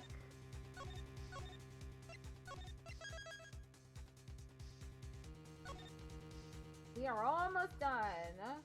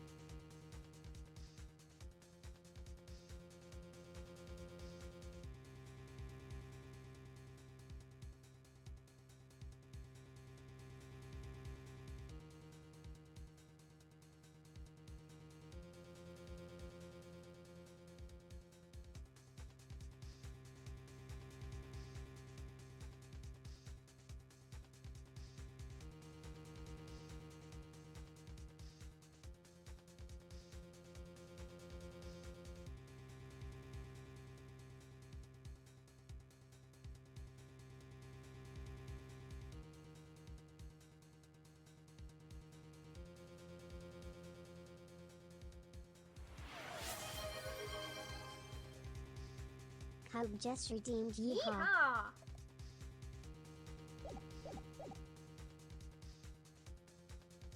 Charity Gavel. It's a pleasure, Mr. Gusto. I will assist you in any way you may require. Perhaps you could begin by explaining what actually happened 18 years ago to Mr. Edgeworth. Fine. You want me to prove I'm innocent, Mr. Prosecutor? I'll be happy to. Objection! So this is how you mean to play it, Judge Gavel? You're hoping Mr. Gusto will help you to hide what happened instead of trying to correct the record? I believe only in the infallible judgment of the goddess of justice. Except it is us humans who make the actual judgment calls in a court of law. And so long as there are those who would use the law to their advantage, our rulings are fallible indeed. If you would use your position to further obscure the truth, then neither she nor I will forgive you. Haha, we shall see about that. What do you advise, Judge Gavel? It would seem that you are under suspicion because it was you who triggered the poison gas. Specifically by opening the Pisces case lid. Would you be so kind as to share why with us? Understood. I came to see Frost's sculpture, simple as that. I made a mistake with the opening times and arrived a half hour early. Miss Bound, was there no one at the reception desk at around that time? I had left the main entrance unguarded and unlocked, just in case the killer made an appearance. I was also busy making preparations elsewhere, all the way up until the gallery's opening. So no, there was no one here on the first floor then. But I did make sure that all the wings were locked up tight, all except for the autumn wing, that is. I see. You did all that just to steer the culprit into the autumn wing, which is precisely where Mr. Gusto went. Sneaking into a building's pretty suspicious, however you slice it. Silence in the courtroom. I will permit no objections or interventions unless there is some evidence that the witness is lying. The courtroom? You know this is an art gallery, right? Mr. Gusto, if you could please continue by explaining why you opened the Pisces case. I wanted to see Frost's work up close. So I went up to the Gemini... Sorry, I guess it was supposed to be the Pisces statue. And I saw that the lid was frozen on tight. So I grabbed a blowtorch from nearby and tried to open it. When I finally got it open, gas came pouring out. Fascinating. This is the sort of flawless testimony attorneys can only dream of. Yeah, the everything sounds like a lie kind. I am none too satisfied with Mr. Gusto's explanation myself. Alas, there is no evidence to refute it. Come on, there must be something. It's Bound's story you should be questioning, not mine. I'm not the one who set up the gas trap. He could have killed anybody with that thing. Objection! He turned on the sprinklers as soon as the gas was released. She knew exactly what she was doing. She was gunning for the killer and nobody else. That killer being you, old pal. So you believe that self-confessed criminal? Miss Bound is far from blameless in this affair, and she will have to pay for her crimes. But so will Mr. Frost's killer. You seem determined to pin Frost's murder on me, but I had no reason to kill him. And you have no evidence to prove otherwise. Gurk! Can we really not prove that he's the killer, Mr. Edgeworth? Mr. Gusto fell victim to the poison gas. That much is indisputable. Yet, no matter how suspicious his actions in the present may seem, they prove nothing about the past. Yeah, but then what about you, Mr. Fender? There must be something we can do. You're right. We may not have evidence, but we have plenty of intel. Let's see now. If Gusto killed Frost, he must have had a reason. He claims not to have a motive, but that can't really be true, can it? If he did it, he has one. Not many people commit murder just for fun. In fact, your old man had a little back and forth with Von Karma about a probable motive, too, remember? How can you possibly say that with any certainty? If their relationship had broken down for some reason, that could very well have been the motive behind this murder. Von Karma wouldn't let us talk to Gusto back then, but we can now. If we can put the pieces together, I think the picture we've been looking for might just emerge. Yes, I think you might be right. I need to think back over everything we know about the IS-7 incident, especially the questions that never got answered. And the finger marks? Were you the one wearing the gloves? Miss Scone denied that the finger marks on the frame were hers, but what if they were Mr. Gusto's? Perhaps he had wanted to take a look through the Ultimate Cookbook for himself. So he asked me to go put in a new cartridge. He seemed to think there should have been more shots left than there were. In other words, the film ran out sooner than expected? Yes, the number of shots he took didn't line up with the number of shots remaining. But he thought maybe he just lost track somewhere along the way. My father noticed these things for a reason. I just need to piece them together correctly. And the absence of evidence is the only way to the truth.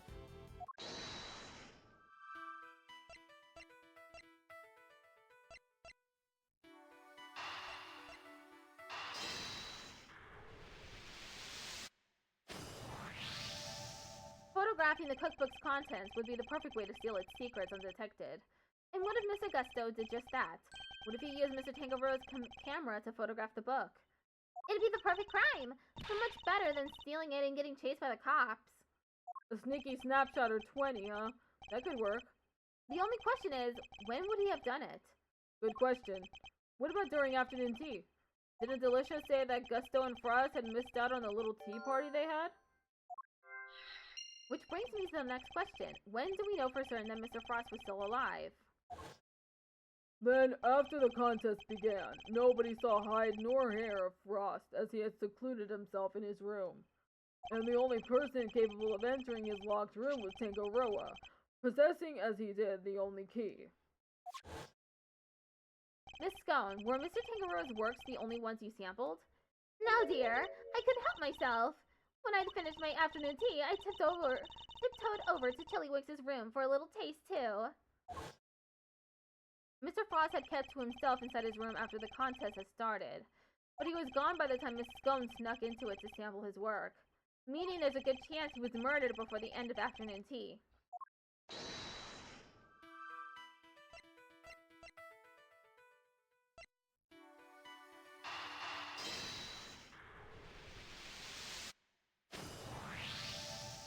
Mr. Gusto, you and Mr. Frost conspired to create works for the contest together, did you not?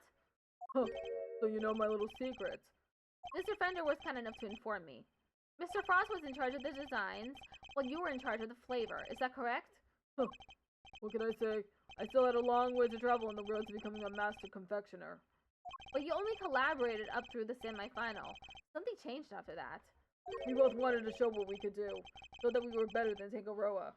Objection! Then why did you have Mr. Frost with his entry for the final? What grounds do you have to say that? Your own statement made to Mr. Von Karma 18 years ago. You told him that you'd been working together right up until the day before the final.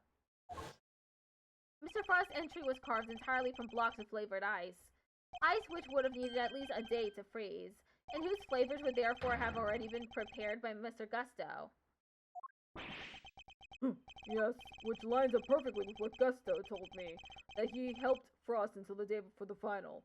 In that case, why didn't Mr. Frost reciprocate and help Mr. Gusto in return? Objection! I can hardly be expected to read the minds of the dead. So, why didn't Mr. Frost help you in return, I submit that your relationship broke down for some reason, and that became the basis of your motive for murder. That's not how it was. Sure, we stopped working together, but it was all perfectly friendly. You stopped working together in a friendly way? Kinda hard to imagine, but okay. Besides, how do you think I did it exactly? You think I just strolled into Tangaroa's room and killed Frost? I couldn't have killed the man while Tangaroa was in there working on his chocolate pieces, could I? So you see, it can't have been me. I wouldn't be so sure. There must be a window of time when Tangaroa wasn't in his room. And if I can prove that, I can prove that Mr. Gusto had the opportunity to kill Mr. Frost.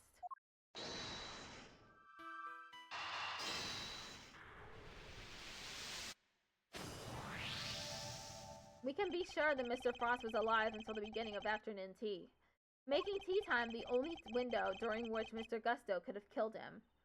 Are you satisfied with Mr. Gusto's story now, Mr. Edgeworth?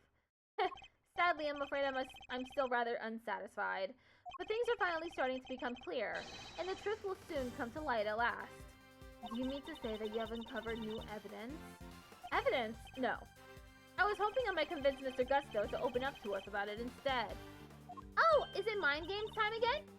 It is. Mr. Gusto, I have a question for you. I said I have a question for you. Well, what is it? You chose to make your entry for the final on your own. I told you I wanted to test myself. I wanted to prove I was the best in the world. Objection! If that were the case, then surely you wouldn't have chosen to cheat in the first place. This stream has been going on for quite a while. I once streamed for 11 hours straight. This is not that long compared to the 11-hour stream. So tell me, Mr. Gusto, why did you feel the need to team up with Mr. Frost?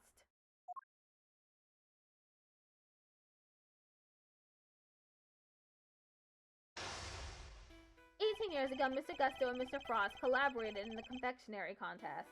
But why did they work together, and why did they enter the contest in the first place? That's the information I need to get out of my opponent somehow. What was I doing for those 11 hours? I finished an entire game in those 11 hours. Oh, 4 pieces, huh? Mr. Gusto seems to have a habit of pretending to be asleep when things aren't going his way. Let's start by focusing on why he chose to work with Mr. Frost. By my hand, now is the time to dig up the truth that was buried all those years ago. Mind test commence. Mr. Gusto, what inspired you to collaborate with Mr. Frost? We were acquaintances before we were contestants. He was interested in entering the contest, so we decided to sign up together. And your decision to pair up with a sculptor had nothing to do with your lack of faith in your skills? You don't know me. We joined forces because we wanted to make the most perfect creations possible, that's all. I will expose all your lies in the end, Mr. Gusto. It's only a matter of time. Sorry. Wanted to see if I could do an impression of you. Turns out it's easy. He's happy to bide his time as well, it seems.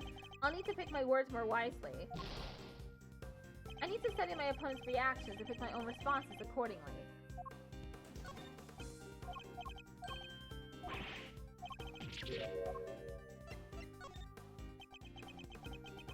Frost's son and mine were in the same grade at school, so we got along pretty well too. Oh? So you were just two friends who happened to try for the title of World's Greatest Confectioner.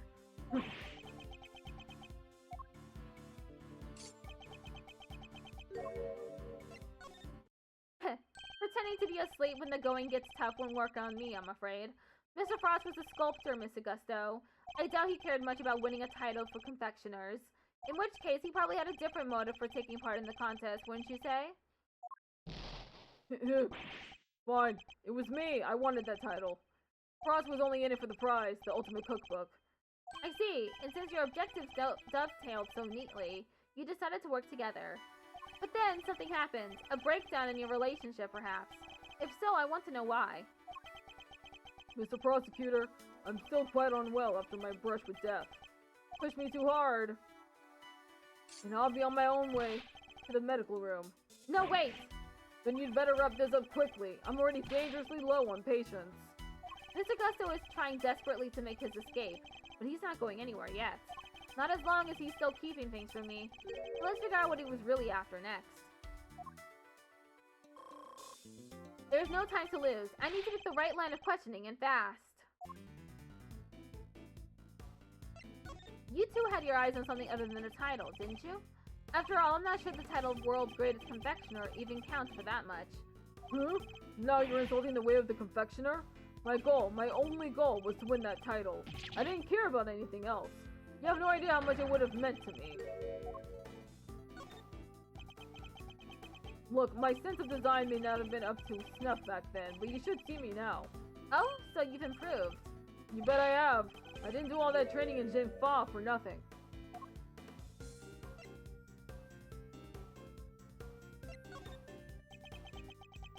I looked up to Tangaroa, you know. Spent hours poring over the designs of his work. Even used to watch his show with my son. Not something like Mr. Tangaroa's work was especially influential in your early studies. And with his recipe book, you might have even become the best someday. Maybe. The book was a real treasure, no doubt about that. Any confectioner would have wanted it.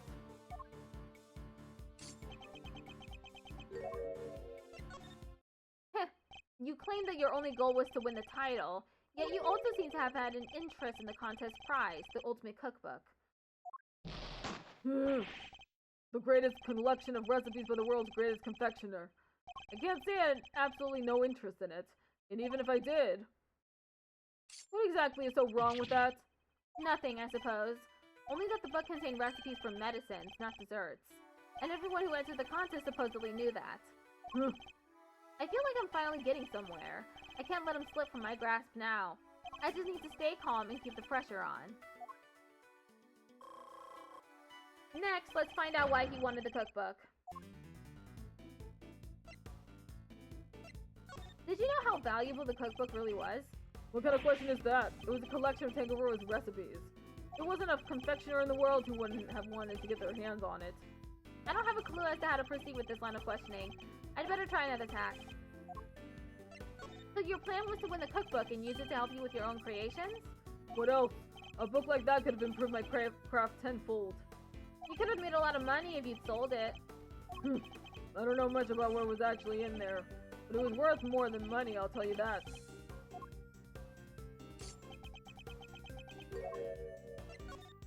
Come now, Mr. Gusto. I think you know more about the Ultimate Cookbook than you claim. They told us a little bit about it at the start of the contest. Then you know what kind of recipes it actually contains, don't you? And that they weren't dessert recipes at all. I see you did your homework. Fine, so you know what was really in there. The Ultimate Cookbook, or the Angel's Cookbook, to give it its proper title. It's a collection of chemical formulas and ways to synthesize new medicines nobody had ever heard of. So you didn't know that the cookbook actually contained recipes for medicines. This could be an important clue. Did you know how valuable the cookbook really was? What kind of question is that? It was a collection of Tangaroa's recipes. Oh, time to deploy my clue. Your designs may have improved thanks to your training in Zingfa, but you clearly didn't do enough work on your skills of deception. You've already admitted that you knew the Ultimate Cookbook was a collection of recipes for medicines. Thereby making your interest not gastronomical, but pharmaceutical in nature.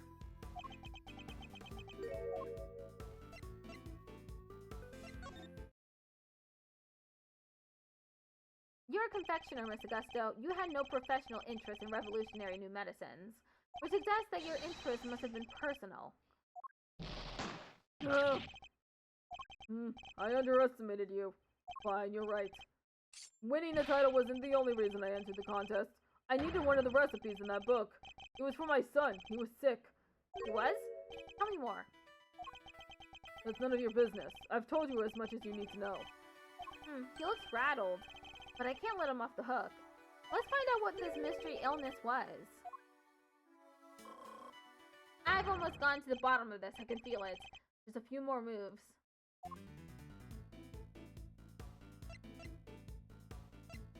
Tell me a little more about your son. He was my pride and joy and my biggest fan. And you entered the contest in order to help him? You clearly don't have children of your own. Any father would have done the same. I would have done anything to help him. Anything. He would come see me here at the contest venue, too, right up through the semi-final. Really? He didn't get in the way of your work? If you were trying to be Samson Tangaroa, surely you didn't have the time to look after a child. Yeah, well, I wanted to do what I could for him. He said he wanted to always be the first to try my creations.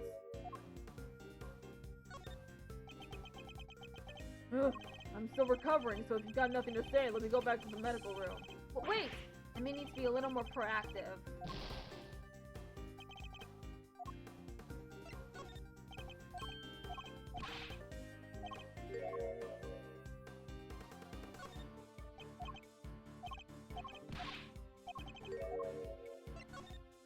You said your son was sick, Mr. Gusto, and yet he was able to come and join you for the contest? It wasn't that kind of illness. Nothing life-threatening, anyway. This feels like it could be an important clue.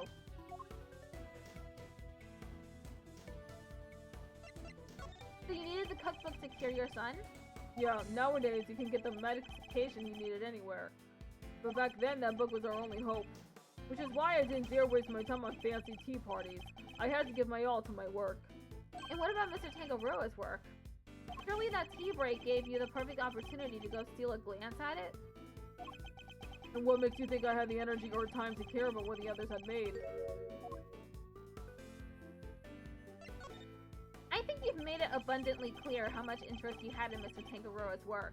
What's more, if you are that determined to win the Ultimate Cookbook, I seriously doubt you would have passed up on a chance to take a peek at your competitors' entries. I'd had plenty of chances throughout the contest to see and sample my rival's work, you know. But each time I did, nothing seemed to have any flavor. It must have been nerves or something. Nothing Mr. Gusto tasted had any flavor? That seems like it could be an important clue. Could you tell me about the name of the disease your son suffered from? You're a real cold customer, Mr. Prosecutor. Isn't it enough that he was seriously ill? Why would you force me to tell you more? Time to deploy my clue. You've already shared with me that your son's illness wasn't life-threatening. So why are you so reluctant to share any further details? It may not have been life-threatening, but that doesn't mean it hadn't been life-altering. I see. That must have been very hard on both of you. Of course it was. That was why I did everything I could to find a cure. We were desperate. He couldn't taste anything, not even his favorite desserts.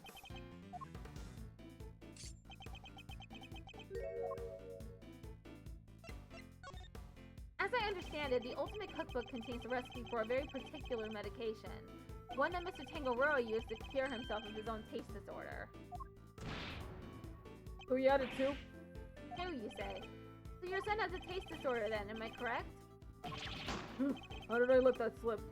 You've been asking me to believe that you needed to win the cookbook in order to cure your son. But was that really the case? Of course it was. What are you saying? I'm saying that I'm not so sure that's true based on everything you've told me. Time to deploy my clue.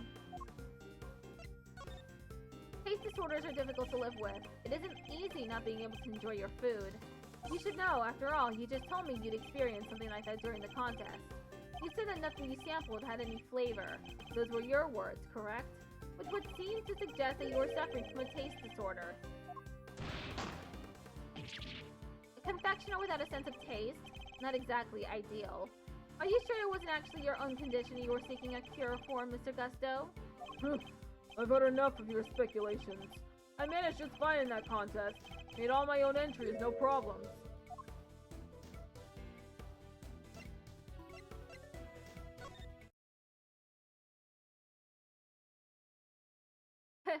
Sorry, but I'm afraid you're contradicting your own testimony.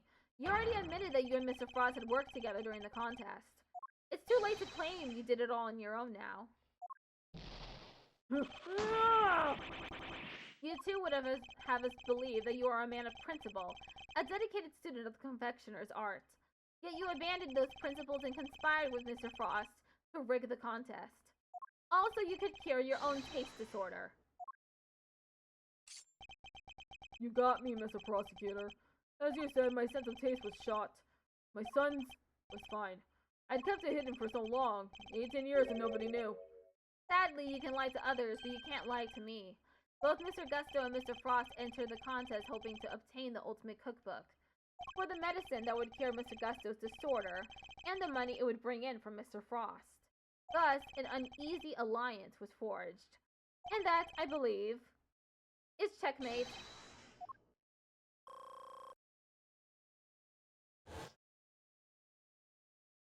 Mind chess, checkmate. I'll admit it. You're good. I never told anybody any of this, but you figured it all out anyway. It's true. 18 years ago, I developed ageusia. What's ageusia? It's a taste disorder that makes it so you can't taste anything at all. A confectioner's worst nightmare. Mr. Fender, is this what Mr. Tangaroa had as well? No, the big man had what they call dissociated taste disorder. Basically, some things he could taste just fine, while others had no flavor at all. So he suffered too. Can't have been easy. Not when there wasn't a way to cure it on the market. Which is why you needed Mr. Tangaroa's cookbook. Do you admit now that that was the real reason you entered the contest? It was only one of the reasons. I wasn't lying when I said I wanted the title. When I put my mind to something, it gets done, and I won't lose to anybody. I may not have been able to taste it then, but I still knew my stuff was good enough to win. Oh? So you went into the final thinking you stood a chance of winning? Of course. What was it that Fender said about what Mr. Tinker worked on Mr. Gusto's creations? Mr. Gusto's creations were a perfect balance of flavor and design, at least up to the semi-final. But disappointingly, his entry for the final was subpar on both counts. We were told that your entry for the final was far from the prize-winning taste sensation you described. What happened, Mr. Gusto? What went wrong that day? Fine. You want me to talk, I'll talk, but you're not going to like what I have to say. My entry for the final. Frost and I were working together right up through the semi-final. I handled the flavor, he did the designing. But I wanted to face Tangaroa in the final on my own. No help, just me and my skills. So I helped Frost with his entry, but mine I did alone. If it didn't taste good in the final, that's on me. What can I say? I lack training. And that's all there is to it. Happy now? There don't seem to be any obvious contradictions in this testimony. Yep, not that I thought it'd be easy to get anything real out of him. He's managed to not let slip what really happened for 18 years after all. Why don't you try pushing him a bit, Maltorino? See if you can't shake something loose. I think I just might have to, Fender. Rebuttal. Frost and I were working together right up through the semi-final. I handled the flavor, he did the designing. Hold it! Frost was in charge of designing the work you both submitted while you handled the taste? Yeah, he was a sculptor, a craftsman, and his sense of design was second to none. But he was clueless about confectionery, which is where I came in.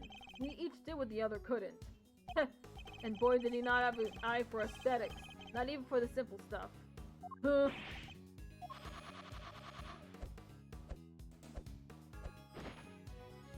How do you like me now? The national symbol of Zhengfa. Oh yeah, it's a phoenix! That's awesome! I'll say, pretty different to the stuff you were pumping out 18 years ago. Behold the fruits of my training. I've dedicated my whole life to my craft. But back then, we both needed each other's help, so we joined hands until the final. But I wanted to face Tangaroa in the final on my own. No help, just me and my skills. Hold it! You were serious about winning the title then? Of course, the art of confectionery is my life. Why wouldn't I have wanted to be crowned the greatest? But I still had a lot to learn back then. Guess it's no surprise my work wasn't up to scratch. But the title wasn't the only thing you wanted. There was the cookbook too. And you wanted the book even more than you wanted the title. Isn't that right, Mr. Gusto? Overruled. Mr. Edgeworth, you are badgering a witness who is still suffering the effects of today's attack. I cannot allow this harassment to continue. I understand, Your Honor, but ignore him, Mr. Gusto. You need not answer that vile prosecutor's question. But please do continue your testimony in your own time. So I helped Frost with his entry, but mine I did alone. Hold it! So you're saying Mr. Frost didn't help you at all? But he'd helped you up until then, correct? It's a bit strange for him to stop so late in the contest, no? Strange or not, it's the truth. Could be he had his own reasons, too. I wouldn't know. He's lying, it's going to be a headache to prove. 18 years is a long time. Not unless that gizmo of yours has a built-in lie detector, okay? If it did, I'd have stolen the show from Mr. Edgeworth long before now. Don't worry, Fender. I can tell when he's lying. No doohickeys assistance required. Please, Mr. Gusto, continue your testimony. If it didn't taste good in the final, that's on me. What can I say? I lack training. Hold it! And yes, I heard that your creations prior to the final were scored highly for their flavor. So what went wrong? Was there some kind of cooking accident on that day? No, nothing like that. It was... I told you, I had a taste disorder. My sense of taste failed me. It's as simple as that. But Mr. Frost's entry was complimented on its flavor. Your sense of taste hadn't failed you then. Good night! Sleep tight! Don't let the bed bugs bite! Did something happen overnight? I don't think he's going to spill any more beans, Mr. Edgeworth. Then perhaps I should ask him about something else. Bye-bye!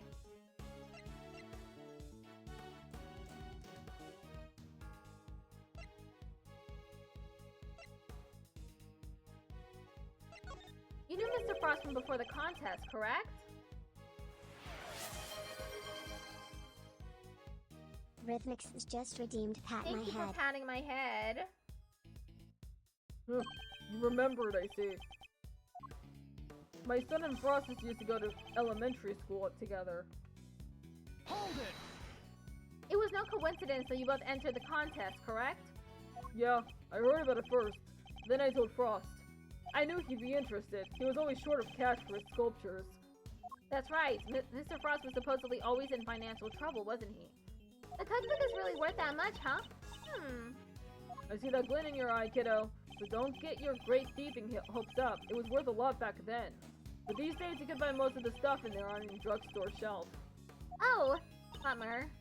So literally every last contestant only ever had eyes for that cookbook, I see. An 18-year-old mystery. And the key to unraveling it is finally in my grasp. I just need to remember everything Fender told me about what he and my father discovered.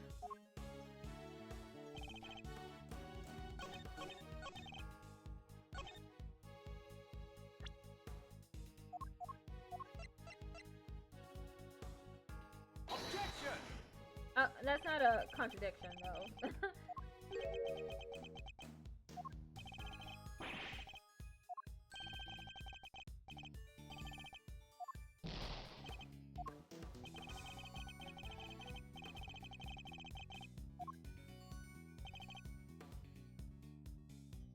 Hold it!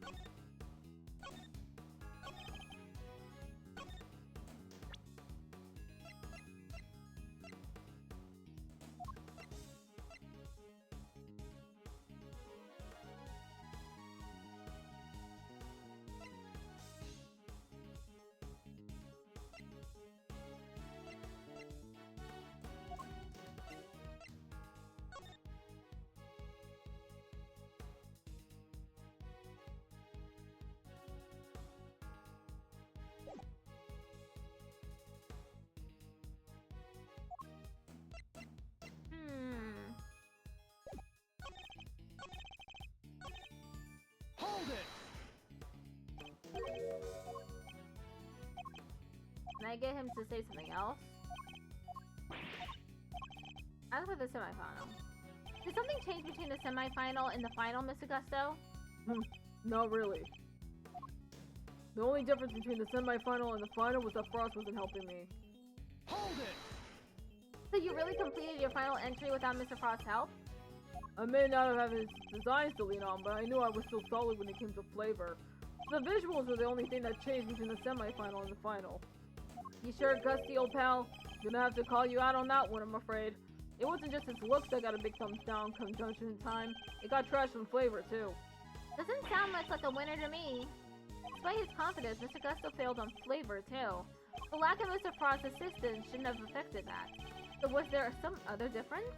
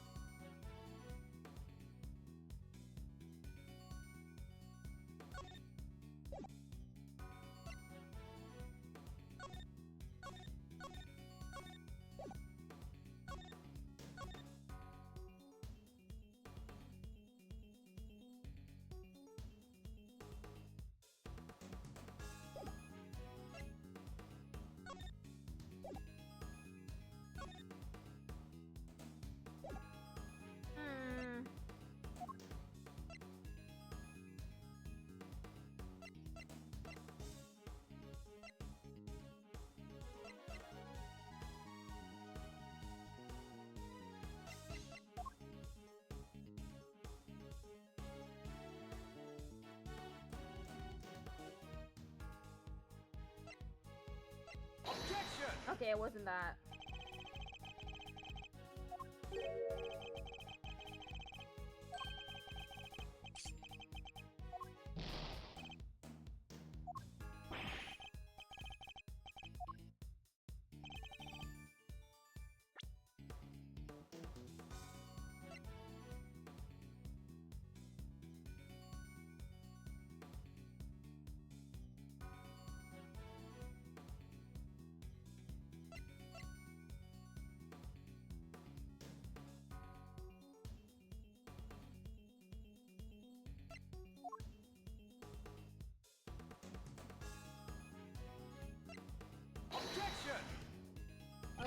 understand that either.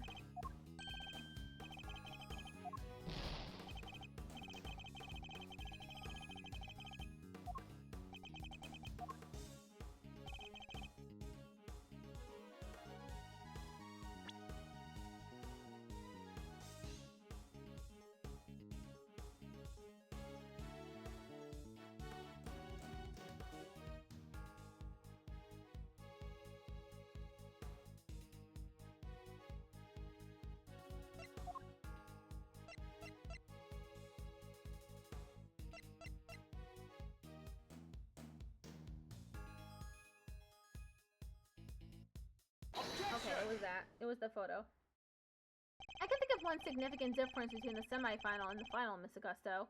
Your son. This is him in the photograph, correct? You told me he was here with you up through the semi-final. He was. What of it? What indeed? He was here with you until the semi-final, until he suddenly wasn't for the final. And just as suddenly, your work went from being lauded for its flavor to being lambasted for it. I don't think that's a coincidence, do you? He wasn't just spending quality time with his father. He was playing a much more pivotal role than that. I just wanted him to see me hard at work. To show him I was trying my best for us. Who knows, maybe it was him being here that helped me do so well in those early rounds. He talks a good game, but nothing about this guy screams super dad to me. Indeed, thankfully we would only have to give such an idea credence if his story were true. After all, how much could the encouragement of one small boy affect the taste of a grown man's work? Mr. Gusto prided himself on the flavor of his creations, but then he lost his sense of of taste. He must have had a tough time maintaining his high standards after such a devastating loss, unless... I'm sure your son was here to cheer you on, but that wasn't all he was here to do, was it? You're a very suspicious man, Mr. Prosecutor, but why not try answering yourself for a change? What was an elementary school kid doing here other than to support his father? Your son knew the taste of your work pretty well, I imagine, Mr. Gusto? He was my biggest fan. Of course he knew it. In which case, he would have been a good judge of whether something tasted on brand, so to speak, no? What are you implying? You've already told us you were suffering from a taste disorder. I'll admit it. You're good. I never told anybody about this. But you figured it all out anyway. It's true, 18 years ago I developed ageusia. No one knew about your condition. Indeed, I doubt Mr. Frost would have wanted to continue collaborating with you had he found out. After all, it was your job to make sure his creations tasted good. Therefore, your son wasn't just here to support you. He was helping you by taste testing your work. Dang, no, it all makes sense. Frost's stuff tasted good because it really was finished the day before when the kid was still here. Ha ha ha ha! You have a vivid imagination for Mr. Prosecutor. Do you seriously think I'd trust a kid to tell me how to adjust the taste of my masterpieces?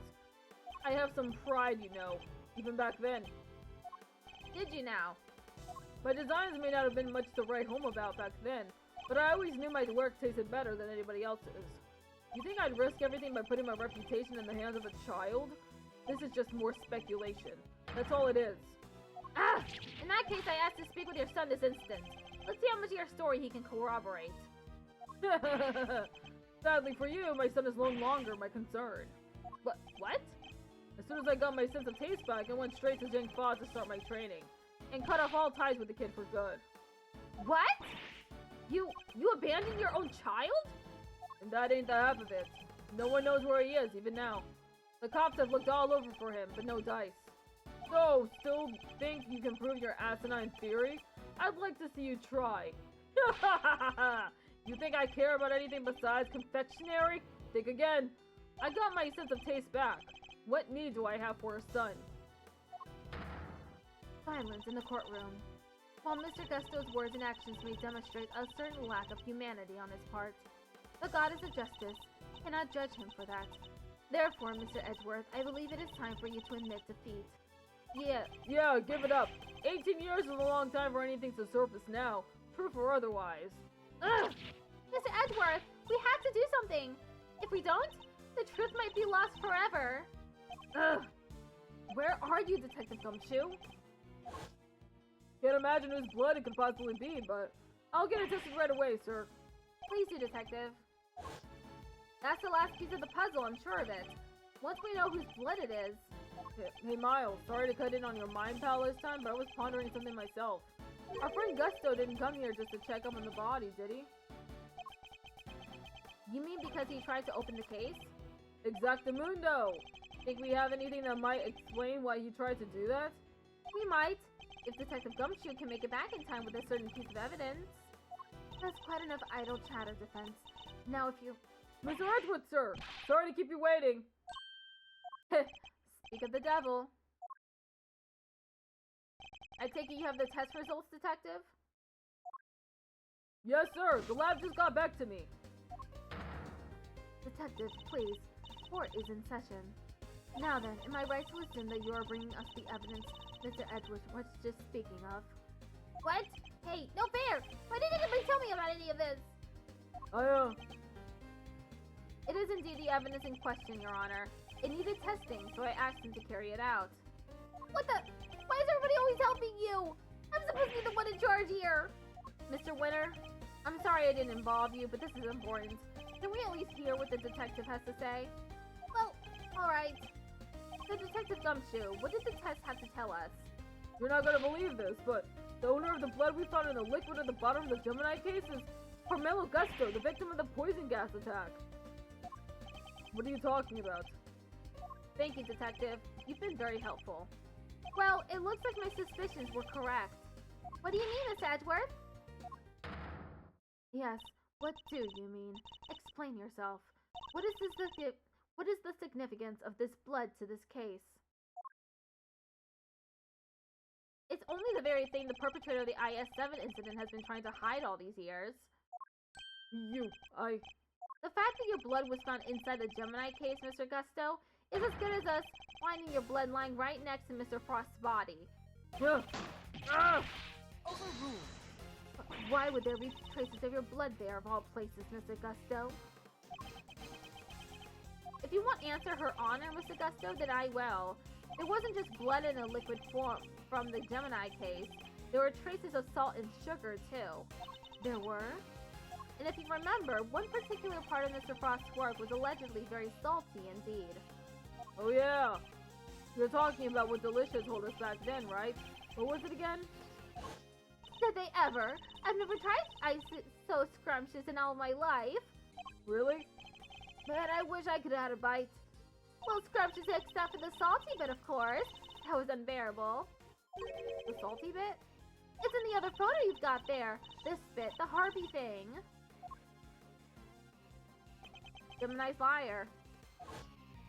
Yes, the liar, and only the liar, tasted as if it had been flavored with salt. There were no traces of salt anywhere else in the Mr. Frost's entry. Very interesting.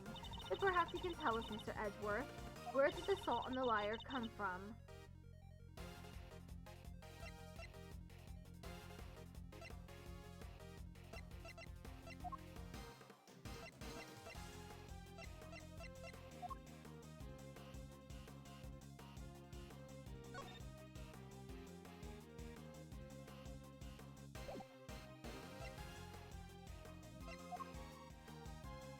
The salt lamp! Take that! This is the lamp from the IS-7 incident? Indeed, and I believe that the salt that gave the liar its flavor came from just such a lamp. Mr. Von Karma had established that both salt lamps were in Mr. Tangaroa's room at the time of the crime. One of them was used to kill Mr. Frost. And it was stained with his blood. But no corresponding pool of blood was found in Mr. Tangaroa's room. Right, because the culprit had chucked a piece of chocolate with that on it into the little stream. Furthermore, aside from the liar, no traces of salt were found anywhere else in Mr. Frost's room either. Hey, come to think of it, the lamps we found in Delicia's room were both broken. The lamps appear to be broken.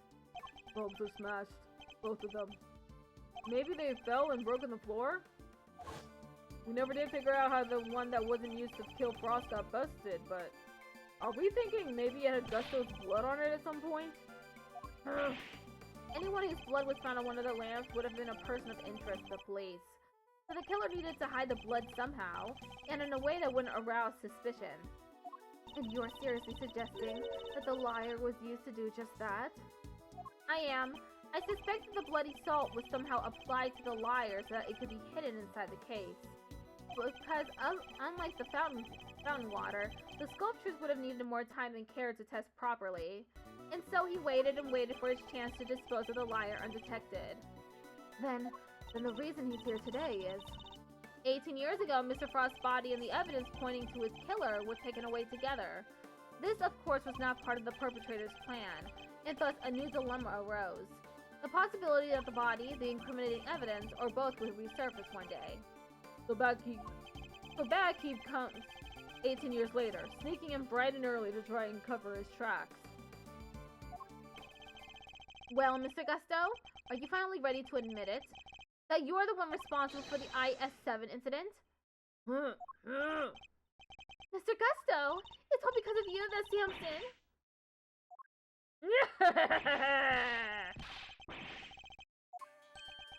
Gusto.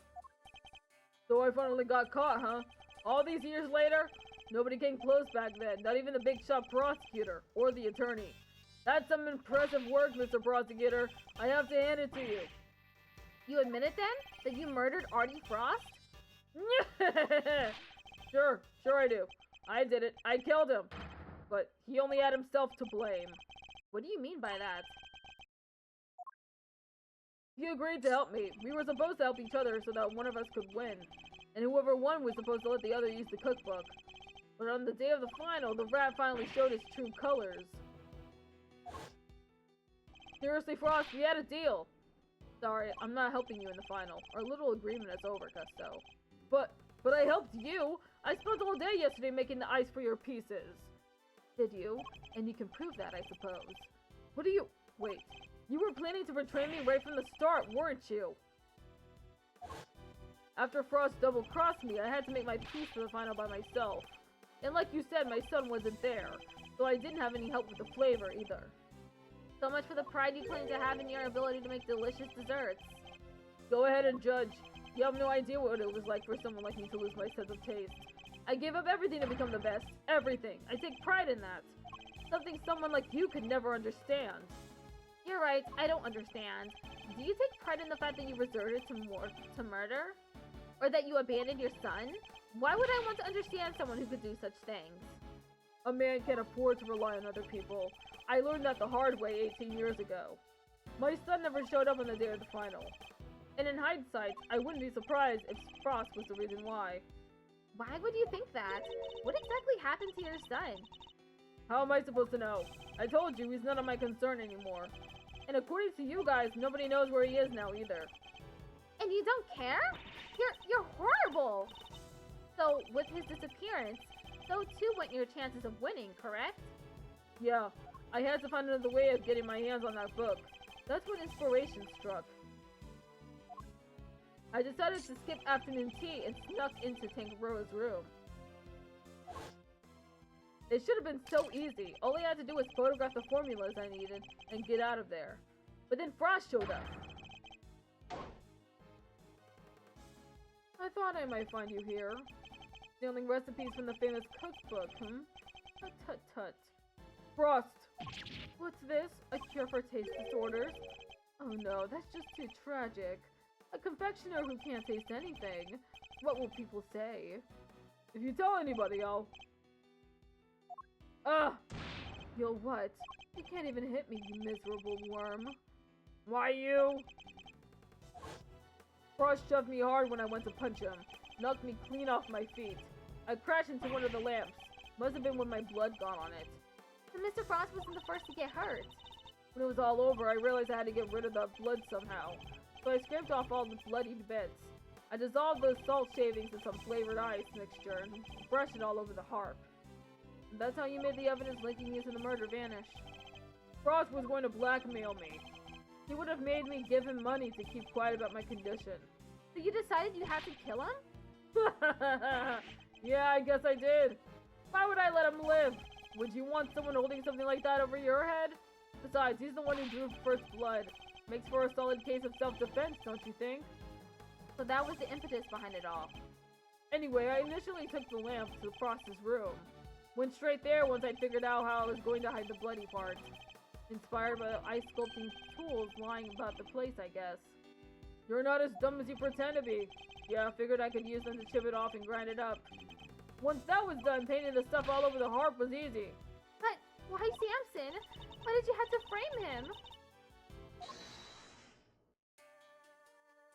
I never meant for the cops to pin it on him. That was your fault, you and the rest of them. Why do you think I went to the trouble of placing the lamps and cloths back in Scone's room? There's only one reason to plant the murder weapon in the room of another contestant, and that's to cast suspicion on that person. What? You tried to frame me, Gusty Pants? Yeah. But why? Why poor old me? I respected Tangaroa. He was the best. A true champion. I would never have wanted him to take the fall. But you're a fraud. Your work wasn't even real. You had no respect for our craft at all. You deserve to be punished for what you did. Oh, Gusty, how could you? And had you refrained from eating Tangaroa's work, Frost's body wouldn't have been found. My plan was to wait until Tangaroa was judging your room. That's when I'd sneak the corpse into Frost's room and freeze it. But thanks to you, Bountier found it before I had a chance to retrieve it. I don't understand. Why did you need to freeze his body at all? Ha! Why indeed? Mr. Edgeworth, surely you must know. Why did Mr. Gusto need to freeze Mr. Frost's body? Mr. Gusto needed to freeze Mr. Frost's body in order to obscure the time of death. If they determined that the murder occurred during afternoon tea, he would have been an obvious suspect. Bingo! Freezing Frost's body wasn't simple. Preparing everything took time. So I decided to put his body in the chest and take Tangaroa's room while I got everything ready in Frost. At the time, it seemed like the perfect hiding place. Never counted on some gluttonous pharmacist showing up and making the whole ship collapse. I still don't get it though. Why disguise the body as an ice sculpture at all? The sooner it was found, the smaller the effect of freezing it would have had on masking the time of death. Therefore, he needed to disguise it, at least until it fully frozen. How awful! Using Mr. Frost's own work to help you cover up the truth behind his murder. Ironically, Tangaroa would have been just fine if the body hadn't been found before I got it out of its room. Before I got it out of his room.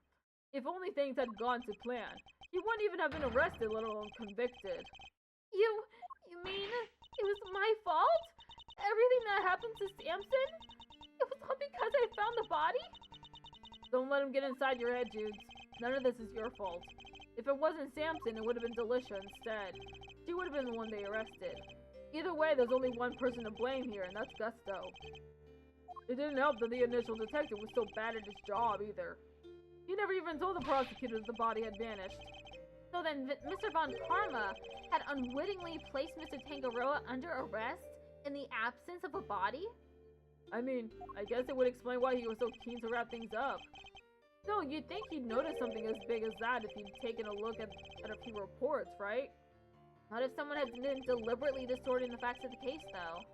Either way, it seems that Mr. Von Karma didn't know about the body until after the arrest had been made. But admitting that would have spoiled his perfect record, so he kept it to himself and proceeded to prosecute Mr. Tangaroa regardless. Can this really be true? You don't feel bad at all? Somebody spent 18 years in prison because of you. Sticks and stones, girlie. Sticks and stones. What a jerk! I ought to arrest you right now, pal! I'm afraid I can't allow you to do that, Detective. So you noticed, huh? Glad somebody did. I'm snoozing the ad break. The judge is right. You can't lay a finger on me. What? Why? You just confessed to murder. No idea, huh? Then I guess I'd better lay it out for you. Why you can't arrest me? I killed Frost 18 years ago. The statute of limitations for murder in this country is 15 years. You do the math, you can't arrest me. You think I'd have confessed otherwise? That's right! The statute of limitations is only 15 years!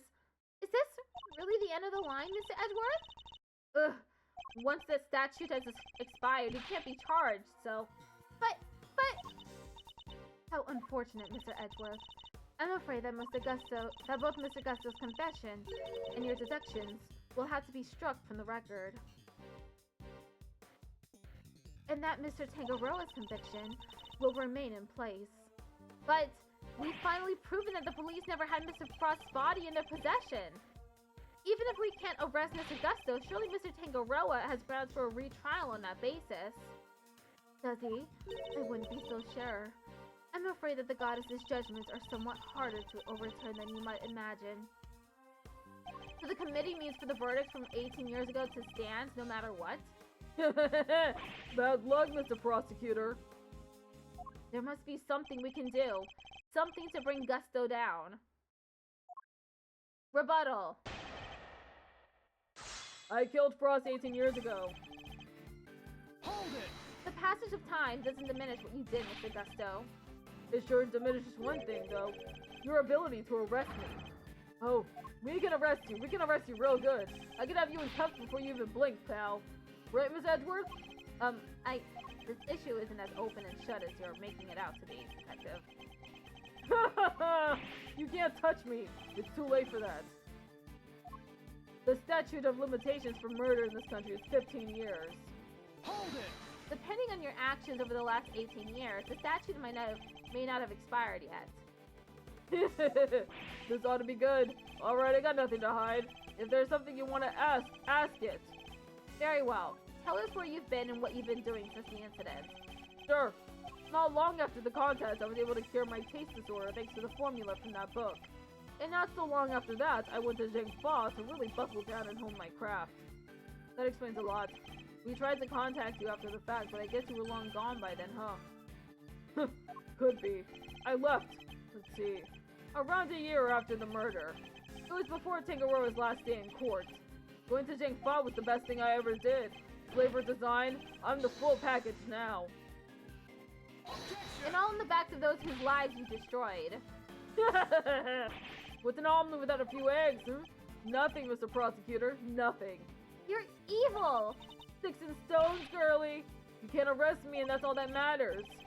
Ugh, I need more to work with. There has to be something I can get out of him. Maybe I can push him further on the statements he just made?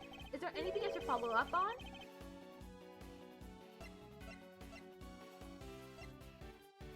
I'd like you to tell us more about your training in Zhengfa, if you wouldn't mind. Fine. I later went to Zhengfa to train and I finally became the best in the world. Hold it! Zhengfa? And you were there for a while, I imagine?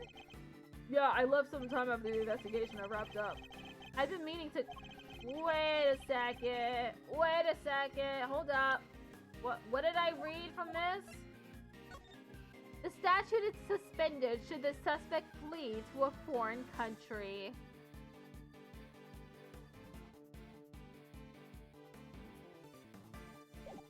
Oh, he really dug his grave just then, huh? I've been meaning to go there and start my studies for a while. And thanks to the hard work I put in.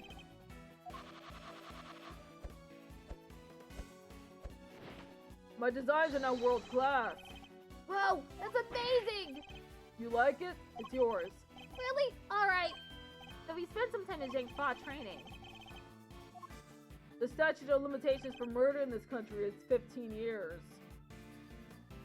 Hold it! Depending on your actions over the last 18 years, the statute may not have expired yet.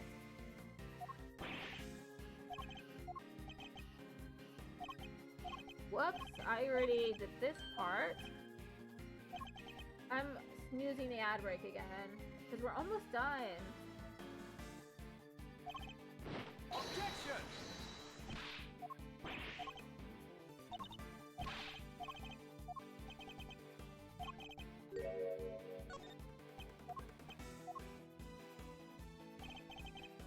You do the math. You can't arrest me. Hold it! Never say never, Mr. Gusto. Nothing is impossible. Really? Come on, give it up. Your father couldn't catch me. What makes you think you can? He would have solved the whole case if it hadn't been for Mr. Von Karma obstructing him at every turn. And now the statute of limitations is threatening to inter the truth of this case forever. Don't listen to him, Mr. Edgeworth. You can't give up. Not now. We're doing this for your dad, so we have to see it through to the end. Hey, the truth is right there for the taking. What kind of great thieves are we if we don't grab it for ourselves? I'm not a great thief, Kay, but you're right. Carmilla Gusto, I won't allow you to make off with the truth. Do your worst. You think I'd have confessed otherwise? Hold it! That was the only reason? Because you knew the statute had expired? Why else would I do it? Why would anybody? Not that I'd plan on it ever coming out, of course. And why was that? Because I'm finally the world's greatest confectioner. And petty stuff like this only gets in the way of me and my craft. So you're more concerned about you and your rep than the fact that Samson's still rotting in jail? I've seen some pieces of work in my time, but you're just flat out unforgivable. Who cares about forgiveness? I did what I did. I don't need you to understand any of it. Alright, Miles, it's official. Uncle Eddie is mad, and that doesn't happen often. You're not the only one. But don't worry, he won't get away with this, not if I can help it. Mr. Gusto is no ordinary opponent. He's gone 18 years without his crimes being exposed. Think, Mr. Edgeworth, there must be some way for us to arrest him. The guy's probably watched a few legal dramas before, but he's no lawyer. Not like you and me. There's gotta be some loophole somewhere we can use. There's just gotta. He's right. Mr. Gusto is just an armchair attorney after all. Yep, I already know. He wants his Jean Fa. Objection! The statute of limitations for murder is subject to the following condition. The statute is suspended should the suspect flee to a foreign country, which means that the time you spend abroad doesn't count toward the total time under the statute. No, wait! So it's like someone hit pause while he was in Jingfa? It appears that there may be time left on the clock, yes. But that will depend on how long you stayed in Jingfa, Mr. Gusto.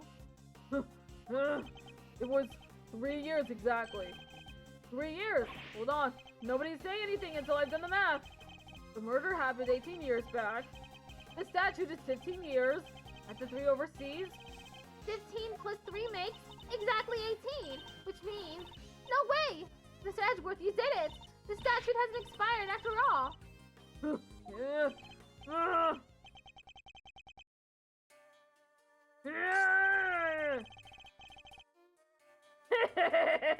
Bingo! 18 years exactly! Glad you worked it out for yourselves. He's just been stringing us along this whole time. Why is he laughing? We're good, aren't we? We can arrest him now. I hate to break it to you, little sis, but IS-7 went down at the end of December. It's April now, which means, strictly speaking, it's been 18 years and 4 months since Frost's murder. If Gusto's stay in Jingfa really lasted 3 years on the nose, it's not enough. We're a few months short. Not enough? But... What did I tell you? You can't touch me. I hate to admit it, but he'd read the board well when he made his confession. How unfortunate, Mr. Edgeworth. If only the statute had been suspended for another year. Those who would overturn the goddess's judgment must be willing to pay the price should they fail. And you, Mr. Edgeworth, have failed. Ah! No! There must be something I can do. I knew it. Well, if the law can't bring Mr. Gusto to justice, then... Dude, what are you thinking? Objection! There's no need to go add into your rap sheet just yet. We're not done here. Far from it. But there's still a way we can nail him. There is? Alright, Malzarino, pep talk. I need you to think back over everything we knew of at the case. Gusto's overlooked one critical thing that you yourself were led to believe wrongly about. Which is? He wasn't there for Samson's last trial, remember? Best I can tell, he doesn't seem to know what the final verdict that came down that day is. Which means, there's still one way left to us. Crack open your statutes for dummies there and take another look. 17 years ago, they really did a number on Samson and framed him like a pretty picture. But if we make good use of that verdict now, we can make Gusto pay in full for what he's done. Ender, are you?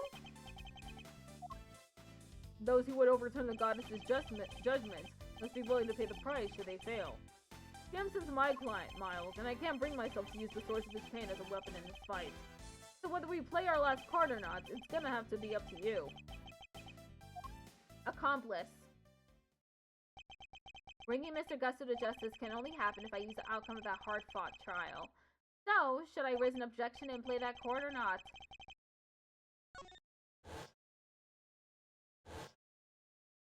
My father and Mr. Von Karma, one sought to reveal the truth, the other to hide it. I know which path I chose to follow, the one that seeks to reveal the truth. This court has reached its final verdict.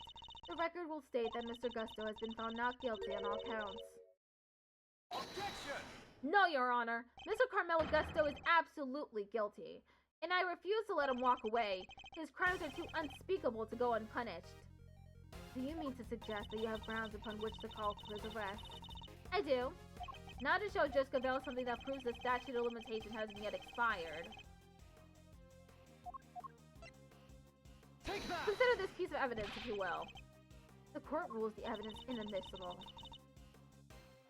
on the grounds that it appears to be entirely irrelevant. Believe me, Mr. Edgeworth, I understand your frustration. It isn't easy giving up on a lost cause. I will not give up. I will see that justice is done. Mr. Tangaroa's trial lasted a year, and though it ended with a verdict that couldn't have been more wrong, that very verdict may be what finally sees Mr. Gusto arrested.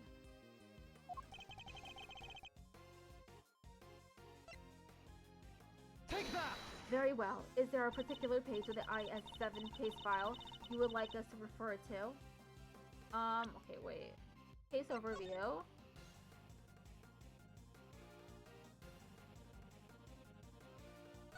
Convicted as an accomplice.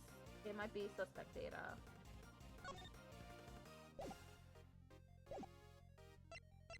I'd like to direct your attention to the page concerning the suspect. As you can see, Samson Tangaroa was convicted as an accomplice, and it took around 1 year from his indictment for that verdict to be reached. Yes, that does seem to be the case. The bookie gave us details, certain conditions pertaining to the statute of limitations for murder. One of them, as I mentioned, is that the statute is suspended if the suspect flees the country. And another states that the statute is suspended from the time of any accomplice's indictment to the end of their trial. What? Tangaroa was convicted as an accomplice? Yep. Guess you were in Zhangfa when the verdict came down. Samson was convicted as an accomplice, not as the main perpetrator. Which is clearly news to you, and not good news either, am I right? But how can that be? Tangaroa wasn't an accomplice to anyone. He was innocent, and you know it. Oh, we know it. It's what we've been trying to prove all along. And in a pleasing twist of fate, his wrongful conviction will be the very thing that sets him free. If you spent 3 years in Zhangfa, and your accomplice Samson Tangaroa was on trial for 1 year, it means he can still be charged with Mr. Frost's murder up to 19 years after the fact. In other words, the statute of limitation hasn't expired at all.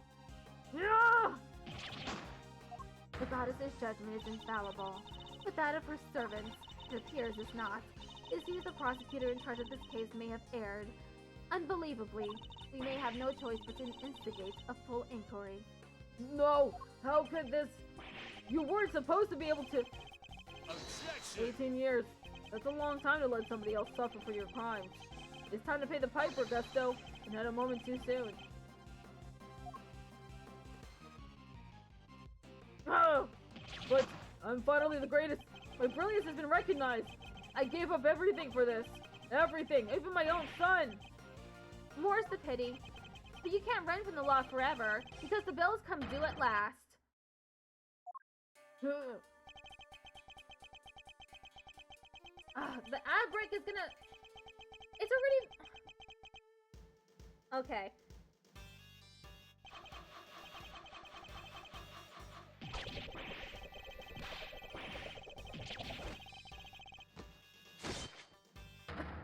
This is absurd.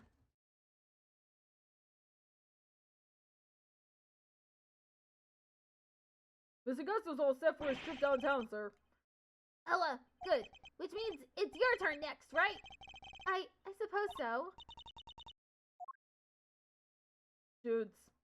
I'm so sorry, everybody. I've caused you all so much trouble. But thank you. Thank you so much for bringing Mr. Gusto to justice at last.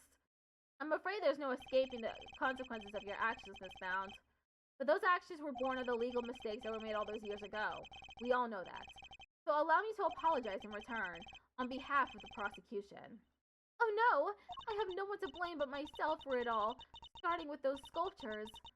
Hey Judes, you think maybe you might want me to represent you? I'm not some nervous newbie anymore.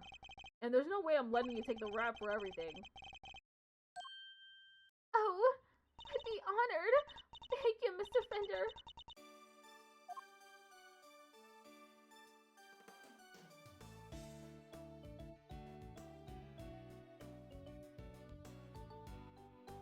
Sorry, ma'am, but you gotta come with me now.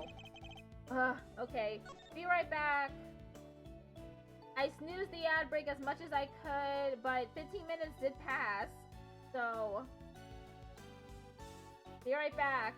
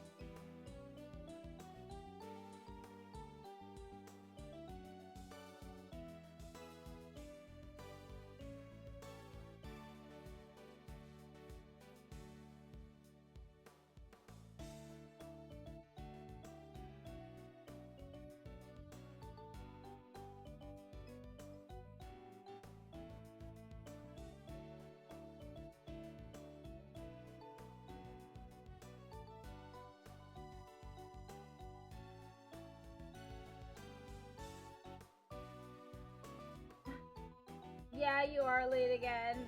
The stream is about to end.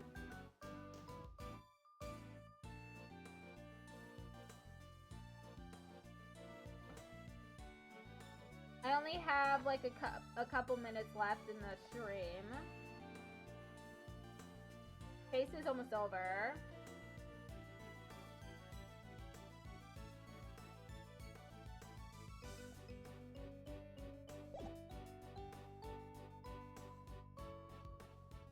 But I'll be back tomorrow for Hollow Knight Silk Song. You got Clawline, got out of Underworks, stuck in Underworks again after getting Clawline and cried about being stuck again, then bye. Sounds like a roller coaster. Of course.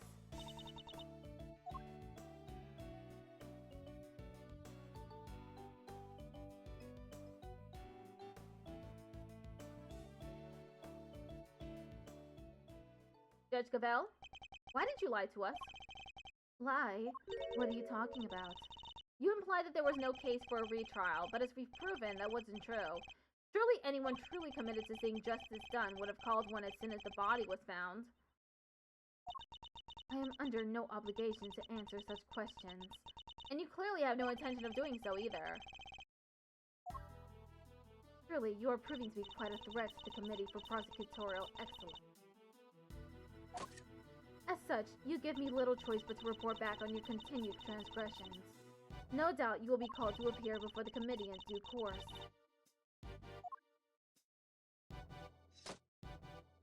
Now, I must be on my way.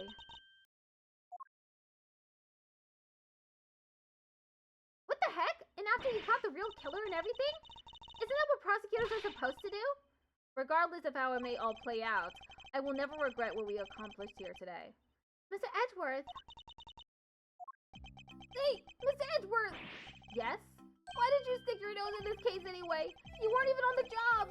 My job is to bring the truth to light, Mr. Winter. Not only as a prosecutor, but as a person. I don't get it. I wouldn't expect you to understand, not as long as you believe that closing a case makes you a winner. That's going way over my head! I'm going home! What was that all about? Eustace still has a lot to learn is all. Mousy Wowsy! Yes? I just wanted to say old Greggy Pegleg would have been proud of you today. Oh, look at me tearing up. That and thanks for helping poor Sammy Poople. Of course. Hey Angie, looks like you cleared everything up, huh? So, what happened exactly? I was kind of busy sketching. Wait, where did Judy and Verity go? Wow, you really weren't paying attention, were you? Though I am loath to admit it, Larry's sketches did come through for us on more than one occasion. Not that I'm about to tell him that. Wait with the glaring, will ya? Whatever I did, I'm sorry. Calm down, Larry. I wasn't glaring at you. You totally were. You're just like your pop. He was a terrible liar, too. He was? Listen, I'm gonna head out. Need to fill Samson in on what happened today. You wanna come with? Yes, of course. Great! Then I'm coming too. April 2nd, 4:56 p.m. Detention Center.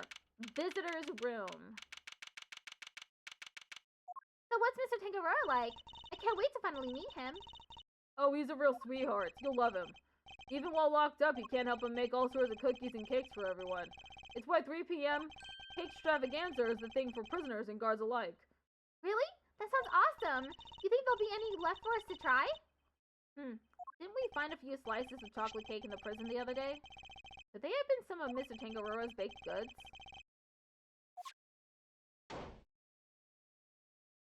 Gummy! What are you doing here? I heard you all were coming to see Mr. Tangaroa, so I volunteered to escort him. Hello, new friends. I'm Samson Tangaroa. Prosecutor Miles Edgeworth at your service. And I'm Mr. Edgeworth's trusty sidekick, Kay Faraday. It's very nice to meet you both. Miles here is Gregory's son. Is that so? Your father was very kind to me and fought so hard for my case. But in the end, I betrayed him. I made a false confession and... Don't worry, Mr. Tangaroa. Mr. Fender has explained everything to me. Sure did. And now we're here to tell you the truth about what happened 18 years ago. Truth? Judy did all that for me? Crazy kid racked her brain for 18 years until she finally figured out how to set you free. What can I say? Turns out she really would do anything for you. Oh, Judy, I never did anything to deserve such devotion. Come now, Mr. Tangaroa. I think we all know that's not true. The bond between the two of you has held strong for all these years, after all. You think so? I guess I'd better show him. Which piece of evidence is proof of the bond Mr. Tangaroa and Miss Bound share?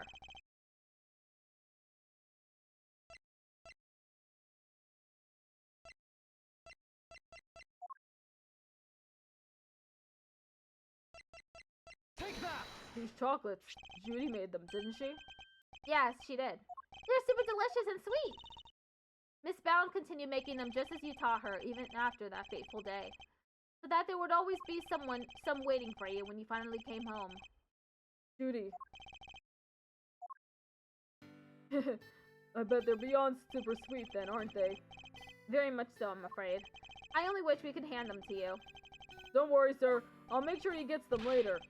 Which would be a clear breach of prison policy. Not that I have the authority now to stop him anyway. Thank you very much. You know, Detective, something about you reminds me of Detective Bad. Really, pal? Because I look up to him a lot. He's my role model. You don't say. It seems fate likes to bring people of all sorts together, huh? You hang in there, Samson. Just a little longer. I should be able to get you out soon. I'm sorry it's taken so long. Nobody should have to wait 18 years to get justice. Don't be silly, Eddie. I'm the one who should be saying sorry. Or rather, thank you, truly. Samson. Well, I guess it's my turn to wait for Judy to come home now. I'd better make sure there's something delicious on the table for her when she finally walks through that door. Don't let me down, Eddie. Leave it to me, big guy.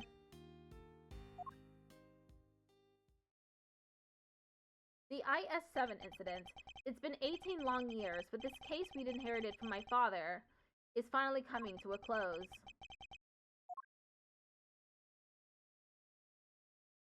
Hey, Miles. Thanks for today. And sorry for forcing you to make the final call like that. Not at all. I simply made the call that felt right to me. Huh? What are you guys talking about? You know how Samson was wrongfully convicted? We had to pretend that he wasn't in order to nail Gusto. But to use his false conviction against him, even to save him? As his lawyer, I just couldn't bring myself to do it. Yeah, I can see that. But now that Gusto's behind bars, I can finally start to get that wrongful conviction overturned. Yes, and I am sure you will. Wait a minute, does this mean that even if you were only doing what's right, if the false conviction had been overturned before today, Mr. Gusto would have gotten away scot-free? Yup. It's what we folks in the trade like to call a legal contradiction. The law is far from perfect. Because of things like legal contradictions, right? Yeah, you never know. Things might change. The law is always evolving, just like us humans. Your Uncle Eddie and Malzarino included, am I right? The potential for growth and change. In people and the law, huh? So, Miles, are you going to keep fighting crime as a prosecutor, or help people as an attorney? Something tells me you've got a big decision ahead of you. One only you can answer. I know. Well, let's just say I won't complain if you show up in the office one day. And on that note, it's time for me to skedaddle. I owe you big time, and I always repay my debts. But for now, thanks again for today. I mean it.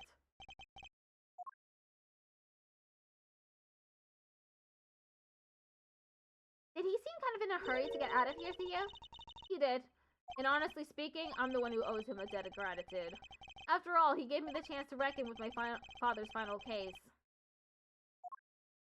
When I was a boy, all I ever dreamed of was becoming an attorney like my father. But then, during my time with Mr. Von Karma, I learned the way of the prosecutor instead. Eventually, with the help of some good friends, I found my own voice and a new way to live. But now my career as a prosecutor is at risk of being taken away from me. It may be time to take another long, hard look at how I want to live my life, whether I like it or not.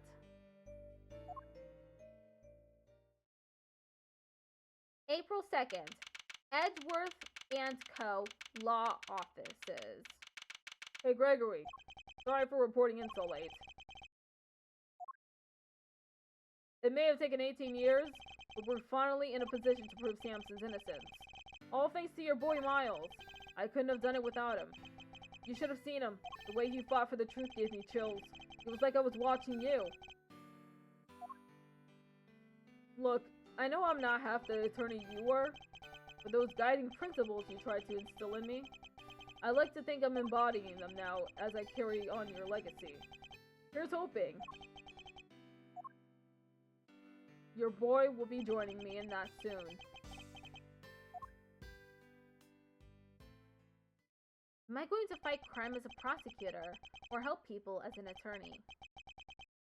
What is the right answer? Which path should I choose?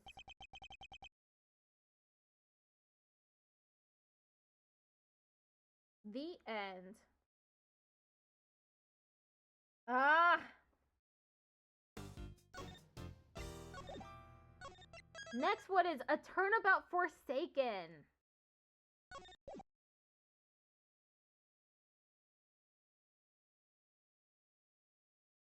Is that K? That might be K. Okay. Well, that's the end of that. I really should have split this stream in half, actually, because I didn't realize it would go on for almost 6 hours.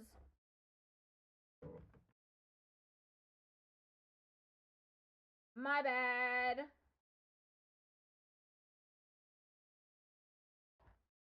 Now, let's raid, Saku's just, yeah, Saku is still online.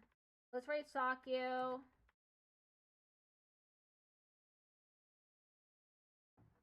I'll be back tomorrow for Silk Song. I've got to, investigate the Citadel of Song. See y'all tomorrow.